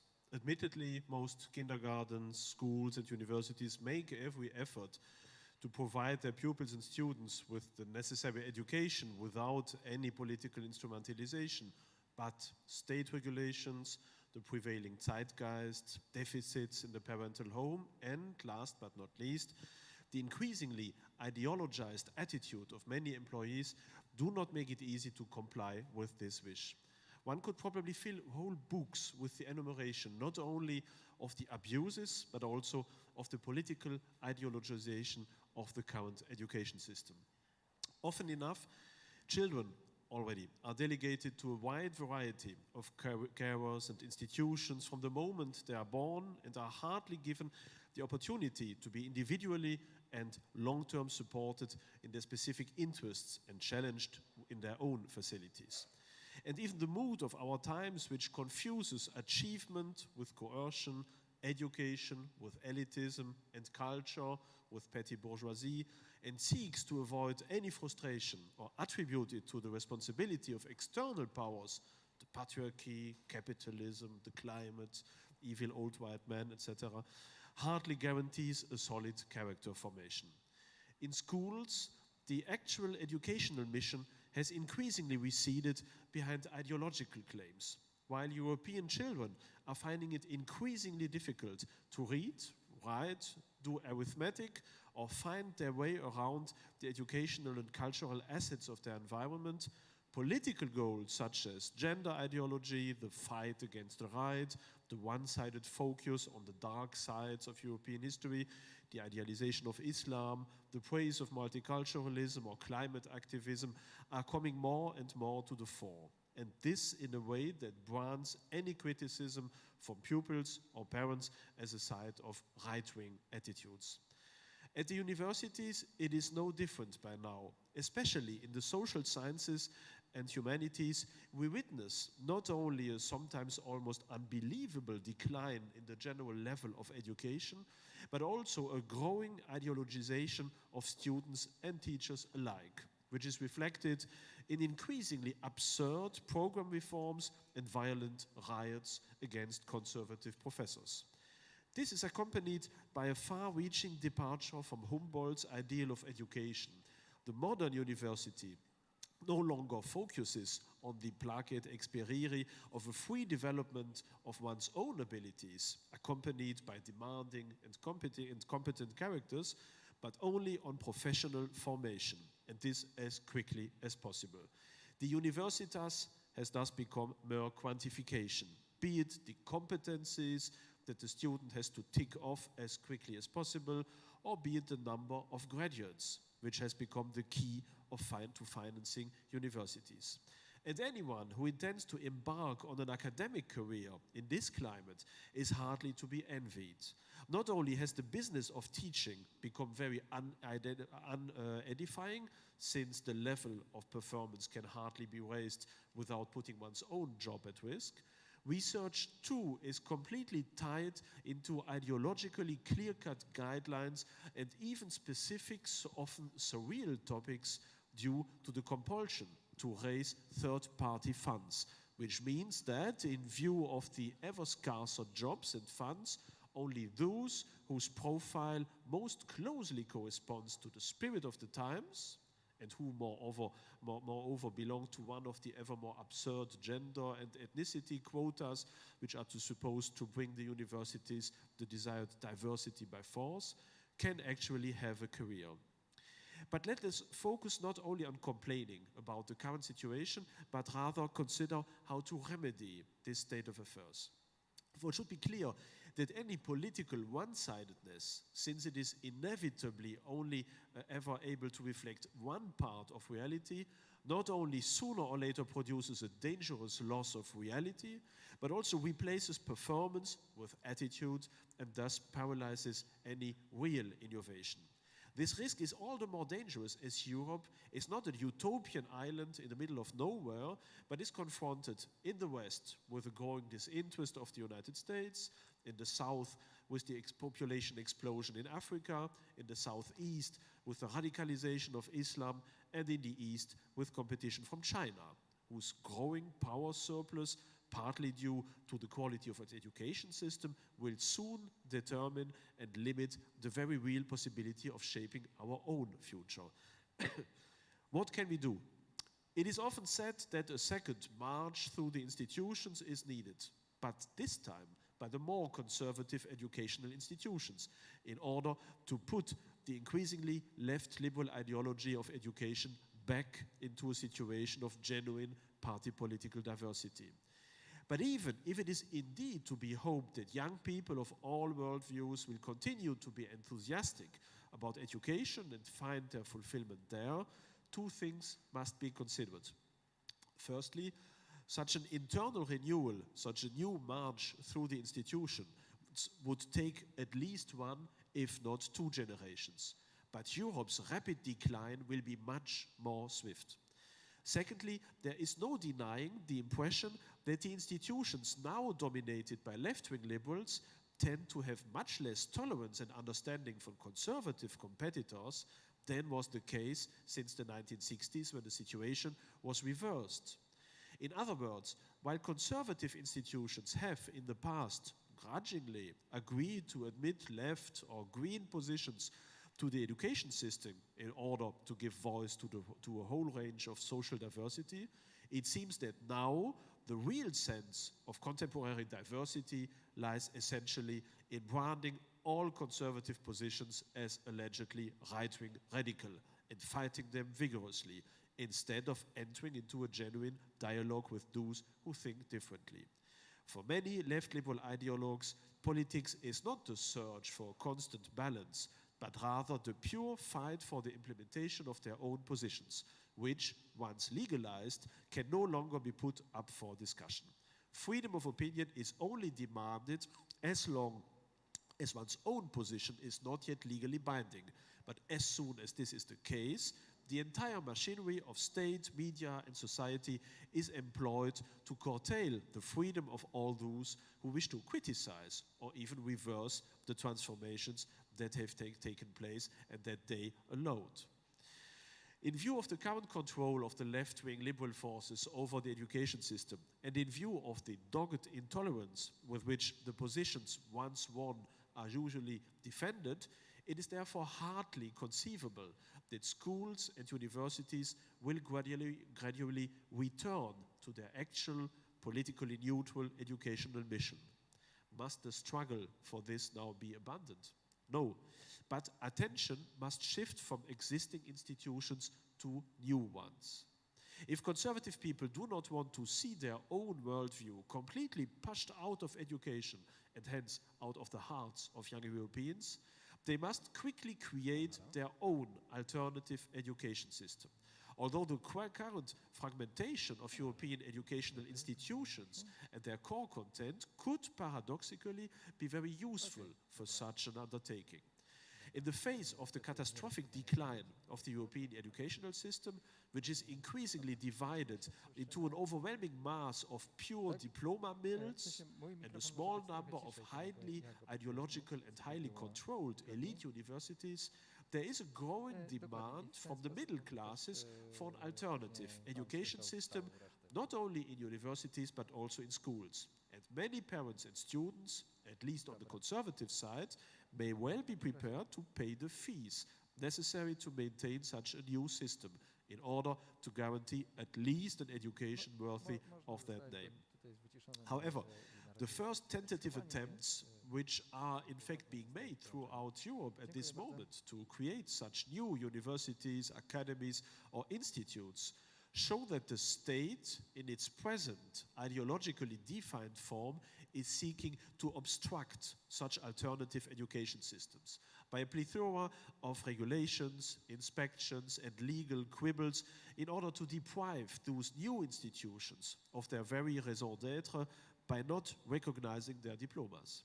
On the other hand, however, it is to be assumed that in view of the current decline in education, many employers will soon learn to appreciate the advantages of a real and solid educational career, even beyond state recognition. On the other hand, it is to be hoped that those European states in which the developments described above have not yet arrived in full force, above all in Central Eastern Europe, that is here also in Poland, will play a pioneering role here and could certainly perform central educational tasks for the future Western European conservative elites, above all in the field of state and social theory subjects. It is precisely here that a realistic and unprejudiced assessment of Europe's present situation is needed more than ever, combined with the desire to convey love and loyalty to our Christian European culture, and thus also the desire to defend it against all external and internal attacks. Thank you very much. Szanowni Państwo, przed nami 10 minut ostatnie tego panelu. We have 10 more minutes before we end this panel. As we are aware of the fact that the time is running, instead of a discussion, we propose together with Kuba to ask one question to each panelist. And let me speak to Professor Orbanowski. I was provoked by what Mr. Lisicki said about Polish universities, in particular after the new law on universities that has changed the landscape of Polish higher education. What arguments could be presented in order to defend what Reading calls the University of Culture or Humboldt University, close to the very spirit of the academia, the early modern times, romanticism so close to your heart. So when we discuss with people who speak for the postmodern University of Excellence that is removed from its roots, that has branches throughout the world, such as Oxford or Hamburg, or Harvard, that are opening their schools in Pretoria or in Far East, where you no longer read Shakespeare, but you have these cultural studies of different tribes, nations, countries, and there is this mixture of different cultures without identity. So maybe we could present one or two arguments that could help us to conduct the cultural debate and to speak for the University of Culture. Well, indeed, I protested against the new law, and I was considered one of these outdated professors who do not want to follow the times. I wasn't very pleased about this, and well, I think that the University of Culture makes it possible for nation-states to continue their existence. It builds the national community. We heard in this debate about interests, business, so that it is in the interest of those who run nation-states to take care of universities which maintain the national community and national culture. So that's one important thing. And we spoke about the climate and the mission of culture. And I believe that without universities that serve as a sort of laboratories, renewing of national symbols, national communication, national imagination would not be possible, and nations would become very weak without such support. Thanks to universities, nations are stronger and they are able to resist the surrounding reality. And I would like to go back to the metaphor of culture as a bridge.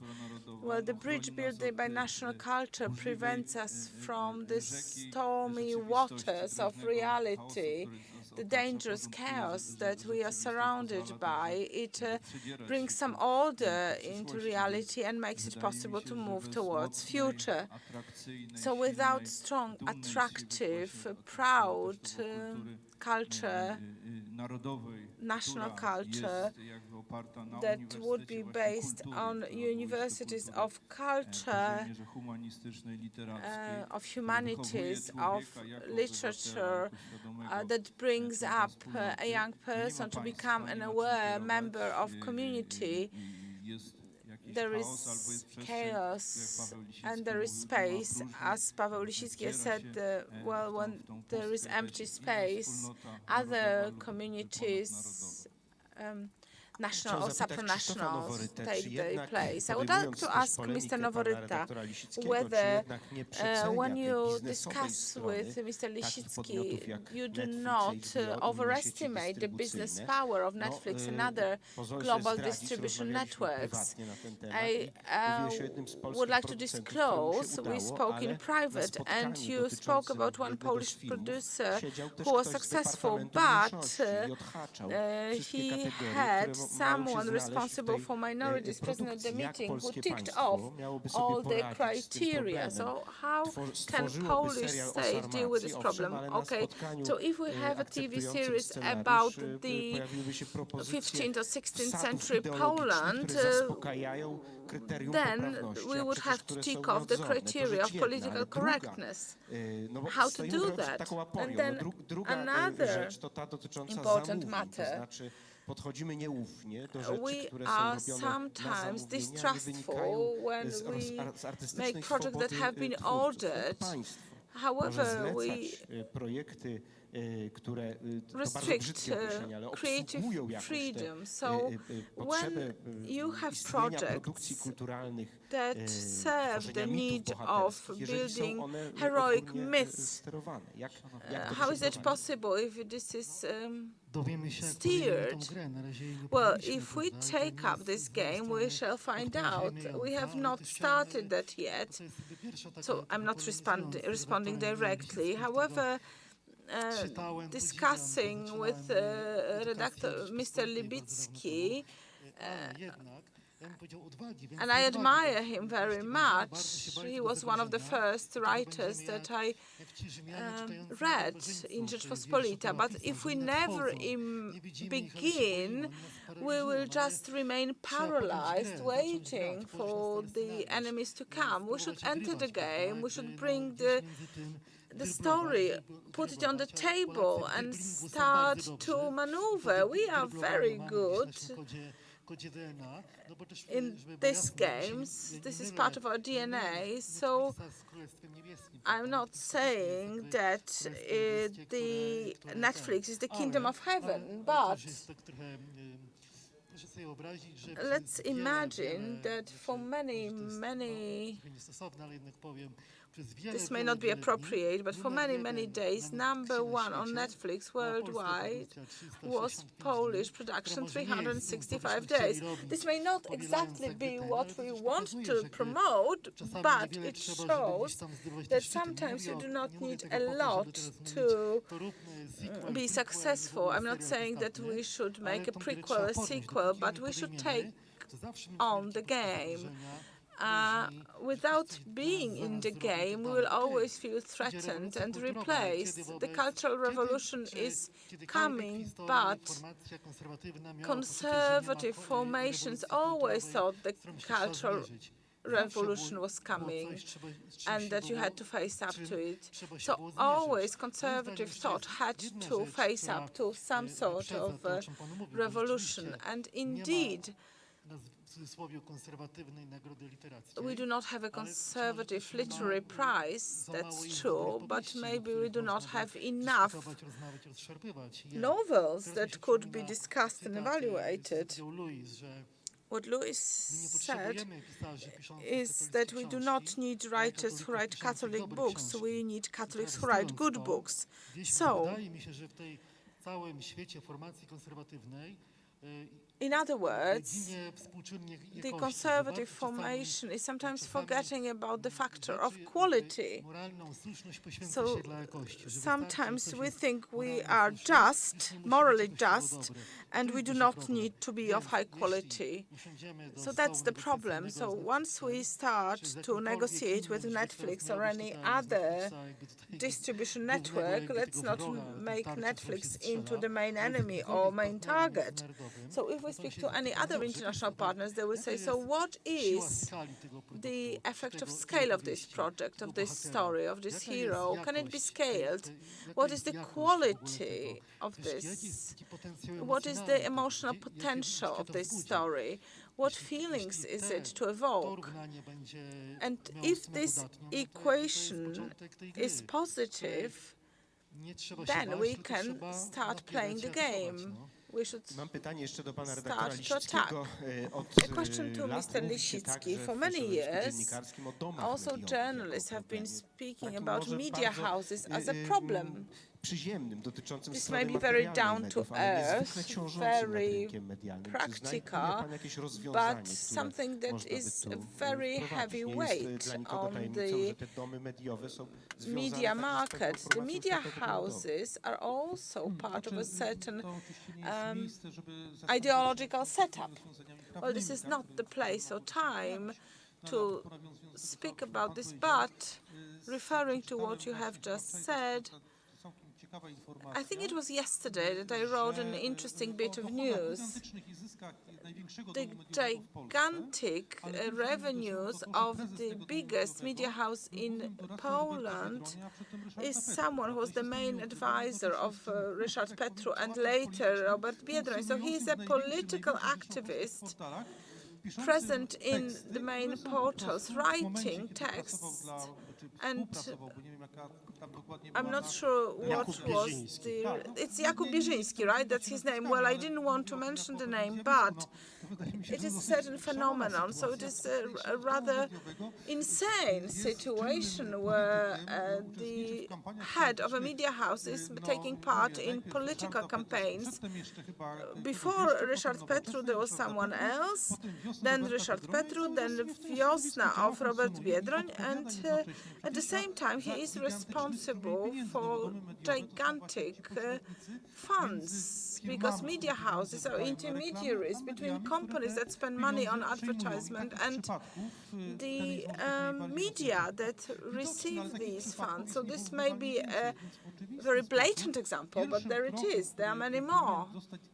So the first step to be made would be to break this left liberal monopoly that results in the fact that the media houses can control the stream of funds, which results in the fact that conservative media that have potential in terms of viewers or readers that is comparable with liberal media are not treated fairly.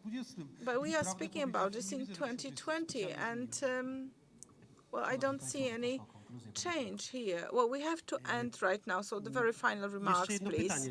Just one more question that I have. Can I ask the final question? Mówmy się, że to będzie ostatnie pytanie. Okay, but let's make it a very, very, very final question. Niewykorzystany do końca. Mam w związku z tym pytanie dotyczące tej wizji powtórnego marszu przez instytucje, które pan, panie profesorze, w swoim interesującym tekście przedstawił. Czy mógłby pan wymienić przykłady organizacji czy instytucji w Europie Zachodniej, które mogłyby być partnerem dla środowisk konserwatywnych w Polsce, które mogłyby się, że tak powiem, zsieciować, połączyć w tym marszu przez instytucje 2.0? Try to launch this march to the institutions 2.0. Yeah, that's a difficult question because there are not many institutions, unfortunately. I mean, one thing you could think about would be, in theory, the church, but unfortunately, in most of Western Europe, even the church is quite streamlined by now. I remember still in Belgium there has been this huge debate about a political or philosophical scientist who spoke about abortion, and then the church discredited him totally, even though he was just repeating the main teachings of the Catholic Church, and still he lost his employment within a Catholic university. So there is not much left in Western university to be partnered with, but there is, I think, there's a wish to. I know from many conservative circles in France, in Belgium, in Germany, everyone is thinking about the need of setting up academies, institutions, places where the new conservative elite could be formed. So there is a potential with which Poland could partner. And the big problem for the moment is that in all these countries, the conservative parties are essentially in the opposition. And so they have not much funds, they have not much means in order to set up their initiatives. And so they turn to the only country which is giving them some support and some money, that is Russia. And Russia is financing or is trying to financing some form of conservative organization, cultural organization, media outlets and so on. But that is I think, really a chance that Poland could have to enter also into that game and try also to give her support to other conservative movements, parties, cultural institutes, in order to fight this cultural revolution on its own terrain. Because if you look here in Warsaw, for example, there are, I don't know how many German institutions and institutes which are trying to influence Polish actuality. There is Konrad Adenauer Stiftung, there's Friedrich Ebert Stiftung, there's the Goethe Institute. There's a whole range of different cultural institutions. Exactly. But if you look at what is happening or where there is any form of Polish presence outside of Poland, there are, of course, some cultural institutes which are doing a great job, of course, but there could be so much more. There is a real need. It wouldn't cost much money, and it could really turn also the tide of public opinion within Western Europe towards Poland. There is a big deficit. There are huge chances. everything that is needed is to grip that chance and to start to found institutions, to put in some money, to find some good people, and I'm sure that could really lead to a massive return on investment, at least on a political and cultural point of view. Tą zachętą do tworzenia, by sparafrazować znaną frazę, własnych komitetów, musimy zakończyć tę dyskusję, która rzecz jasna musiała być jakoś skrótowa, naświetlać tylko pewne pola tej ogromnej dyskusji. Niech ta skrótowość będzie zarazem zachętą do tego, aby przenieść tę rozmowę do kuluarów. Bardzo dziękuję naszym gościom, prelegentom, dziękujemy także Państwu. Do zobaczenia. We thank also our audience. Thank you very much. The culture stupid. Yes, absolutely so. And we encourage you continue this discussion offline. Wydarzyło mi się to, czego się obawiałem. I think that the book of Job says that if we are afraid of something, this will inevitably come. So do not fear. So next panel is up. We'll have new topics for discussions. Before we saw the panel, with participation of Paweł Lisicki, Maciej Urbanowski, Professor David Engels, Krzysztof Noworyta, moderated by Jakub Moros and Mateusz Werner.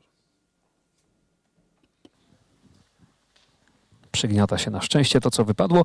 Proszę Państwa, to jeszcze słowo o tych, którzy wsparli to przedsięwzięcie wyjątkowe i ważne, jubileuszowe, mowa o Kongresie, o sądach partnerzy wydarzenia, których ostatnio możemy dzisiaj odwiedzać, to Fundacja PKOBP, PZU, Fundacja PZU, ARP, Fundacja ARP, Lotos, Orlen, Totalizator Sportowy, Polskie Górnictwo Naftowe i Gazownictwo, Fundacja KGHM, jest z nami Tauron, PFR, Zamek Królewski FIO i Bank, The Royal Castle and PKO. I thank you very much for offering your sponsorship to our Congress, to our exceptional event. Przypominamy też, że na bieżąco I można also obserwować i remind you oglądać that nasze you panele can w follow internecie. our Spoglądamy i panels uśmiechamy on się the do tych, którzy internet. są z nami We ze now sprawą look streamingu online at oglądanego the internet audience and send a very warm smile to them.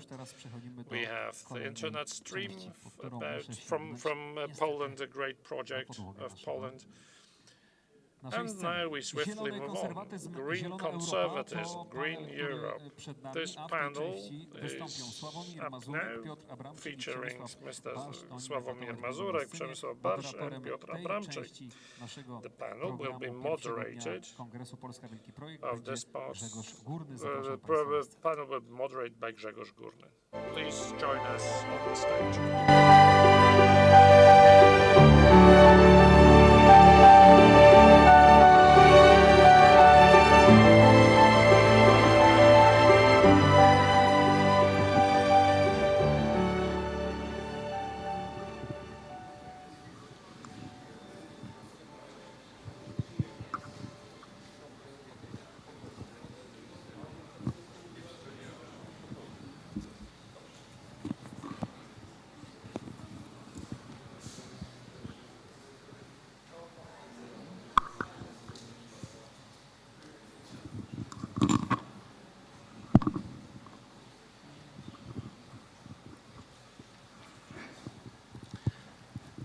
Witam Państwa serdecznie.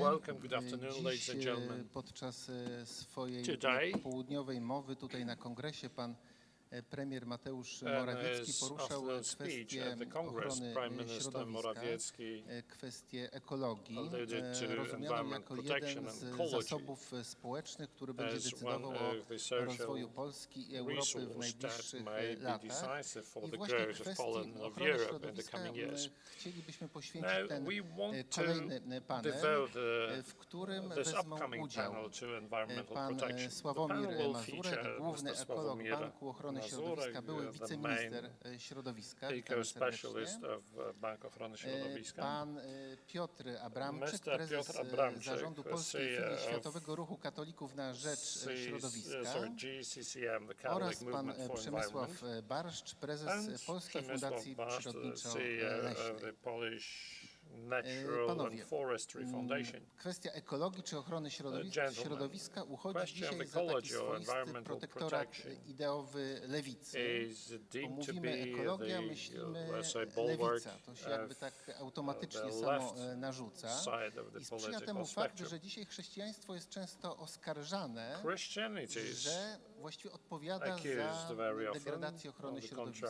I tutaj się cytuje zazwyczaj ten fragment z Księgi Rodzaju: rozmnażajcie się i czyńcie sobie ziemię poddaną.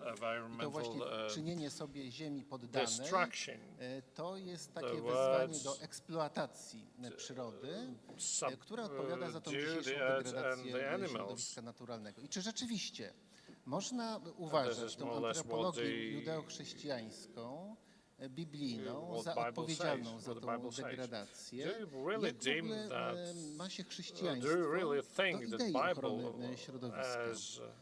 Pan Piotr Abramczyk, proszę. Myślę, że gdyby tę antropologię wywieźć tylko i wyłącznie z tego jednego fragmentu biblijnego, to może dałoby się dojść do takiej konkluzji, że to chrześcijaństwo jest odpowiedzialne za degradację środowiska. Natomiast mam z tym stwierdzeniem taki problem, że po pierwsze należy spojrzeć na to całe przesłanie biblijne, całe przesłanie też nauki Kościoła, nie tylko na jeden wybrany fragment. Po drugie, chrześcijaństwo jest różnorodne i while Christianity is diverse, it's not uniform. Można movements, które też w chrześcijaństwie, jakby sposób, jaki rozumieją miejsce człowieka, też miejsce pracy i kultura pracy pewna, to jest też może właśnie bardziej w niektórych nurtach protestanckich jakoś spotykane. Ono może się łączyć właśnie z takim spojrzeniem takiego bezwzględnego panowania, bym powiedział. Natomiast na przykład my w Kościele katolickim, w naszej tradycji katolickiej od wieków mieliśmy taką zachętę, aprobatę umiarkowania wstrzemięźliwości, ubóstwa. I to całościowe spojrzenie pozwala właśnie znaleźć taki integralny obraz tego, jaka jest treść tego chrześcijańskiego podejścia do świata stworzonego. Jeżeli spojrzymy właśnie całościowo na to, co jest w Biblii, nawet w samej Księgi Rodzaju, został przywołany opis, fragment z pierwszego opisu stworzenia, podczas gdy w drugim opisie stworzenia czytamy w momencie, kiedy Pan Bóg umieścił człowieka w ogrodzie Eden, powiedział, dał mu takie przykazanie, by doglądał i troszczył się o ten ogród. Wiemy też, czytając, że w Biblii panowanie, zwłaszcza też w ujęciu tego Nowego Testamentu, zawsze się wiąże ze służbą. Dlatego całościowe przesłanie i takie właściwe rozumienie tego fragmentu, czyńcie sobie ziemię poddaną, jest takie, byśmy my jako ludzie byli odpowiedzialnymi, troskliwymi zarządcami tego, co nam zostało powierzone. Pan mówi o tym, o wpisaniu tej troski, pielęgnacji środowiska naturalnego w tą tradycję katolicką. Polska jest krajem katolickim. environmental Jak protection being a wobec part and tego parcel of the ta właśnie Catholic tradycja tradition. tej ochrony Since środowiska Poland is przejawiała a się Catholic country, w what historii Polski? Czy was my mamy the jakiś impact swój of oryginalny environmental dorobek, protection jeżeli on chodzi Polish właśnie history? o Do ochronę we have środowiska, do a którego kind of a moglibyśmy backlog, się a dziś story to odwoływać? tell Pan dealing with environment? Na wstępie Mr. chciałbym Barsz. tutaj, nawiązując Well, initially to hark back tematu panelu, to the topic of the zaznaczyć, panel, the czy też title of the przestrzec panel, really. przed takim błędem poznawczym, który teraz I'd like często to jest robiony, warn against certain popełniamy, cognitive kiedy mówimy o error, ekologii. fallacy. When we speak about ecology, zgłębiania then although ekologii the czy reasons chęci jej to wykorzystania start są ecology różne, are to trzeba really pamiętać, że indeed ekologia diverse. We jest should nauką, also remember that jest ecology nauką o is a funkcjonowaniu science. przyrody. It's a I science jako taka, about jak każda inna how nauka, jest obiektywna, więc nature works, and as every zawłaszczanie, nature tak is jak tutaj objective. pan mówił, na przykład przez hijacking powiedzmy ideologie lewicowe ekologii, nie jest właściwe. ecology by Ale the przez left żadne ideologie, prawda, nie is byłoby not okay. właściwe. Jest to, Neither tak jak mówiłem, po ecology prostu should nauka. do Na that. tym It gruncie won't be okay. powinniśmy stać. So Zgłębiania praw ecology should przyrody, be poznawania jej remain i dążenia science właśnie w ten sposób do which investigates poznania into nature prawdy, and to w tym its, wypadku prawdy laws, o przyrodzie. and trying Skoro mowa o to prawdzie i identify o to tej determine the polskiej truth about drodze nature. ekologii, to Speaking tutaj about the można Polish nawiązać do way pierwszego to pytania. ecology, I should refer to Pismo the first part of Święte the question. i w ogóle chrześcijaństwo, The na Bible, którym Polska jest The ufundowana, Holy Scripture and ale zwłaszcza Christianity, właśnie Pismo Święte, on ono ma też taką właśnie which bardzo Poland głęboką has warstwę been founded, przyrodniczą. To, contains studiując a też, czytając very Pismo deep Święte od strony natural przyrodniczej, no widzicie, że to layer. po prostu If you jest look at the Bible, if you study the Bible from the książka natural to może nie point jest of view, właściwe, prawda, point of określenie, view of the ale nature, ma taką wielką you would i read this, bardzo wartościową let's call warstwę it a przyrodniczą, book, więc as a very z valuable pewnością source of information jakieś about tutaj nature. zarzuty kierowane w stronę, So any w stronę allegations chrześcijaństwa, towards jakoby było Christianity nieekologiczne, powiedzmy, nie są of właściwe, not są being ecological are outright całkowicie wrong. chybione. They're totally No out więc of to place. dążenie do Off the mark. poznania tej prawdy So przyrodniczej, ono w striving to Polsce discover the truth of zawsze the było nature obecne, has co, been always present co in widać, Poland. widać w historii właśnie, We can see it in w historii ochrony our history. przyrody, We have a large, ale nie tylko. rich history of Tutaj protecting znowu nature. może nawiążę do poprzedniego panelu, gdzie była mowa I o should tym, hark back to the previous panel, że potrzebujemy, where someone said był taki that, cytat, nie wiem, czy go dokładnie someone przytoczę, quoted, I'm not potrzebni sure if są I can chrześcijanie, give którzy it piszą dobre verbatim. We książki, need prawda? I tutaj Christians tak who samo. write good books. Potrzebni są Same przyrodnicy, którzy We need nature też, powiedzmy, scientists piszą dobre książki, którzy write good potrafią books and who przekonać też w tej are able innej to warstwie. convince I tutaj też mamy the takie audience tradycje. the Tutaj mam na arguments. myśli na przykład Sienkiewicza, And we prawda? do have that Duża tradition. część Let's take późniejszych Sienkiewicz, działaczy przyrodniczych, a ekologicznych, big Polish writer, no była as an czytelnikami example. Sienkiewicza. Many I nature te ideały scientists were avid readers przez of niego tam poruszone Sienkiewicz's realizowała. fiction. Mam tutaj na przykład na myśli And taką postać pierwszego pursued dyrektora Lasów Państwowych what he Adama proposed. Loreta, Adam Loret, the first director of the który, Polish forestry, realizując swoje powołanie, oddał życie, został zabity w czasie wojny. W trakcie, został aresztowany w trakcie ewakuowania dokumentacji właśnie Dyrekcji Lasów Państwowych i później zabity.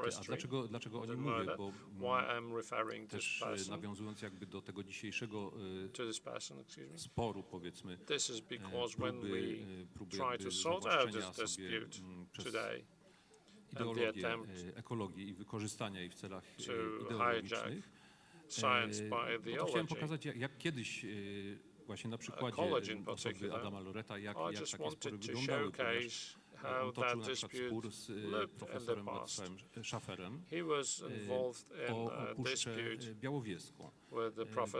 Czyli można powiedzieć, że był to spór leśnika z botanikiem. Ale był to spór taki, do jakiego teraz też powinniśmy dążyć. To był spór taki merytoryczny, oparty na podstawach przyrodniczych. No, spór, dzięki któremu teraz mamy dalej o co się spierać, prawda? Bo puszcza przetrwała właśnie dzięki działaniom ich obu. Adam Loret był na przykład osobą, która doprowadziła do zerwania kontraktu na wycinkę puszczy przez brytyjską firmę Century. I no, w kontekście tego renounced the contract for felling that for us by a British company before the war, contributing decisively to its protection. To nawiązanie moje do Sienkiewicza też. U niego jest częsty taki Protection of the forest, of course. zwyczaj porównywania Speaking of Sienkiewicz bohaterów and his fiction, do bohaterów starożytnych. we tend to compare Tu his właśnie też protagonist with nasuwa mi się takie bardzo taka ancient silna protagonist. paralela przytoczonego Adama Loreta, na przykład z takim wielkim przyrodnikiem And there is Pliniuszem, an obvious który parallel between Adam zginął Loret and Plinius, z jednej also strony nature ratując scientist who mieszkańców przed perished wybuchem Wezuwiusza, trying to save the a z drugiej local strony inhabitants jednocześnie prowadząc badania and przyrodnicze, the, prawda? Tam dowodził eskadrą Vesuvius okrętów, w trakcie tego eruption. zginął.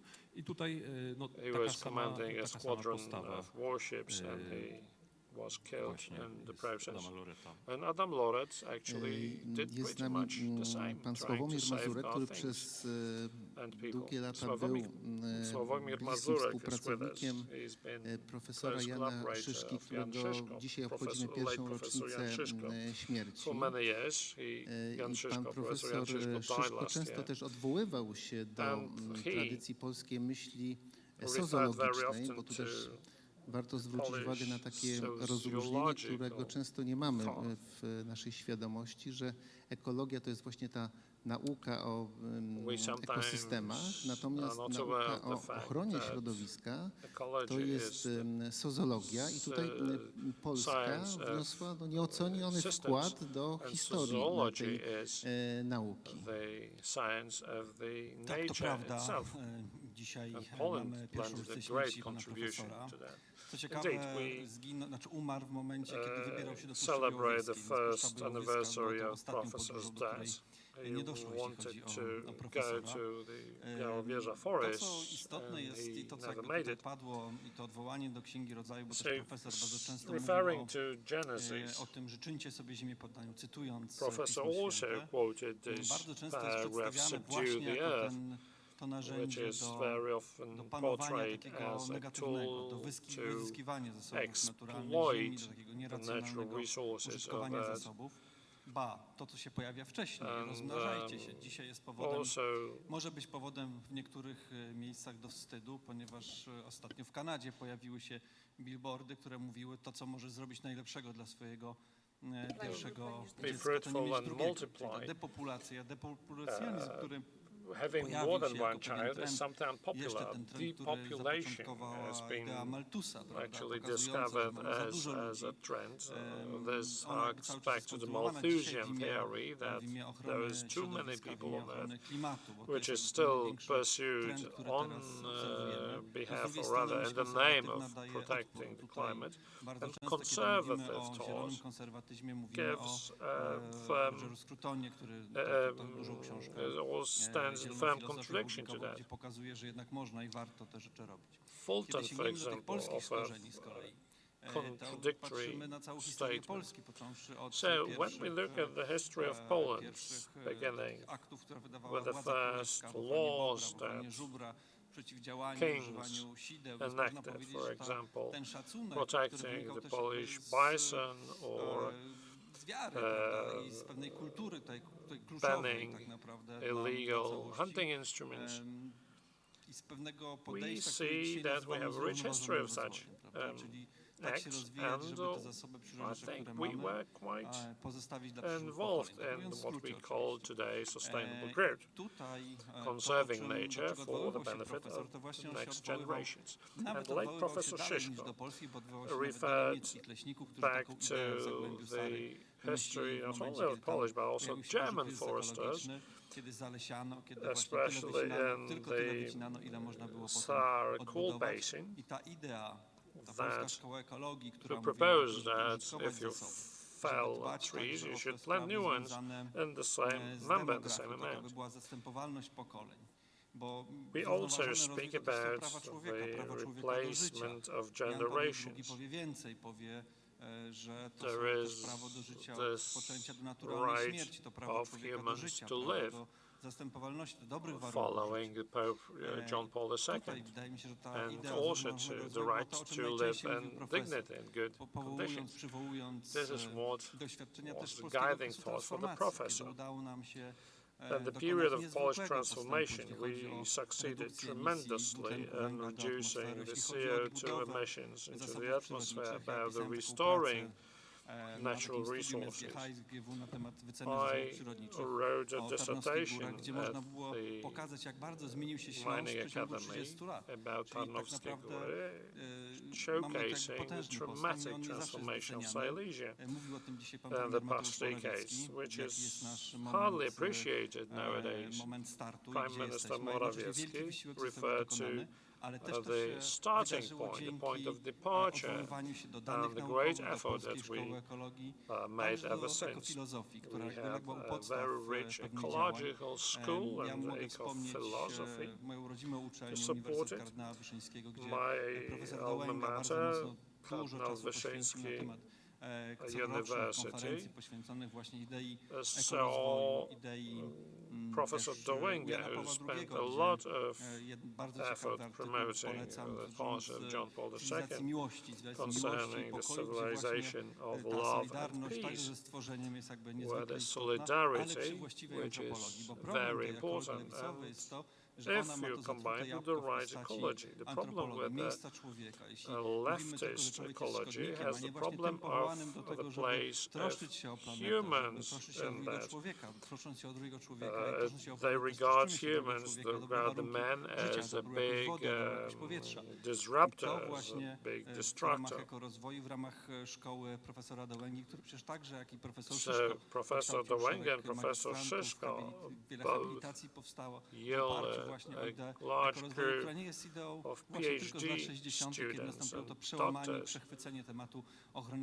And that was a popular direction until 1960s, where the topic of ecology was hijacked by the left. It was the conservatives who defended the local specificity and safety and self-sustainability of nature, trying to oppose the conflict between the city and the rural areas, where both strive towards the right, achieving a good place to live. Piotr Abramczyk spoke about the idea of protecting the environment as being part of the Christian anthropology. However, when the opponents or the enemies of Christianity attacked this biblical concept, they say, well, show us then examples of Catholic approach towards environmental protection that could be presented as a model. Then usually we speak about this on Francis of Assisi, and then nothing, then there is silence. So what can we present as part of the tradition of the Church that pertains to environmental protection, apart from the theoretical speaking of the patron of the environmental protection in the name of St. Francis? Well, indeed, St. Francis is the first person that comes into mind, and very rightly so. However, there are various positions that he had on environment. So the Franciscan approach is different when we underline the brotherhood with all beings. Then the Benedict monks place the accent more on the human as the one who works the land, who transforms it and manages it. Then there is the approach, we tend to hear less about it, the Celtic approach that lays the accent somewhat differently. So when studying our history and our tradition, we should be able to find differences. Or Hildegard of Bingen, who spoke about harmony and complementary nature. So speaking about the universities that Minister Szyszko worked in, Father Professor Sadowski wrote a paper on different schools of thought within Catholicism. in relation to environment. Jeszcze So wracając there do is a tej lot nauki to choose Kościoła, tych from. przykładów And można speaking pokazywać, bo about oczywiście the teraz może teachings mówi of się o the tym mniej więcej church, jako efekt też encykliki Laudato Si papieża Franciszka. after the Tak Laudato naprawdę Si papież Franciszek of to, co on Pope zrobił, to on de Francis, facto zebrał to a nauczanie, lot które is being już było w spoken Kościele about od this, lat. but this teaching Owszem, has been dodał present in the church for dodał many do tego taki years. swój He akcent, added taką swoją his own wrażliwość focus, też his i own wrażliwość swojego patrona, sensibility. ale zebrał nauczanie poprzednich But papieży, he gathered papieża Benedykta the XVI, teachings papieża of Jana Pawła II, nawet Benedict sięgając do XVI, papieża John Paul Pawła II, VI, and Paul gdzie ta VI, myśl ekologiczna już się where stopniowo the coraz environmental bardziej thought zaczynała was pojawiać. being more and more w present. naszej nauce społecznej Kościoła So katolickiego the social teaching mamy of wiele the przykładów. Właśnie church tutaj bym includes przytoczył many przede wszystkim examples, trzech and ostatnich papieży. first I would Jana Pawła mention II, the Holy papieża John Paul Benedykta II, XVI, Benedict który został nazwany nawet XVI, zielonym papieżem. who was called the Green Pope. Nieczęsto się to słyszy, ale on We wprowadził don't na hear it a przykład lot, w but he Watykanie wiele introduced takich praktycznych in the city of Vatican rozwiązań so many ekologicznych. pro-environmental papieża Franciszka, solutions. który And the Pope bardzo Francis, akcentuje tę potrzebę who troski o stworzenie w underlines the dzisiejszym need świecie, of świecie taking właśnie care of zachłannej all konsumpcji. beings in Wracając today's world of do swojego consumptionism. patrona świętego And Franciszka z he Asyżu, który refers uważam to the rzeczywiście teachings jest of St. Francis of Assisi. patronem na ten czas dla nas. And he is i the jego right patron przesłanie, i to, for co on wnosi, to, co modern pokazuje, jest times. rzeczywiście He demonstrates na wiele something rzeczy, that które trawi is dzisiejsze społeczeństwa. a remedy for the problems that Osobiście bardzo się humanity is cieszę, dealing with że today. jest właśnie święty Franciszek And wskazywany jako ta osoba, I'm very happy that it is która St. Francis w that naszej is wierze chrześcijańskiej jest indicated takim as the przykładem, patron and odpowiedzialnego a role podejścia model do of środowiska. responsible approach towards the society in our culture. Mówił o tym, że ekologia Przemysław jest Barsz said that nauką, mówi o ecology is faktach, a to science jest that should be based on ideologia. facts. It should not be Ale an jeżeli ideology. weźmiemy But socjologię, if we to looked już at ona musi się opierać na sociology, jakichś uprzednich wartościach. well, To znaczy musi we być have to wmontowany have w some sobie jakiś reference system values. aksjologiczny. I There inny should jest on be w some przypadku axiological ruchów, które element odwołują to się do this. chrześcijaństwa, a inny w przypadku ruchów, które And that would be krytykują different chrześcijaństwo za for the degradację movements that środowiska. I teraz moje come from pytanie. Christianity and Czy those wobec tego who jest oppose możliwy Christianity. sojusz So is there pomiędzy a possibility obu of forming an siłami alliance by the two proekologicznymi czy different prosocjologicznymi, pro-environmental or czy też pro-sociological w pewnym forces? momencie musi dojść do konfliktu, Or maybe a który conflict wynika is z inevitable odmiennego sposobu as it stems rozumienia out from ochrony przyrody. the Czyli different czy możemy understanding być of tylko protection for the sojusznikami environment. sytuacyjnymi So can we w form jakichś some konkretnych przypadkach, short-term czy też możemy alliances być for particular sojusznikami projects, jakby or sensu can we stricte? be allies in the real sense of the Ja tutaj word? jeszcze tylko nawiążę do poprzedniego pytania. Well, let me refer to the czyli, previous question ten pertaining wkład, czy też to przykład the Kościoła, examples prawda? from Jeżeli the chodzi teachings o of Catholic ochronę przyrody, czy Church też podejście do that właśnie refer to niej. environmental protection. No, patrząc na Looking Kościół at jako the no, church też wspólnotę wiernych, prawda? as the community, To nie tylko tutaj powinniśmy przytaczać we should przykłady not jak only najbardziej, prawda, give świętych, examples papieży, of saints, popes, ale też po but prostu no, każda osoba wierząca, która every działa na rzecz ochrony member przyrody, rzecz of ochrony the środowiska, Catholic no, tym samym no, Church też jest jakby tą legitymacją contributes to twarzą environmental Kościoła, protection prawda, if this person is acting in a way that is protecting the environment and could be the face and the example of the church. And St. Francis. Z jednej strony tak, Yes, on można one powiedzieć, hand, że to jest yes, we często could say that this is jedna postać tak powszechnie znana czy the przytaczana. saint that is most usually mentioned Ale jest to as an taki example, wyjątkowo but no, silny i przekonujący przykład. this example is Czasem very po pierwsze, convincing and very taki strong. jeden przykład, Sometimes jedna just taka one twarz jakby, example, no to one potrafi taka face jakby troszkę to a certain teraz, phenomenon can można powiedzieć ikona, prawda, tego become an icon i ruchu i podejścia using the modern może parlance silniej trafiać niż jakieś takie could be more convincing than ale a też chciałem zwrócić multitude of uwagę examples. na właśnie tą trafność, So, prawda, że wiele takich idei, let me na przykład tych ogrodów say that franciszkańskich many i tych ideas, the dzikich ogrodów, Franciscan to są rzeczy, do gardens, the których wild gardens, doszliśmy teraz tak jakby w takim powszechnym podejściu something that we dopiero teraz. only discovered recently. Święty Franciszek już And to Saint za swoich Francis czasów propagował, created such gardens during his lifetime. So nie powiedziałbym właśnie, że to jest I wouldn't czasem say tylko, that ale it's aż just ta the one postać, example. która I mean, może Saint nas, Francis is such a właśnie huge tutaj, personality that could reprezentować. A represent wracając the właśnie Catholic do approach pytania. towards the Sądzę, że nawet nie environment. tylko And I believe that możemy, ale musimy dojść do takiego have porozumienia. to form I an nie alliance powinno to for być environment, and takie this should not porozumienie be sytuacyjne, bo chyba tego just typu, prawda, było for określenie particular użyte w pytaniu. projects or situations. Tylko podejście takie stałe, oparte We should właśnie have a more structured nie na ideologii, approach tylko based to not wrócę on do tego mojego ideology, pierwszego but sensu as I have pierwszej wypowiedzi. previously said, Skoro uważamy, że if we believe jest to nauka, że that są jakieś prawa przyrody, które there is the poznajemy, science that no has to one certain są rules obiektywne. of Jeżeli ją nature, chcemy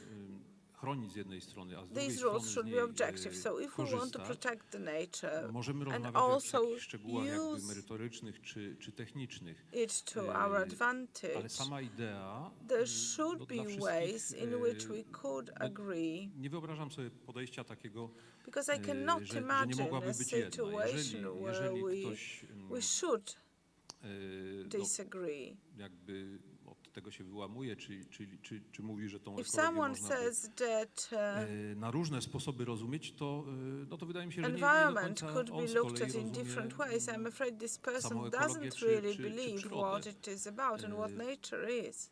Także tak, zdecydowanie sądzę, So że certainly, jest to i możliwe, I believe i that konieczne, it is not żeby only takie possible, but it is wspólne necessary stanowisko, to work out a common może position. nawet nie pomimo, czy przy różnych podziałach, tylko Not really jakby in zupełnie spite the niezależnie, differences, prawda, od tego. but Ja często się simply spotykam z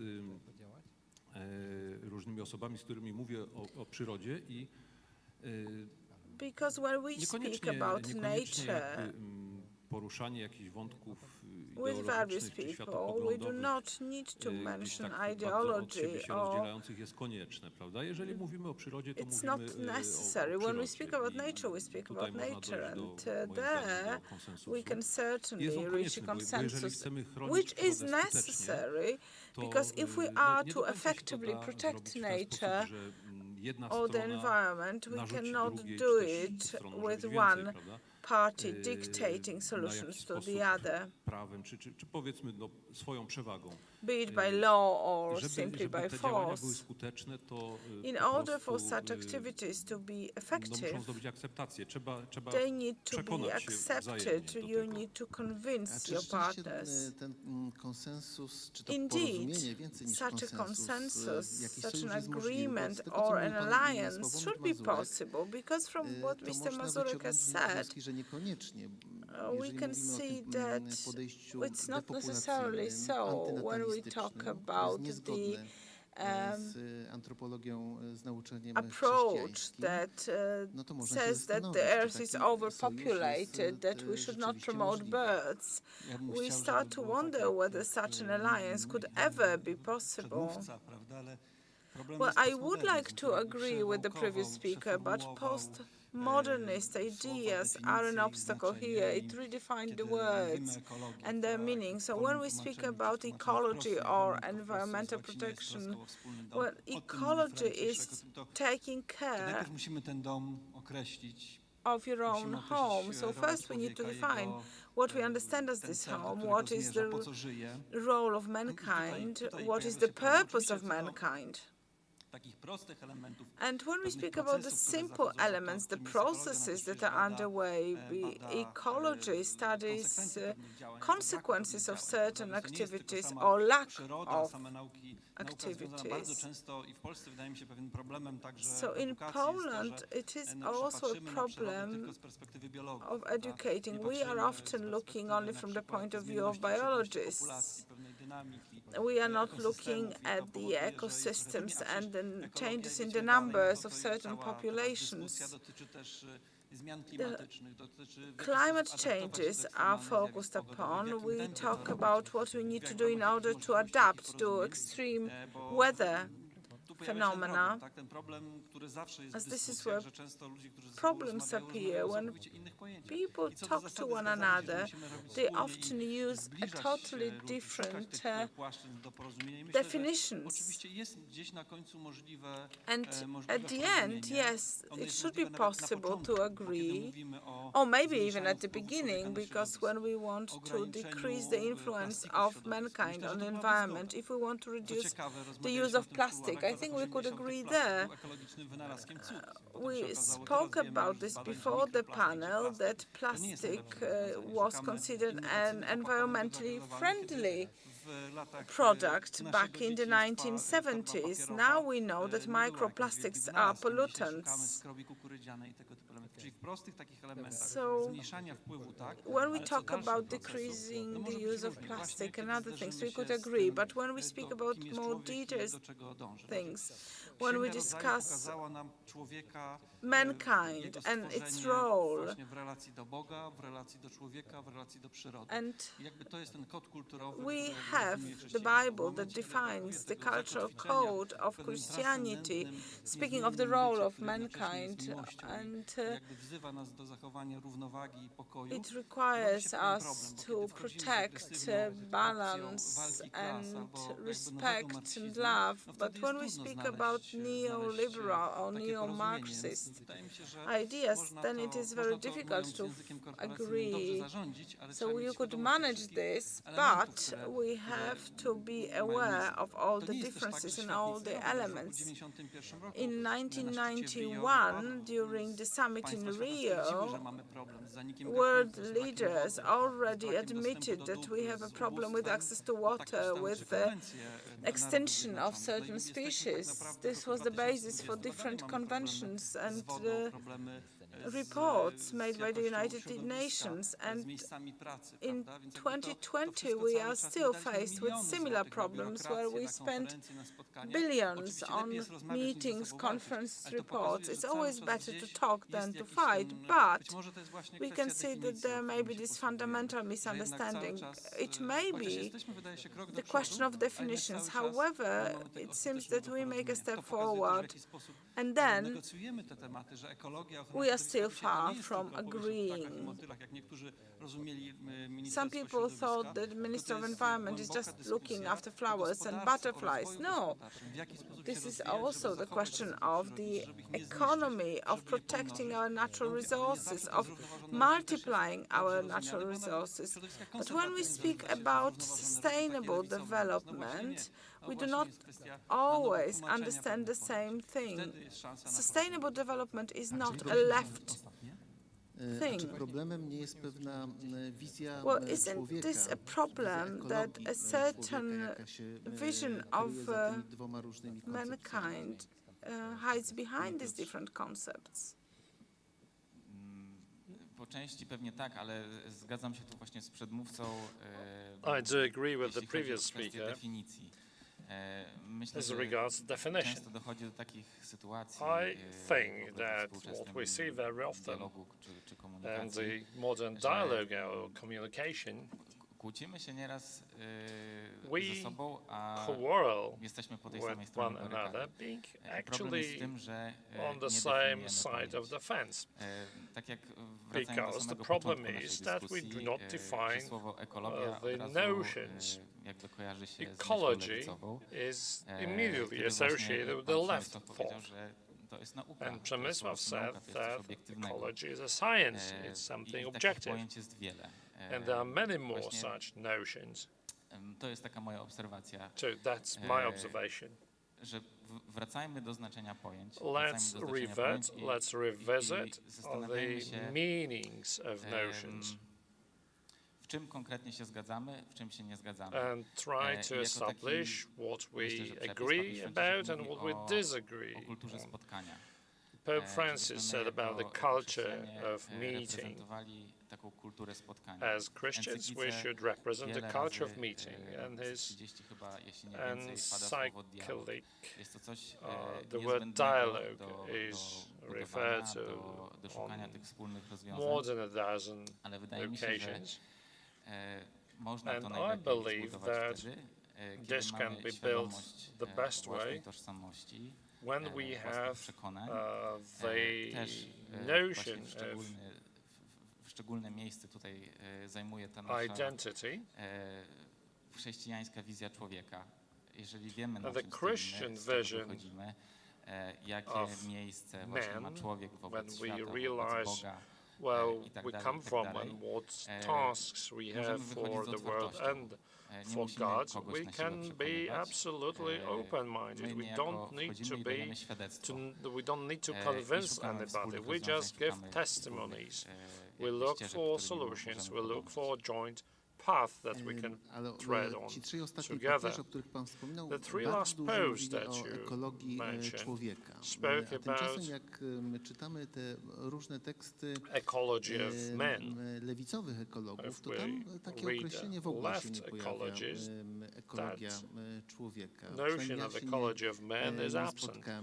Właśnie z czego At least wynika I never encountered that notion. to inne podejście? So what is the difference? Where does the difference come from in this approach? Myślę, że ten problem, czy też to podejście, bo teraz tutaj, prawda, spotkaliśmy się i rozmawialiśmy, ponieważ to się jakby coraz silniej zarysowuje ta różnice czy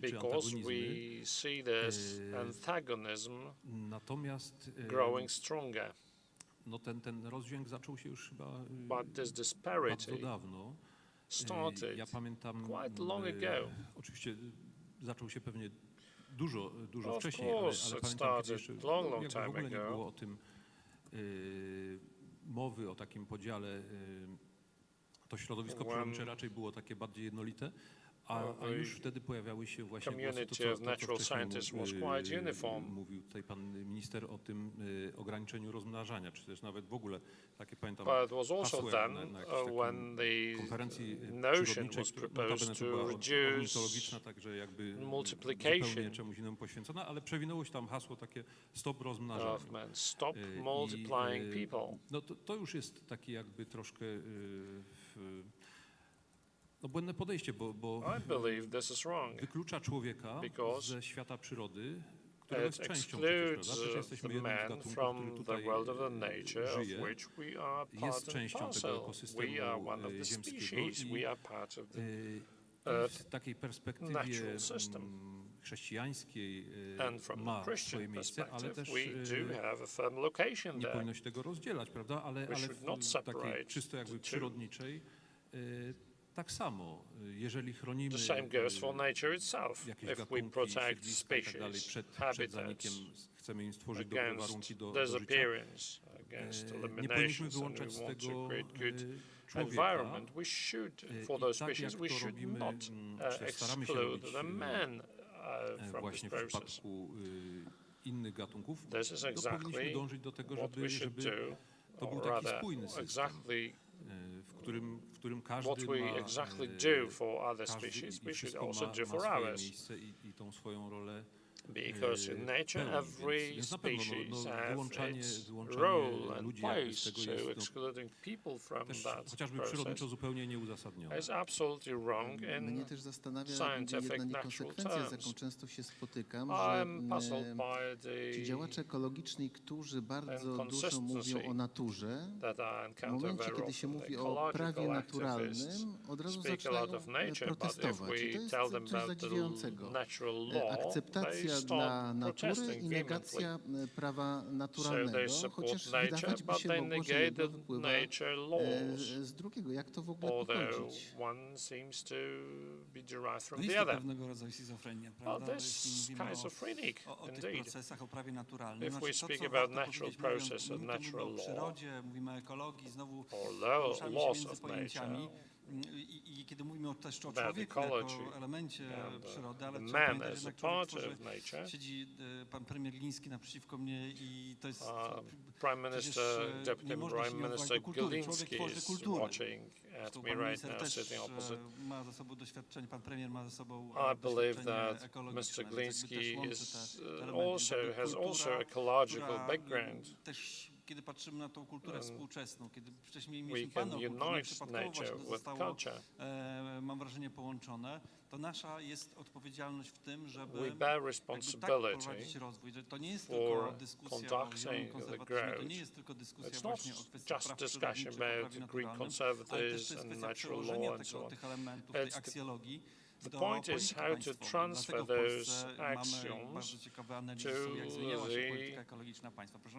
policy of the government at the times of the civic platform. There was no ecological policy of the country, of the government. They followed a different document.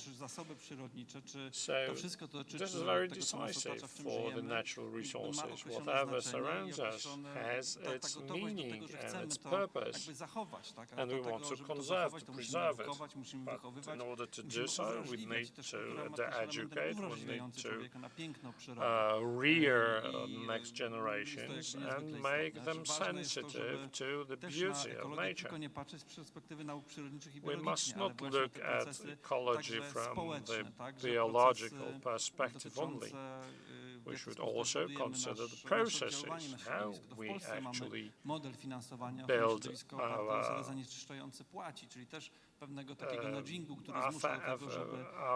the way how we affect nature. In Poland, we follow the rule that polluter pays.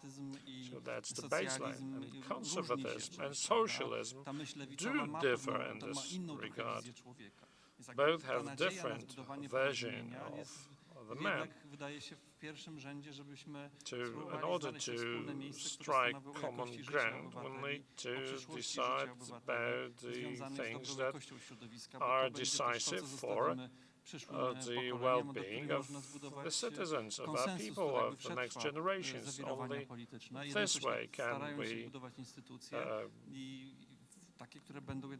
survive those political turmoil based on Christian axiology. We are drawing to an end. Ten nowoczesny ruch ochrony środowiska narodził się w środowiskach konserwatywnych pod koniec XIX, na początku XX wieku. On odwoływał się do myśli chrześcijańskiej. Co ciekawe, Simone de Beauvoir, lewicowa intelektualistka po II wojnie światowej, jak miała stwierdzić, co najbardziej odróżnia lewicę od prawicy, to twierdziła, że stosunek do właśnie ochrony środowiska naturalnego. Że wyznacznikiem lewicy jest to umiłowanie industrializacji. The conservatives are more on the nature side. The socialists love the belching smokestacks because they mean the growth and prosperity to the worker class. And the right was identified with the thinking people who want to actually stop the wheel of history from turning and just hide in the woods.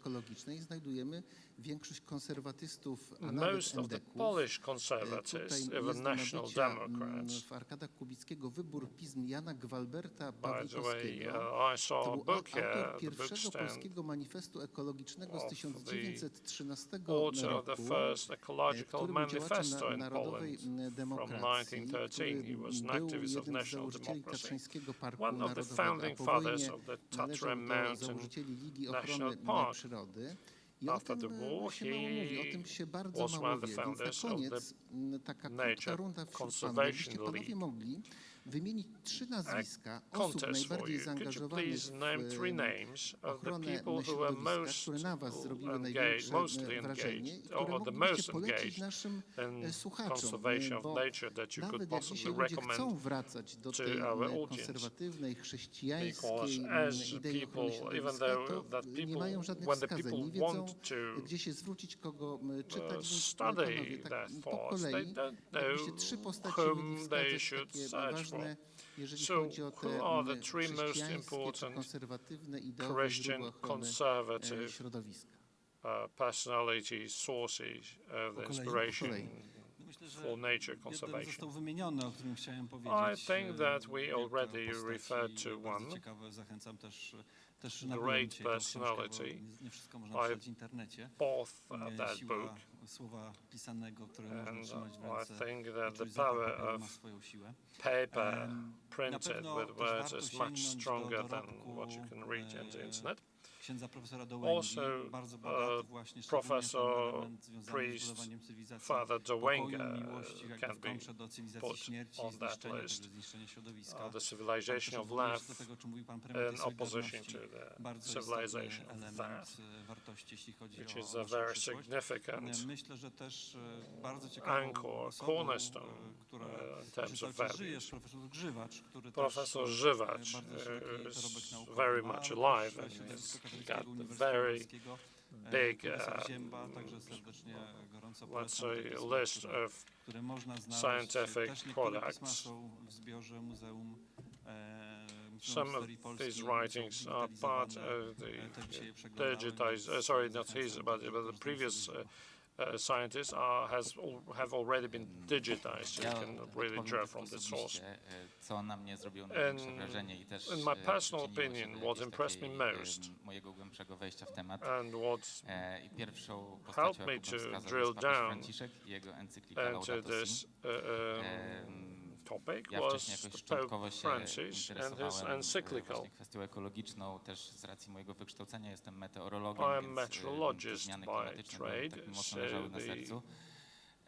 climate I change szukałem was really jakiejś close grupy, to w my której heart, chciałbym się and I zaangażować i wanted działać, jednak to find a właśnie w wielu group tych grupach, where I gdzie could tu próbowałem, tam become próbowałem, one involved. stały I w sprzeczności w niektórych tried kwestiach here z and moim there, światopoglądem but chrześcijańskim. most of these groups Kiedy wpadło mi w ręce Laudato ran Si, było to counter dla mnie to no, my takie Christian olśnienie, beliefs. że pierwszy So raz taką Laudato spójną, Si, głęboką the wizją, encyclical, taką też was really przesiąkniętą wiarą w naszą illuminating tradycję chrześcijańską moment dotyczącej for tego me, podejścia do stworzenia i tych because this podstaw was the naszych first chrześcijańskich Christian vision ochrony środowiska się that spotkały. gave To me był the taki, foundation for the można environmental powiedzieć, protection pierwszy from krok the do tego, Christian żeby sięgnąć perspective. So dalej it was the w first tą step chrześcijańską myśl that encouraged ochrony me to środowiska, drill więc deeper into the poleciłbym Christian bardzo part Laudato Si papieża Franciszka. to the Inną taką about postacią, on która the topic mnie of imponuje environmental i którą protection. darzę So ogromnym the szacunkiem Laudato jest Si pan profesor Maciej encyclical Nowicki, by Pope Francis dwukrotny would minister be środowiska recommendable. i Minister of jeżeli się nie mylę, Environment, jedyny Polak, zdobywca ekologicznego Mr. Nobla. Kraszicki, the winner Mamy of ten the przywilej, że pan Nobel. profesor jest przewodniczącym naszej rady w Professor Światowym is Ruchu the Katolików na rzecz chairman środowiska, of tej the polskiej Catholic gałęzi. movement I for miałem environment, the możliwość go Polish poznawać, branch. rozmawiać i słuchać. And I met him, I jestem listened pod to him, głębokim and I'm wrażeniem very tego, deeply impressed jego ogromnej wiedzy, ale też by his great tego, że jest człowiekiem knowledge głębokiej wiary and i how deep z chęcią, his mimo tego, że od lat jest na faith emeryturze, is. udziela się, można go poczytać, można poczytać jego pracę, czy posłuchać jego wywiadów. He has retired, but you can A still jeśli listen chodzi o jeszcze jedną osobę, to tak his może interviews and read his przewrotnie writings. wskażę And finally, a third personality. wielu animatorów i animatorek Laudato Si, naszego Animators of the Laudato Si, the Catholic mam Movement też for Environment. przywilej działać. That's I a to collective może nie są person. ludzie z pierwszych These stron are not gazet, people from the first nie mają jakiegoś pages wielkiego of dorobku newspapers, naukowego, from the ale headlines. They have no, not można accumulated powiedzieć, a są big ekologami w praktyce. scientific backlog yet, Uczynili to, co, but o they czym are wspomina papież practitioners, Franciszek, czyli and ten they powrót did do what prostoty, Pope Francis do umiarkowania, encourages us to właśnie do, uczynili return taką to myślą simplicity and to swojego życia moderation. i jestem This pod is wielkim what they wrażeniem też wyrzeczeń, jakich declared muszą się as their way podjąć, of ale life. tego, że robią I'm to also z radością impressed i dają przykład, by że what rzeczywiście they ograniczenie tej actually konsumpcji, relinquish ograniczenie pewnych potrzeb, by też reducing przeżywania consumption, tego w duchu reducing chrześcijańskim needs and wiąże się de facto living z lepszą jakością życia. their Myślę, lives że in to jest taki dobry Christian też drogowskaz. spirit is also a very good way forward. Is a Ja good jeszcze tutaj nawiążę do road sign for us. Grzegorzu, Okay. skoro powiedziałeś, że Harking back on what you said, kiedyś jakby Grzegorz. przynajmniej w powszechnej opinii to wyglądało zupełnie inaczej, prawda, że ekologia nie była domeną lewicy, wręcz przeciwnie. A teraz też jakby przynajmniej w powszechnej opinii nastąpiło takie przebiegunowanie, no to może to jest też jakiś taki dobry prognostyk pokazujący, że może gdzieś tam dojść z powrotem do jakiegoś punktu pomiędzy, dążąc właśnie do, tak jak mówiłem, do tej jednak do prawdy, prawda? To zawsze dążenie do prawdy powinno nas cechować. A jeżeli chodzi o te trzy nazwiska, czy te postacie, no to skoro mowa o prawdzie i dążeniu do poznania przyrody, to tutaj bym wymienił Arystotelesa za takie konsekwentne, robiące wrażenie nawet po tych 20 paru wiekach dążenie do jej poznania, już przytoczonego przeze mnie Adama Loreta, no za nie tylko Adam co Loret, stworzył, ale taką konsekwencję, prawda, do końca życia poświęconą swojemu powołaniu. I doktora Andrzeja Pruszewicza and his dealings, and Dr. Andrzej Pruszewicz, in my opinion, is a very effective in his attempt to reach out to people thanks to his books, mimo through his różnych books. przekonań, skuteczne, a jednocześnie poparte To people of various beliefs, wiedzą przyrodniczą. and his writings are Dziękuję supported bardzo. by a Mam great nadzieję, deal że of Państwo natural zapamiętali te knowledge, nazwiska, natural które science. wymienili nasi Ladies and gentlemen, I hope paneliści, that że warto do you nich sięgać. or Panom remember dziękuję those bardzo names. I think za it's udział worthwhile w tej to dyskusji, have a look Państwu at za their writings. uwagę. Thank you Za very chwilę much for the następny discussion. panel. Thank Dziękuję. you, ladies and gentlemen, Dziękuję bardzo. for your attention. And we are for the next panel, Green Conservatism, Green Europe. Dziękujemy, czekamy na kolejnych panelistów. Jeszcze słowem do tej księgi rodzaju. Sławomir Mazurek, Przemysław Barszcz and Piotr Bramczek stay because we'll continue the same vein. Now, we have tried to actually find the meaning of the words subdue the earth. Now we'll have also Agata Śmieja and Mr. Wojciechowski joining us online. So subdue the earth, that means work, labor, and collaborate with the earth, with what God created in order to nourish yourself and other people, your family, in harmony. This is the sense of the book of Genesis. Poland in the Green Europe, this is going to be the next topic of our last panel today. Scenę, żeby nie przesłaniać Grzegorza, który będzie moderował także tę część spotkania. Czekamy na połączenie. Grzegorz will be the moderator of the next panel as well. We are just waiting to connect online with... Grzegorzu, bardzo proszę.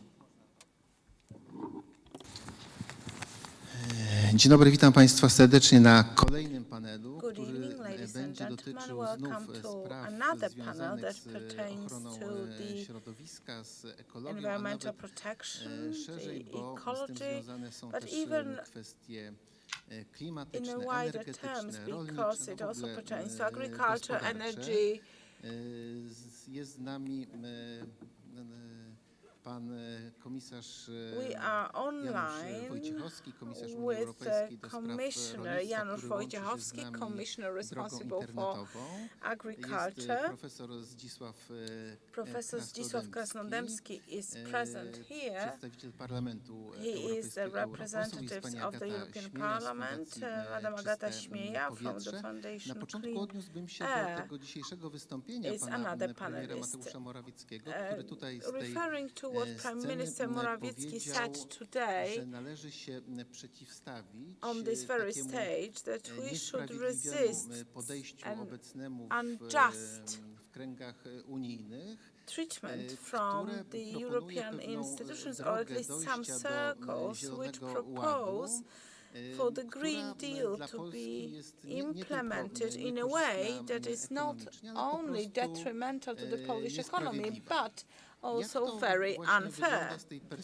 So, looking at it from the European perspective, our Prime Minister spoke about EU elites, which nurture such ideas. Two of our panelists are actually working in Brussels on a daily basis, so they have a very good idea about this. So, who will speak first? You, Professor? Unless Mr. Commissioner would like to. No, Professor should go first. Well, let me start by saying, well, first of all, continuing on what has been said during the previous panel, right now the question of the environment and climate protection is not just an idea. This is something that is beyond the sphere of morality, culture, calling for a certain type of behavior to reduce needs. It is pure politics.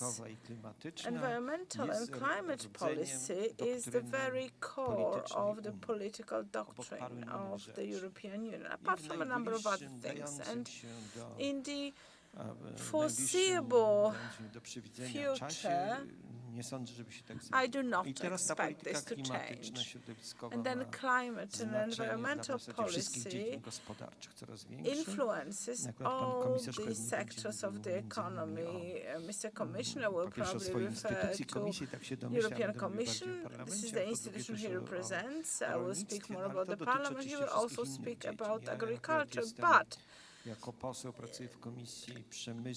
the impact goes beyond those. I am a member of the Parliamentary Committee on Research and Energy.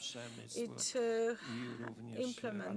influences the industry, scientific research, and when we talk about money flowing for research, usually projects that are selected would fall within the framework of the Green Deal. And that is one of the flagship projects of the current Commission. And yes, we said that we should resist. Yes, we are resisting very fiercely. We fight like lions, but there is a question. What result can we achieve? Because the overwhelming power of those who at the Parliament, because while the Commission and the Council are still being somewhat reasonable and try to weigh the interests of the industry, competitiveness of the European economy, but the European Parliament is actually right now bidding for who is more enthusiastic about saving the planet. And fortunately, the EU language already includes the term of just transformation, but certain elements of this fund are important. However, they would never compensate for the cost of the green transition of the economy. On Tuesday, we discussed the climate law. The Parliament is forming its position on this law, and at the end of the debate, Franz Timmermans, well known and liked in Poland, he is the Deputy President of the Commission. In the past, as we all remember, he was very eager to protect the rule of law in Poland. Now he is responsible for the Green Deal. And at the end of the debate, he said very frankly, this will be painful. It will be a painful process. That's what Franz Timmermans said. And he is being very optimistic, and he says that the results will be wonderful. Our economy will be a zero-emissions one. But The fight was underway, and what was it about? There are two main, or maybe three main points. First of all, the objective, zero emissions by 2050. Well, that objective has been set and no one is going to question it. Even Poland accepts this objective at the EU level, saying only that we as a country cannot achieve this objective as soon as in 2050. Zero emissions in the economy, well, it means that the amount of greenhouse gases produced and absorbed will be exactly the same. Ale teraz cały bój się toczy tak, po pierwsze, czy te cele, the fight now są cele pośrednie. Focuses on not on the overall objective, but on the steps needed to achieve the objective. In 2030, in 10 years from now, there are certain targets set for the reduction of greenhouse gases emission. In the past term, after tripartite negotiations and the so-called winter package, we wanted to achieve a reduction of 40%. So the net emissions reduction would be 40%. In Poland, according to the new improved strategy that has been published recently, we are able to achieve 37 point something, almost 38%, which is not quite 40%. The European Commission said, no, maybe we should go for 50. And Ursula von der Leyen said, after looking at the impact and after analysis, she will even consider 55. 55, yes, 55% of reduction. And this was said during the meeting and in the communique of the Commission. What we as Poland can achieve is 37-38. This was not satisfying to the Parliament, not at all. The Parliament voted the day before yesterday and adopted 60% as the target for 2030. Some of the members from EPP from Poland voted for 65, as this was the amendment presented by the Greens. And the radical Greens wanted 70%. Teraz tak. I druga rzecz, sprawa była, no dobrze, jeżeli to ma być takie ogromne well, if the reduction is to go so far, będzie dotyczyło każdego would that be for each and every country or for the European Union? And then again, the Parliament unfortunately adopted a position that this should happen for each and every country. Every country that would agree to that. So the position of the Parliament is indeed very rigid, very radical. Negotiations between institutions shall begin now, but let me add just one thing. The climate law will have a very strong impact, not just on the economy, but also on the political setup, on the political architecture of the European Union, because the European Union will be presenting annual targets and will be looking at the way in which countries are coming close to achieving the objectives. We are now to submit our objectives on energy and climate, and this is yet another attempt to increase the competencies of the European institutions. We are departing from the market economy because this is a political objective. So this is all at the beginning. I would only like to add that, well, we are very critical about this. However,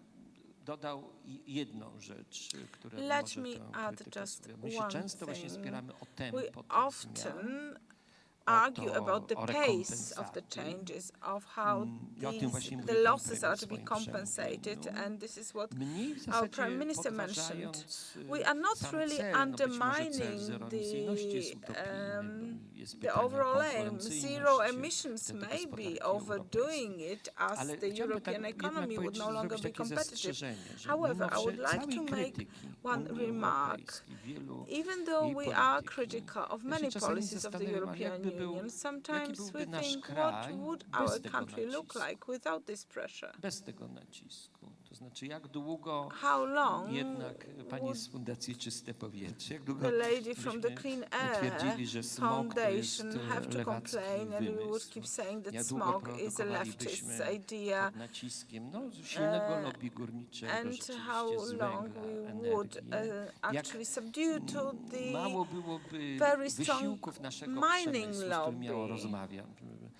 I often talk to the representatives of the Polish industry, but even the most energy-consuming Polish industry, the chemical sector, is very proud about its results in reducing emissions.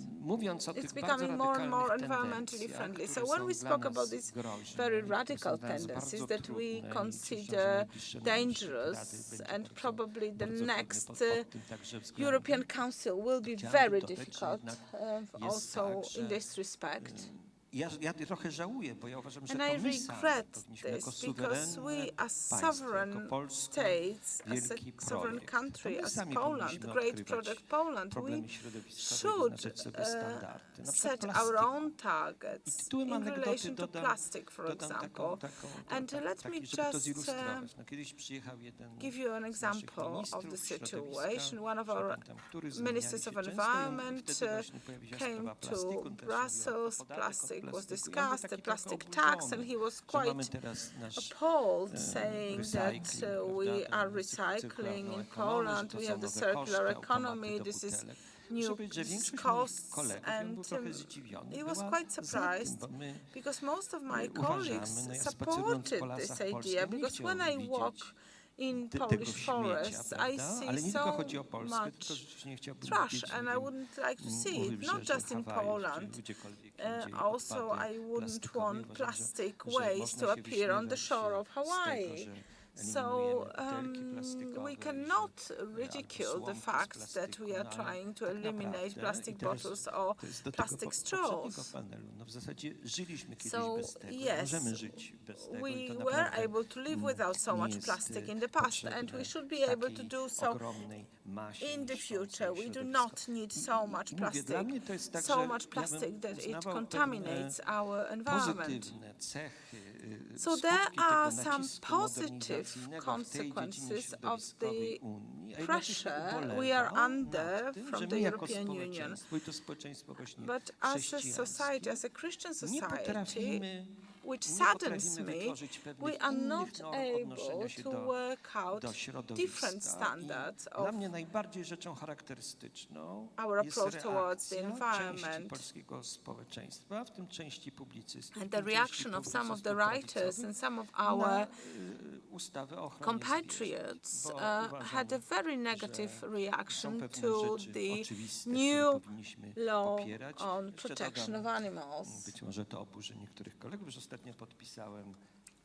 Niestety znajdując się przede wszystkim w grupie posłów z lewicowych ugrupowań w parlamencie. A letter, together with some of the left-wing members of parliament, a letter to the commissioner calling to end breeding in cages. I'm not a vegan, I'm not a vegetarian, but I believe that we do not need to actually breed chicken or egg-laying hens in cages. Agriculture does not have to be industry. So European Union is setting these standards, and it is sad because it sets the standards under the pressure from left-wing societies, and I think that dogs should not be tethered. Professor was speaking about achieving the targets of the Green Deal from the point of view of the European Parliament. How does it look from the point of view of the European Commission, who seems to be the engine of the change? And our Prime Minister raised his concerns about the targets. Is it possible to reach the overall target that our Prime Minister mentioned? Or would we fall subject to certain procedures that could be detrimental to our economy? Dziękuję bardzo za zaproszenie, za możliwość podzielenia się Thank you kilkoma very much for refleksjami. the Dziękuję invitation panu and for profesorowi the Krasnodębskiemu, że possibility of w końcowej sharing części some of our swojej wypowiedzi ideas. wspomniał o Thank you very rolnictwie, bo ja much, chciałem Professor Krasnodębski, spojrzeć as you na te have mentioned kwestie agriculture związane towards the z end of Zielonym your Ładem presentation. Yes, I would like to refer to these aspects of the z Green pewnymi Deal konsekwencjami dla that Polski właśnie z perspektywy rolniczej. have Krótko mówiąc, consequences for chcę mówić o Poland from Zielonym the point Ładzie of view of agriculture. w rolnictwie. W nawiązaniu do tego odniesienia biblijnego na początku tego naszego panelu, pana redaktora, dołączę drugi cytat. Święty Jan Paweł II na spotkaniu z rolnikami polskimi w 2000 roku powiedział, że człowiek nie może ulegać pokusie zysku za wszelką cenę kosztem natury, bo wcześniej czy później natura zbuntuje się przeciwko człowiekowi. I w pełni widzimy i stajemy przed tymi problemami, czy można się zgadzać na zysk za wszelką cenę. Uznajmy, że nie. Pan profesor wspomniał o tych kwestiach etycznych związanych z hodowlą zwierząt. Ja w pełni je podzielam. Nie może być dążenia do zysku kosztem na przykład okrucieństwa, nieuzasadnionego okrucieństwa wobec zwierząt i dlatego te kwestie dobrostanu są mi również bardzo bliskie. Ale chciałbym może rozpocząć od przedstawienia Państwu cytatu, potem powiem skąd są te cytaty wzięte. Ale najpierw je krótko odczytam, proszę o chwilę cierpliwości. Celem jest, by rolnictwo w możliwie największym stopniu było przyjazne środowisku, chroniące bioróżnorodność, zachowujące dobrostan zwierząt. Na takim właśnie zrównoważeniu ze środowiskiem polega nowoczesność rolnictwa we współczesnym świecie, nie zaś na masowej produkcji ani żywności, zamianie rolnictwa intensywny przemysł. Chcemy zielonego rolnictwa, przyjaznego dla człowieka i dla środowiska. Rolnictwo zrównoważone, przyjazne środowisku zapewnia osiągnięcie bezpieczeństwa żywnościowego, lepszego odżywiania społeczeństwa, pozytywnie wpływa na zdrowie publiczne i poprawia jakość życia. Wspieranie rolnictwa zrównoważonego i ekologicznego przeciwdziała dewastacji środowiska w sytuacji, gdy przestrzeń produkcyjna jest dzielona z przestrzenią do życia mieszkańców wsi. To jeden cytat, a drugi teraz. Nowe ekoprogramy zaoferują duży strumień finansowania w celu pobudzenia zrównoważonych praktyk, takich jak rolnictwo precyzyjne, agroekologia, rolnictwo ekologiczne, uprawa sprzyjająca pochłanianiu dwutlenku węgla przez glebę i system rolno-leśny. Zwiększenie dobrostanu poprawi zdrowie zwierząt i jakość żywności, zmniejszy zapotrzebowanie na leki i może pomóc w zachowaniu różnorodności biologicznej. Dokonamy przeglądu przepisów dotyczących dobrostanu zwierząt i przepisów dotyczących transportu i uboju, aby dostosować je do najnowszych wiedzy naukowej, rozszerzyć ich zakres, ułatwić ich zachowanie i ostatecznie zapewnić wyższy poziom dobrostanu zwierząt. Plany strategiczne, nowe strategiczne wytyczne będą wspierać ten proces.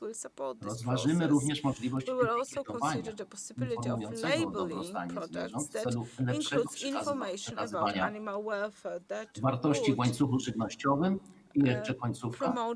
Rolnicy odgrywają kluczową rolę w zachowaniu różnorodności biologicznej. To oni jako jedni z pierwszych odczuwają skutki utraty różnorodności biologicznej, ale są też jednymi z pierwszych, którzy będą czerpać korzyści z jej odbudowy.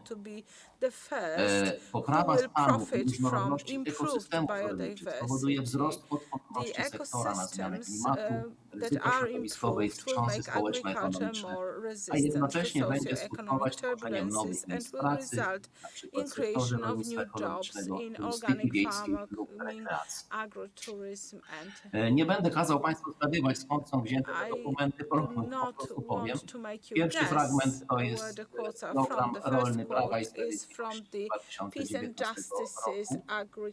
Drugi fragment to jest fragment unijnej strategii odwoławstwa, kluczowej strategii wprowadzania Zielonego Ładu do rolnictwa europejskiego. Nie trudno zauważyć, że te dokumenty są komplementarne ze sobą, że nie ma tylko sprzeczności, ale jest wyraźna synergia. Chcę Państwu powiedzieć, że ja mam w Komisji Europejskiej pewien komfort, z którego się bardzo cieszę, że Zielony Ład w rolnictwie, bo nie chcę wchodzić teraz w dyskusję o całym Zielonym Ładzie gospodarki. Ale w rolnictwie jest z tym, co jest treścią tej polityki, w której ja uczestniczyłem, pełniąc funkcję w Parlamencie Polskim, w Parlamencie Unijnym, polityki, która jest zgodna z polskimi interesami, jeśli chodzi o rolnictwo. Zielone rolnictwo leży w polskim interesie. Ja bardzo często słyszę takie obawy też ze środowisk rolniczych wysuwane z całej Europy, ale także od strony rolników polskich czy osób, które się na ten temat wypowiadają, że Zielony Ład to niszczenie rolnictwa, to stawianie rolników tutaj w obliczu drastycznych, kosztownych wymagań, że to jest wręcz koniec rolnictwa czy niektórych sektorów rolnych. Otóż są powody do obaw w niektórych miejscach, w niektórych sektorach rolniczych, ale jeśli mówimy na przykład o takich wskaźnikach jak emisja gazów cieplarnianych z rolnictwa, no to mamy ogromne różnice między państwami członkowskimi i Polska ma to szczęście akurat w tej sytuacji, że nie jest wśród liderów tych emisji. No nie jest wśród liderów choćby dlatego, że jeśli studujemy dane na przykład o intensywności hodowli, no to Polska ma w tej chwili około 70 sztuk świń na 100 hektarów gruntów rolnych, a są kraje, które mają 700 sztuk, 10 razy więcej, 10 razy bardziej intensywna hodowla. Z hodowlą bydła jest podobnie, w Polsce 43 sztuki, są kraje, w których jest to ponad 200 sztuk, 225. Kraju, który ma ich najwięcej. I jeśli patrzymy na statystyki zużycia środków ochrony roślin, to w Polsce jest to między 2 a 3 kg substancji aktywnych na hektar, a są kraje, gdzie to jest 6, 7, a nawet 9 kg, więc kilkakrotnie więcej.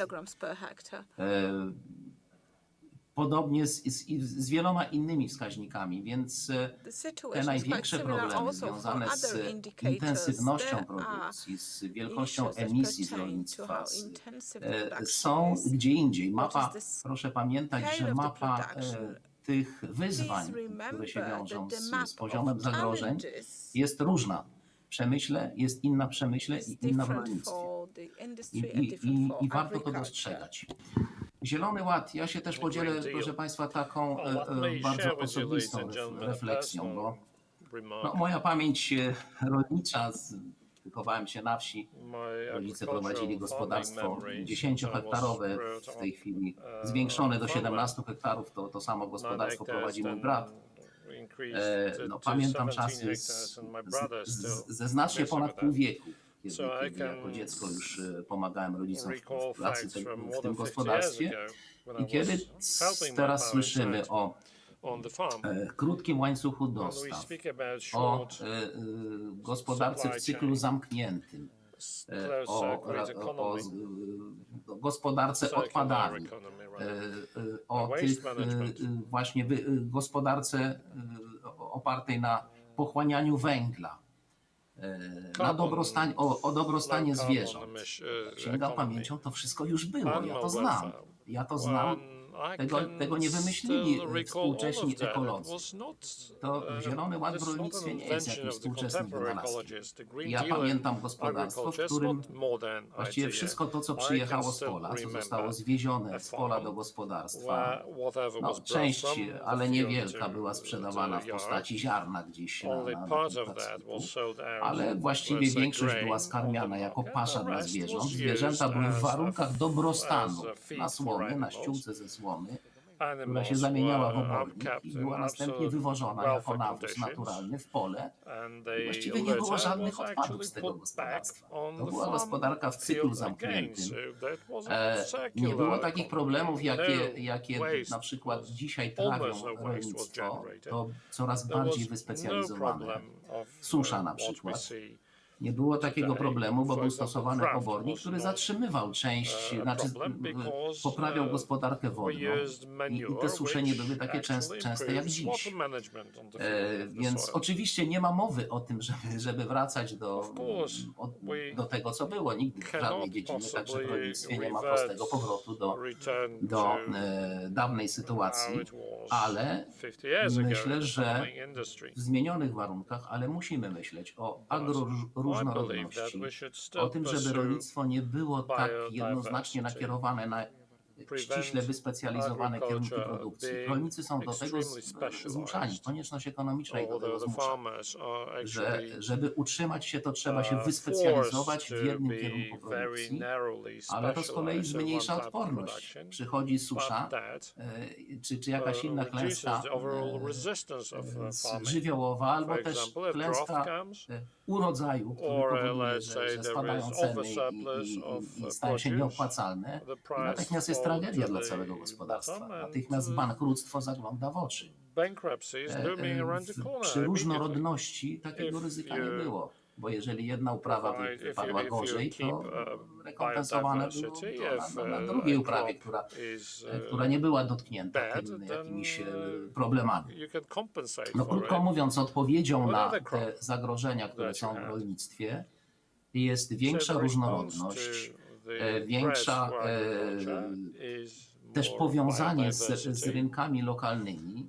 To jest też pewna rzecz, którą chyba warto wiedzieć o Polsce. W Polsce chyba ona nie jest powszechnie znana. Otóż ja często słyszę takie wypowiedzi, które przedstawiają, że polskie rolnictwo jest potęgą eksportową, że jedyną szansą dla polskich rolników to jest coraz większy eksport, bo nie jesteśmy w stanie zjeść naszej żywności w kraju. To nie jest prawda, proszę państwa. Polska ma w tej chwili 8% ludności, ponad 8,5% ludności, natomiast wartość dodana polskiej produkcji rolniczej w stosunku do całej produkcji unijnej to jest 5,5%. My zapominamy bardzo często, że wielki rynek mamy tuż obok, bardzo blisko, to znaczy własny rynek. Dzisiaj w Unii Europejskiej jest z tym ogromny problem. Proszę sobie wyobrazić, że 3 miliardy ton produktów rolnych i żywności wozi się wzdłuż i wszerz Europy, z jednego kraju do drugiego. My możemy to zaobserwować w niektórych sektorach produkcji rolniczej, choćby w tej intensywnej hodowli trzody chlewnej. Prosięta się przywozi z Danii czy z Niemiec, pasze sprowadza się statkami z Ameryki Południowej, soję, która jest w dużej mierze używana, to jest 36 milionów ton Europa. Przez ocean transportuje pasz. Pracownicy sezonowi, często spoza Unii Europejskiej, z Ukrainy na przykład, a rynków szuka się w Chinach. Takie rolnictwo jest intensywne, ale ono nigdy nie będzie odporne i na takim rolnictwie nie zbudujemy bezpieczeństwa żywnościowego. Bezpieczeństwo żywnościowe będzie zapewnione, jeśli będziemy mieli bardzo silne związanie rolnictwa, lokalnego przetwórstwa, lokalnych rynków. I to jest elementem Zielonego Ładu. Strategia od pola do stołu zakłada skrócenie drogi od pola do stołu. Ma być bliżej. Mamy szukać bliskich rynków.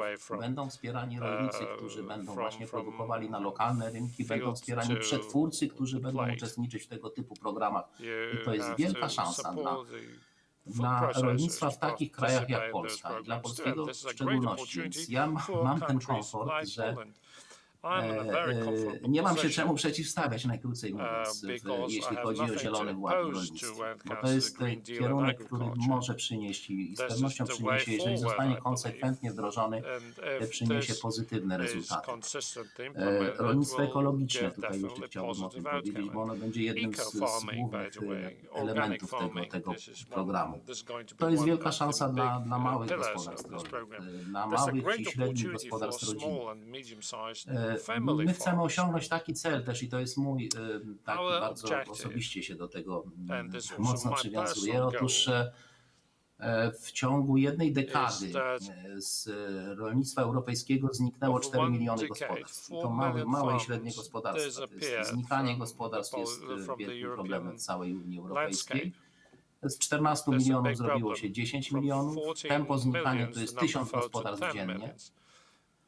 Trwa wyścig w rolnictwie europejskim, coś w rodzaju takiego kiedyś w kolarstwie torowym była taka konkurencja, wyścig australijski. Ostatnio nie słyszę, chyba nie jest stosowana, ale ta konkurencja polegała na tym, że zawodnicy ścigali się i na kolejnych okrążeniach ci najsłabsi z tyłu odpadali. Coraz było ich mniej, coraz mniej, na końcu zostawał jeden zwycięzca. Podobny wyścig trwa w rolnictwie. Coraz więcej trzeba produkować, coraz bardziej intensywnie, żeby się w tym wyścigu utrzymać.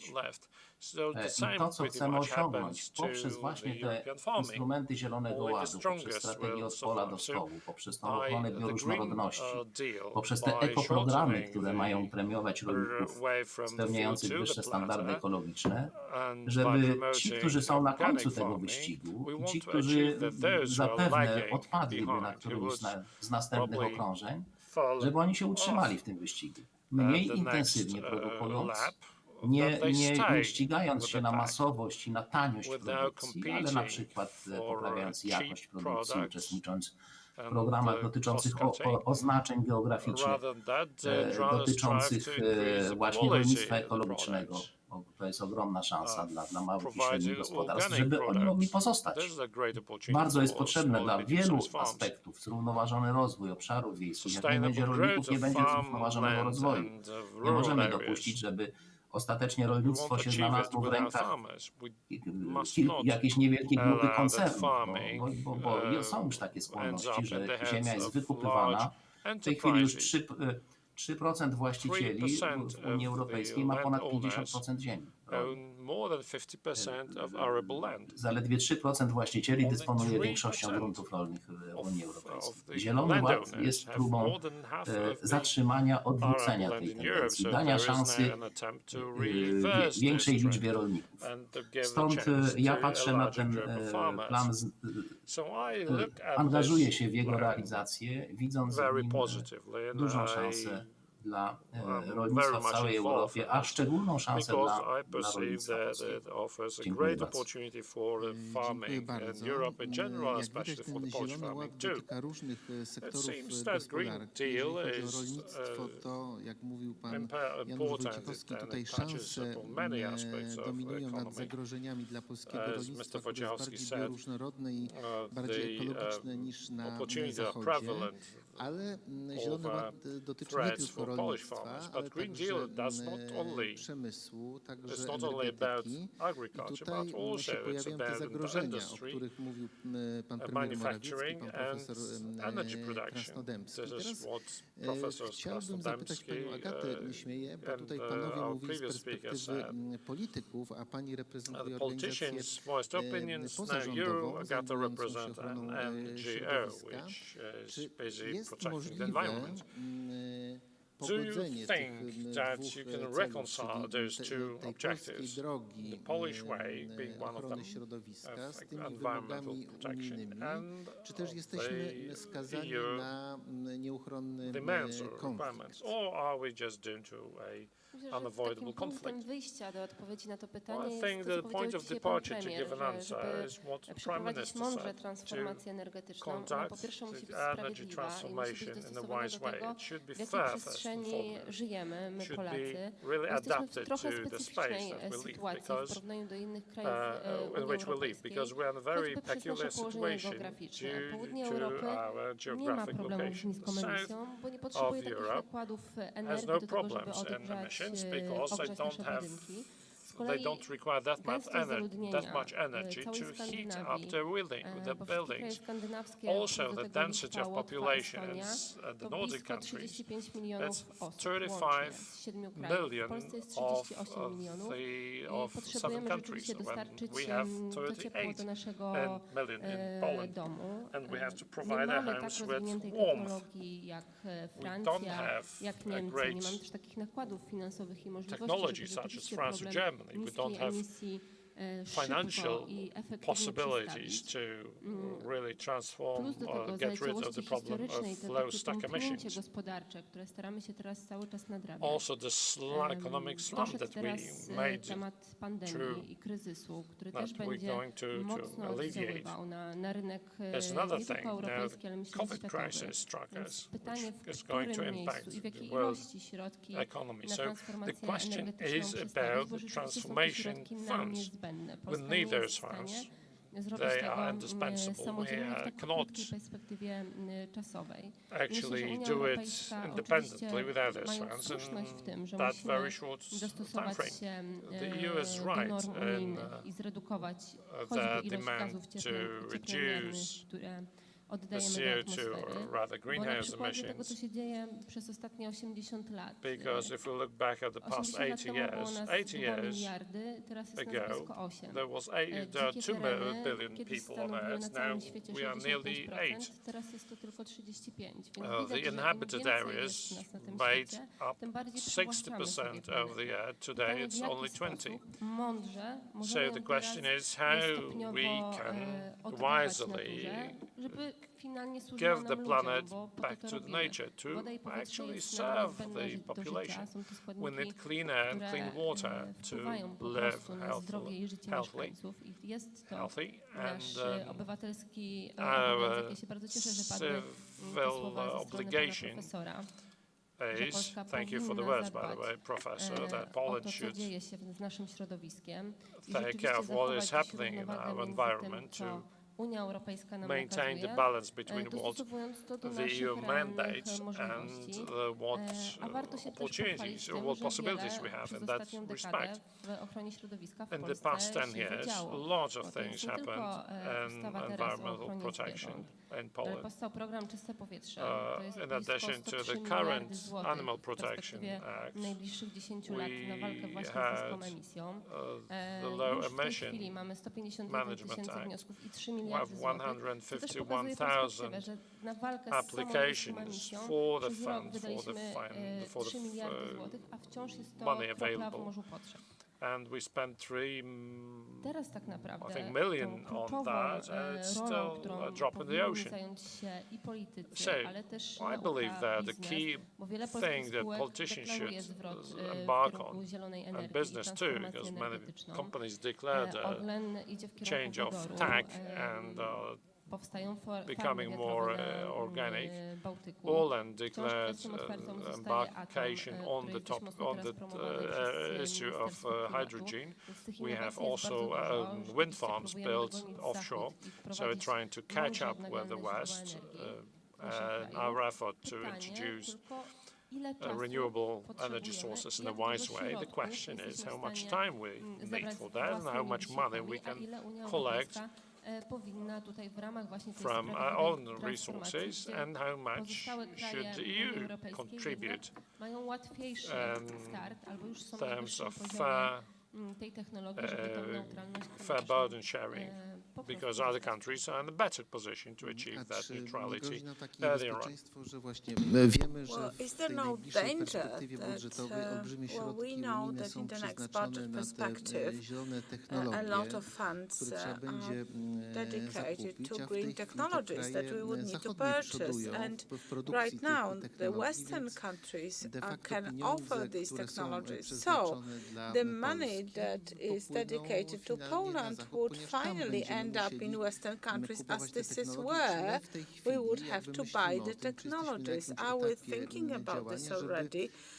Have we achieved the stage at which we could maybe create some innovative mechanisms or produce environmentally friendly green technologies so that these funds remain in Poland and stimulate the development of our own industry.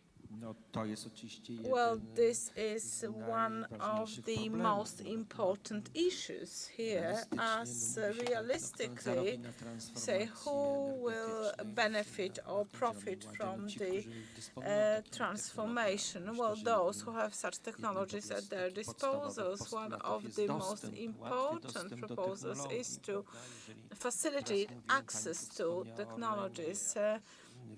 Our panelists mentioned Orlen and other corporations which want to focus on hydrogen.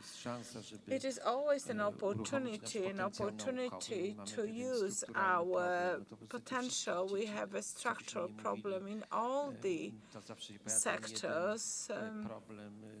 There is always this problem of Polish science and research being so isolated from the industry. Recently, we had an interesting discussion about the opportunities to develop the hydrogen-related technologies. So there are different prototypes. However, there is no application for that. So if we were to actually implement those technologies, we would need to find some interest on the part of the industry. This requires us to modernize, and this is the pressure that we need to actually accept.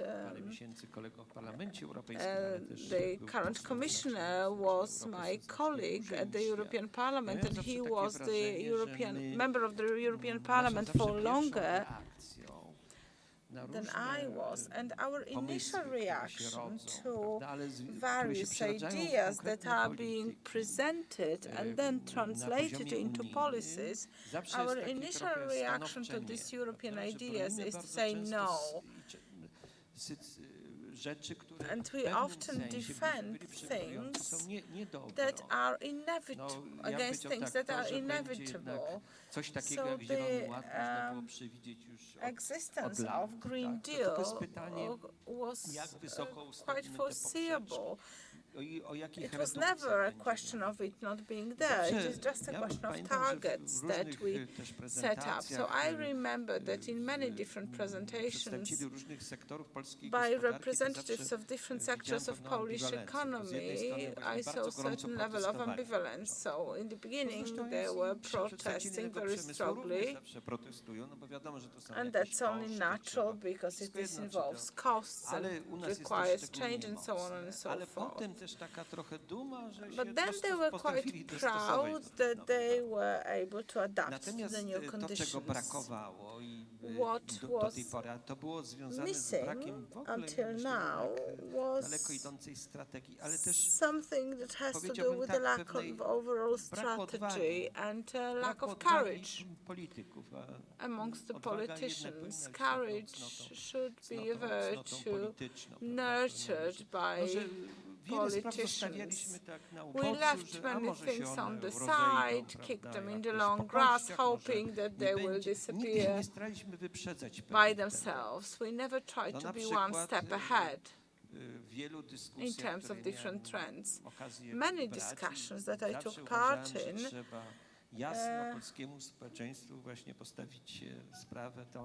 showed to me that we need to be very frank with the Polish society. If we want to be in the EU, if the average citizens considers this a very important thing, I myself am not always that convinced, but if we do want to remain in the European Union, we have to accept the fact that the energy policy will change in the direction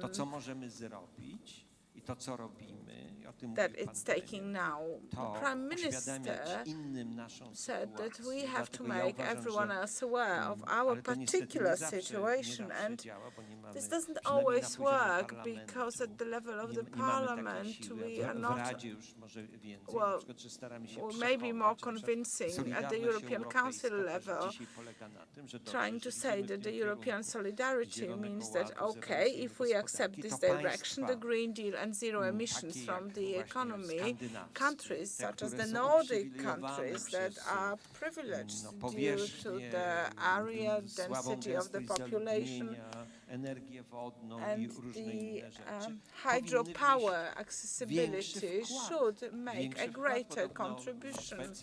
Sweden can have zero emissions in 2040. Well, shouldn't Sweden do more in order for such an objective to be achieved on average by the European Union? I visited Iceland recently, and I negotiated on the opinion of the ITRE Committee for the Climate Law, and I was online with my colleagues, and my Spanish colleague, who was very difficult in the negotiations, was there. I wasn't able to convince him, and he said, "You are in Iceland, you should enjoy the clean air and the clean energy." And I said, well, if we were such natural conditions, the geothermal power that Iceland has, we'd never have a problem. So there are certain historical and also other geographical issues. There are also mental obstacles, and these, as I have mentioned already, mean that instead of being one step ahead of everyone, instead of accepting the fact that there are problems, we are rejecting ideas. Mr. Commissioner was the chair of the group at our European Parliament looking at the issues of animal welfare, and he quite rightly said that Green Deal in agriculture of all the sectors is very beneficial to Poland. I meet farmers, and farmers are the true farmers who protest against the EU policy of the past, which forced them to become more and more industrialized, to increase the area of arable land per farm, and so on and so forth. So before I started to deal with this as the member of the European Parliament, I thought that the strength of Polish agriculture based on family farming and mid-sized farms is not in danger, but it is in danger. It was in danger. We only have 10 minutes left for our panel, ladies and gentlemen. Well, I have a question to the Commissioner. Indeed, there is just one threat connected with the climate law and these very, very ambitious goals, the energy prices. And this is my question. So the energy prices will have impact on agriculture, and will it not actually balance out the benefits of the Green Deal for agriculture? Because we have to be aware of the fact that the energy law speaks about dispersed production and so on and so forth. Farmers are to become prosumers. But when will this happen, and can we actually hope for that? Jeśli można, to ja bardzo dziękuję Well, if I may, panu well, thank you profesorowi very za much, Professor. przypomnienie Thank you również for tej reminding me działalności z Parlamentu Europejskiego about dotyczącej my dobrostanu zwierząt. membership in the Animal Welfare Group at the European Parliament. Jeśli chodzi o kwestię cen energii, no oczywiście to As for the energy prices, jest indeed, rzeczą oczywistą, że te wysiłki, które się wiążą z Zielonym Ładem, będą miały wpływ na ceny energii. Jeśli chodzi o samo rolnictwo, to ja bardzo jednak liczę na to, że te zmiany, które się wiążą z Zielonym Ładem, spowodują obniżenie zapotrzebowania na energię, że na przykład krótkie łańcuchy dostaw, że na przykład no, taka kwestia jak stawianie na własne pasze z gospodarstw. Będą premiowani rolnicy, którzy będą opierać hodowlę na własnych paszach, nie na przewożonych na znaczne odległości paszach z importu. Przecież za ten transport, za tą energię, która jest potrzebna do dowiezienia tych produktów do gospodarstwa, wywiezienia ich do często bardzo dalekiej przetwórni, za to wszystko musi zapłacić rolnik w postaci mniejszej ceny za produkt, który sprzedaje, bo coraz zresztą mniejszy jest udział dochodu rolnika w cenie produktu. Jeszcze kilkadziesiąt lat temu to jest zjawisko ogólnoeuropejskie. To było gdzieś tam 25%, teraz to jest w granicach 8%. Rolnik po prostu dostaje coraz mniej za swoją pracę, coraz więcej pochłaniają inne te koszty towarzyszące rolnictwu. Więc my chcemy zmniejszyć te koszty. Promowanie roślin białkowych we własnych gospodarstwach rolników, zmniejszenie zapotrzebowania na import pasz zza oceanu, zmniejszy wydatki energetyczne i obniży koszty produkcji. Więc to są te korzyści, na które bardzo liczymy. Ja chcę tylko przypomnieć też jedną rzecz do tej dyskusji wartą przypomnienia. No, otóż budżet Unii Europejskiej, nie tylko budżet ten, jak mówi się czasem normalny, ale ta druga część, czyli Wielki Fundusz Naprawczy. I Polska jest wielkim beneficjentem tego funduszu. To jest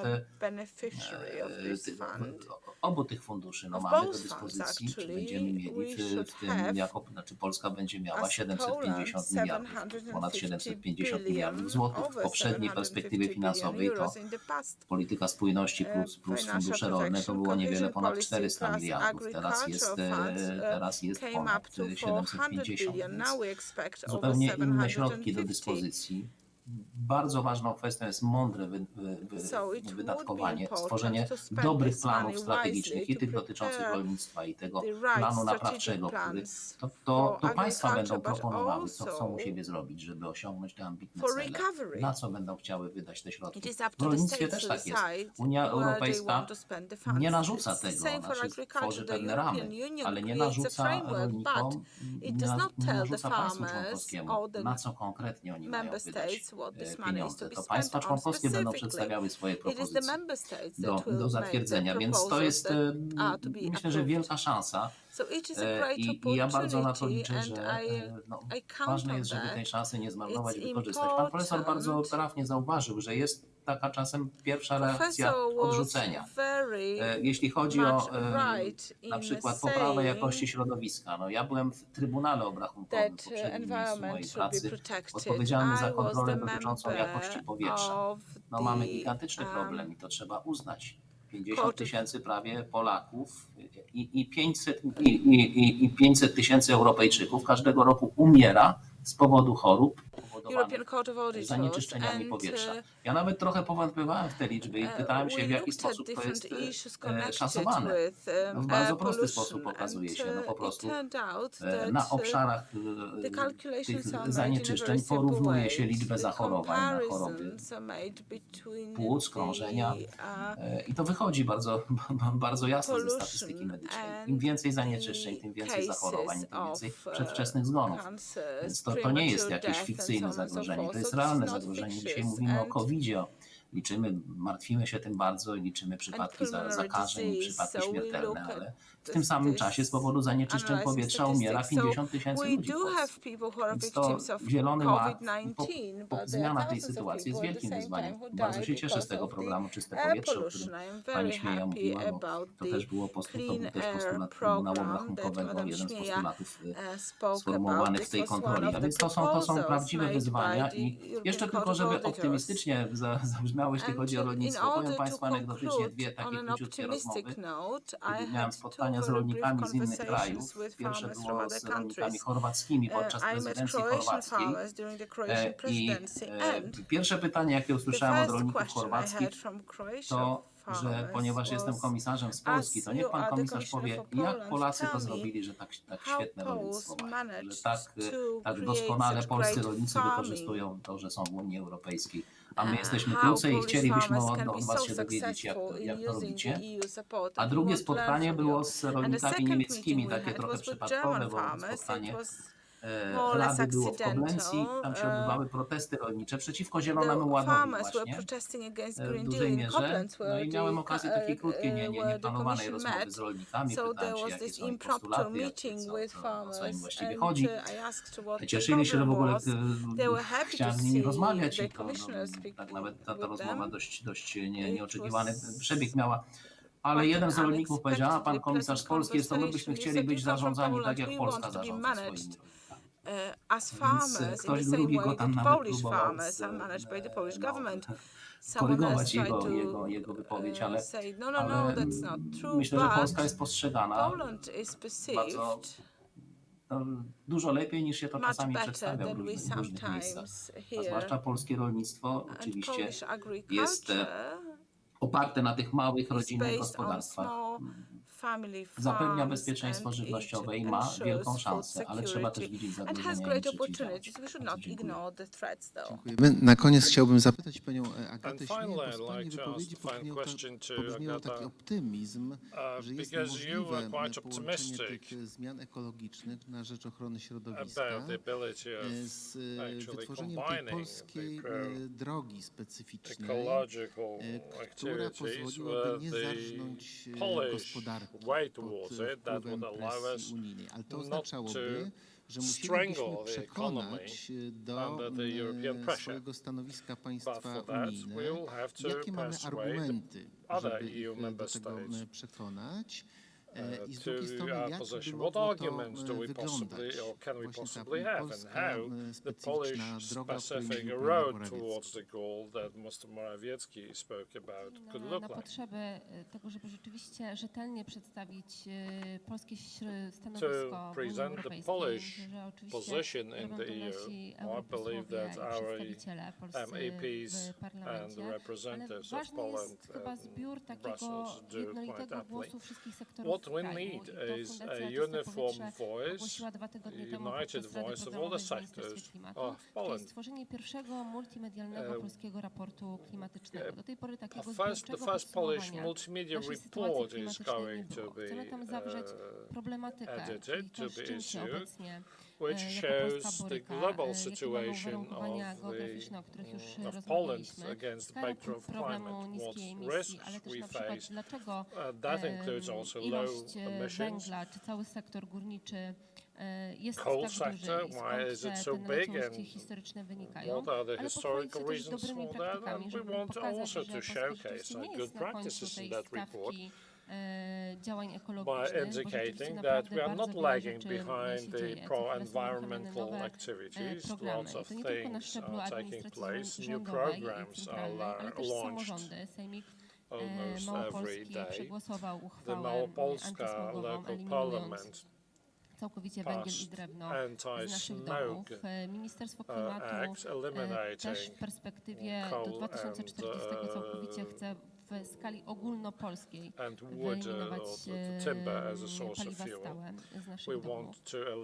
Żeby to się wszystko udało, żeby rzeczywiście Polska miała swoją szansę na mądrą drogę do ekologii, poszanowania naszych uwarunkowań gospodarczych, bo to jest też to, o czym mówił pan premier. Musimy zadbać o zasoby ludzkie, o środowisko i środki finansowe, które umożliwią nam odpowiedni rozwój. I żeby to się udało, musimy połączyć rzeczywiście pracę wszystkich sektorów. Musi się to zaangażować rząd, samorządy, nauka, która do tej pory mówi i obserwuje rzeczywiście, ma szereg badań naukowych, ale nie jest to do końca wykorzystywane w biznesie. Więc pora, żeby rzeczywiście te technologie i innowacje wprowadzać. W Stanach Zjednoczonych to się bardzo sprawdza. W Dolinie Krzemowej rzeczywiście te technologie są promowane i potem wykorzystywane na rynek światowy, więc myślę, że polski dział nauki też może wesprzeć nasze działania. I NGOs, ale też media, żeby odpowiednio nagłośnić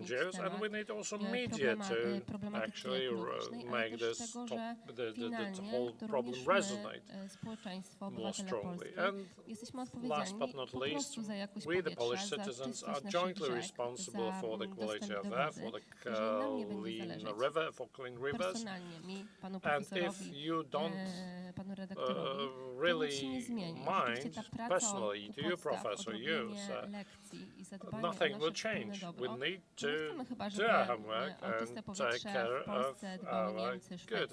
It's not ambition that Germany or Sweden takes care of the clean air in Poland. I think we are wise enough to appreciate the clean environment. We have 30% of wooded areas, forested area. We have access to the sea and we have beautiful mountains. And I believe that when we were locked down, COVID made us acutely aware that we need nature, and our homes are not the only space that we need. So it's worthwhile to take care of the environment, and under the principle of solidarity, we can jointly build a road to ecology together. So I think that's the best summary of our discussion, which I hope was very inspiring to you, ladies and gentlemen, and that it helped to dispel a lot of doubts. Thank you very much for listening. Thank you, the panelists. Thank you, ladies and gentlemen. Thank you, our audience, and see you next time round. A great round of applause. Thank you very much for this debate on the last panel, on the first day of the 10th edition of the Great Project Poland. Professor Krasnodębski, Mr. Wojciechowski participated from Brussels, and Agata Śmieja was the members of the panel. The panel was moderated by Grzegorz Górny. Thank you very much for that too. Now, ladies and gentlemen, this is also time to say thank you for the time that we spent together. I hope it was quite productive. We're going to really monitor the conclusions of the first day. I hope that they will be transformed to political action. If will and abilities and capabilities allow to implement all the findings from the first day of our conference. To those who visit us online, we shall remind that just the first day of the three-day event. Please join us from 10 a.m. tomorrow. We will broadcast from the same place, Arkady Kubickiego in the Royal Castle of Warsaw. We're going to discuss very important topics from the social, political and economic point of view, but also from the perspective of thought of the Saint John Paul II. That will be, by the way, the last panel of tomorrow. What we will see at the start of the day will be the panel entitled What Happened with the Truth and Freedom. It starts at 10 a.m., followed by the debate on contemporary universities and the status of the academic freedom at 11:20. Then the panel from Dead Air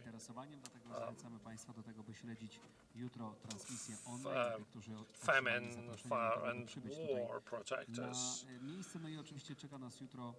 at 12:40, and we will also award the medal of our conference, Great Project Poland. I think now it is a good time to say thank you to our partners. The partners are the PKO BP Foundation, PZU Foundation, RP, Lotos, Orlen, Totalizator Sportowy, Polish Mining and Gas, Tauron TFM, FIA, and the Royal Castle. Thank you very much for being with us and for being our partners. That's it for today. Thank you very much. Please join us tomorrow at 10 a.m. on the second day of the 10th edition of the Great Project Poland.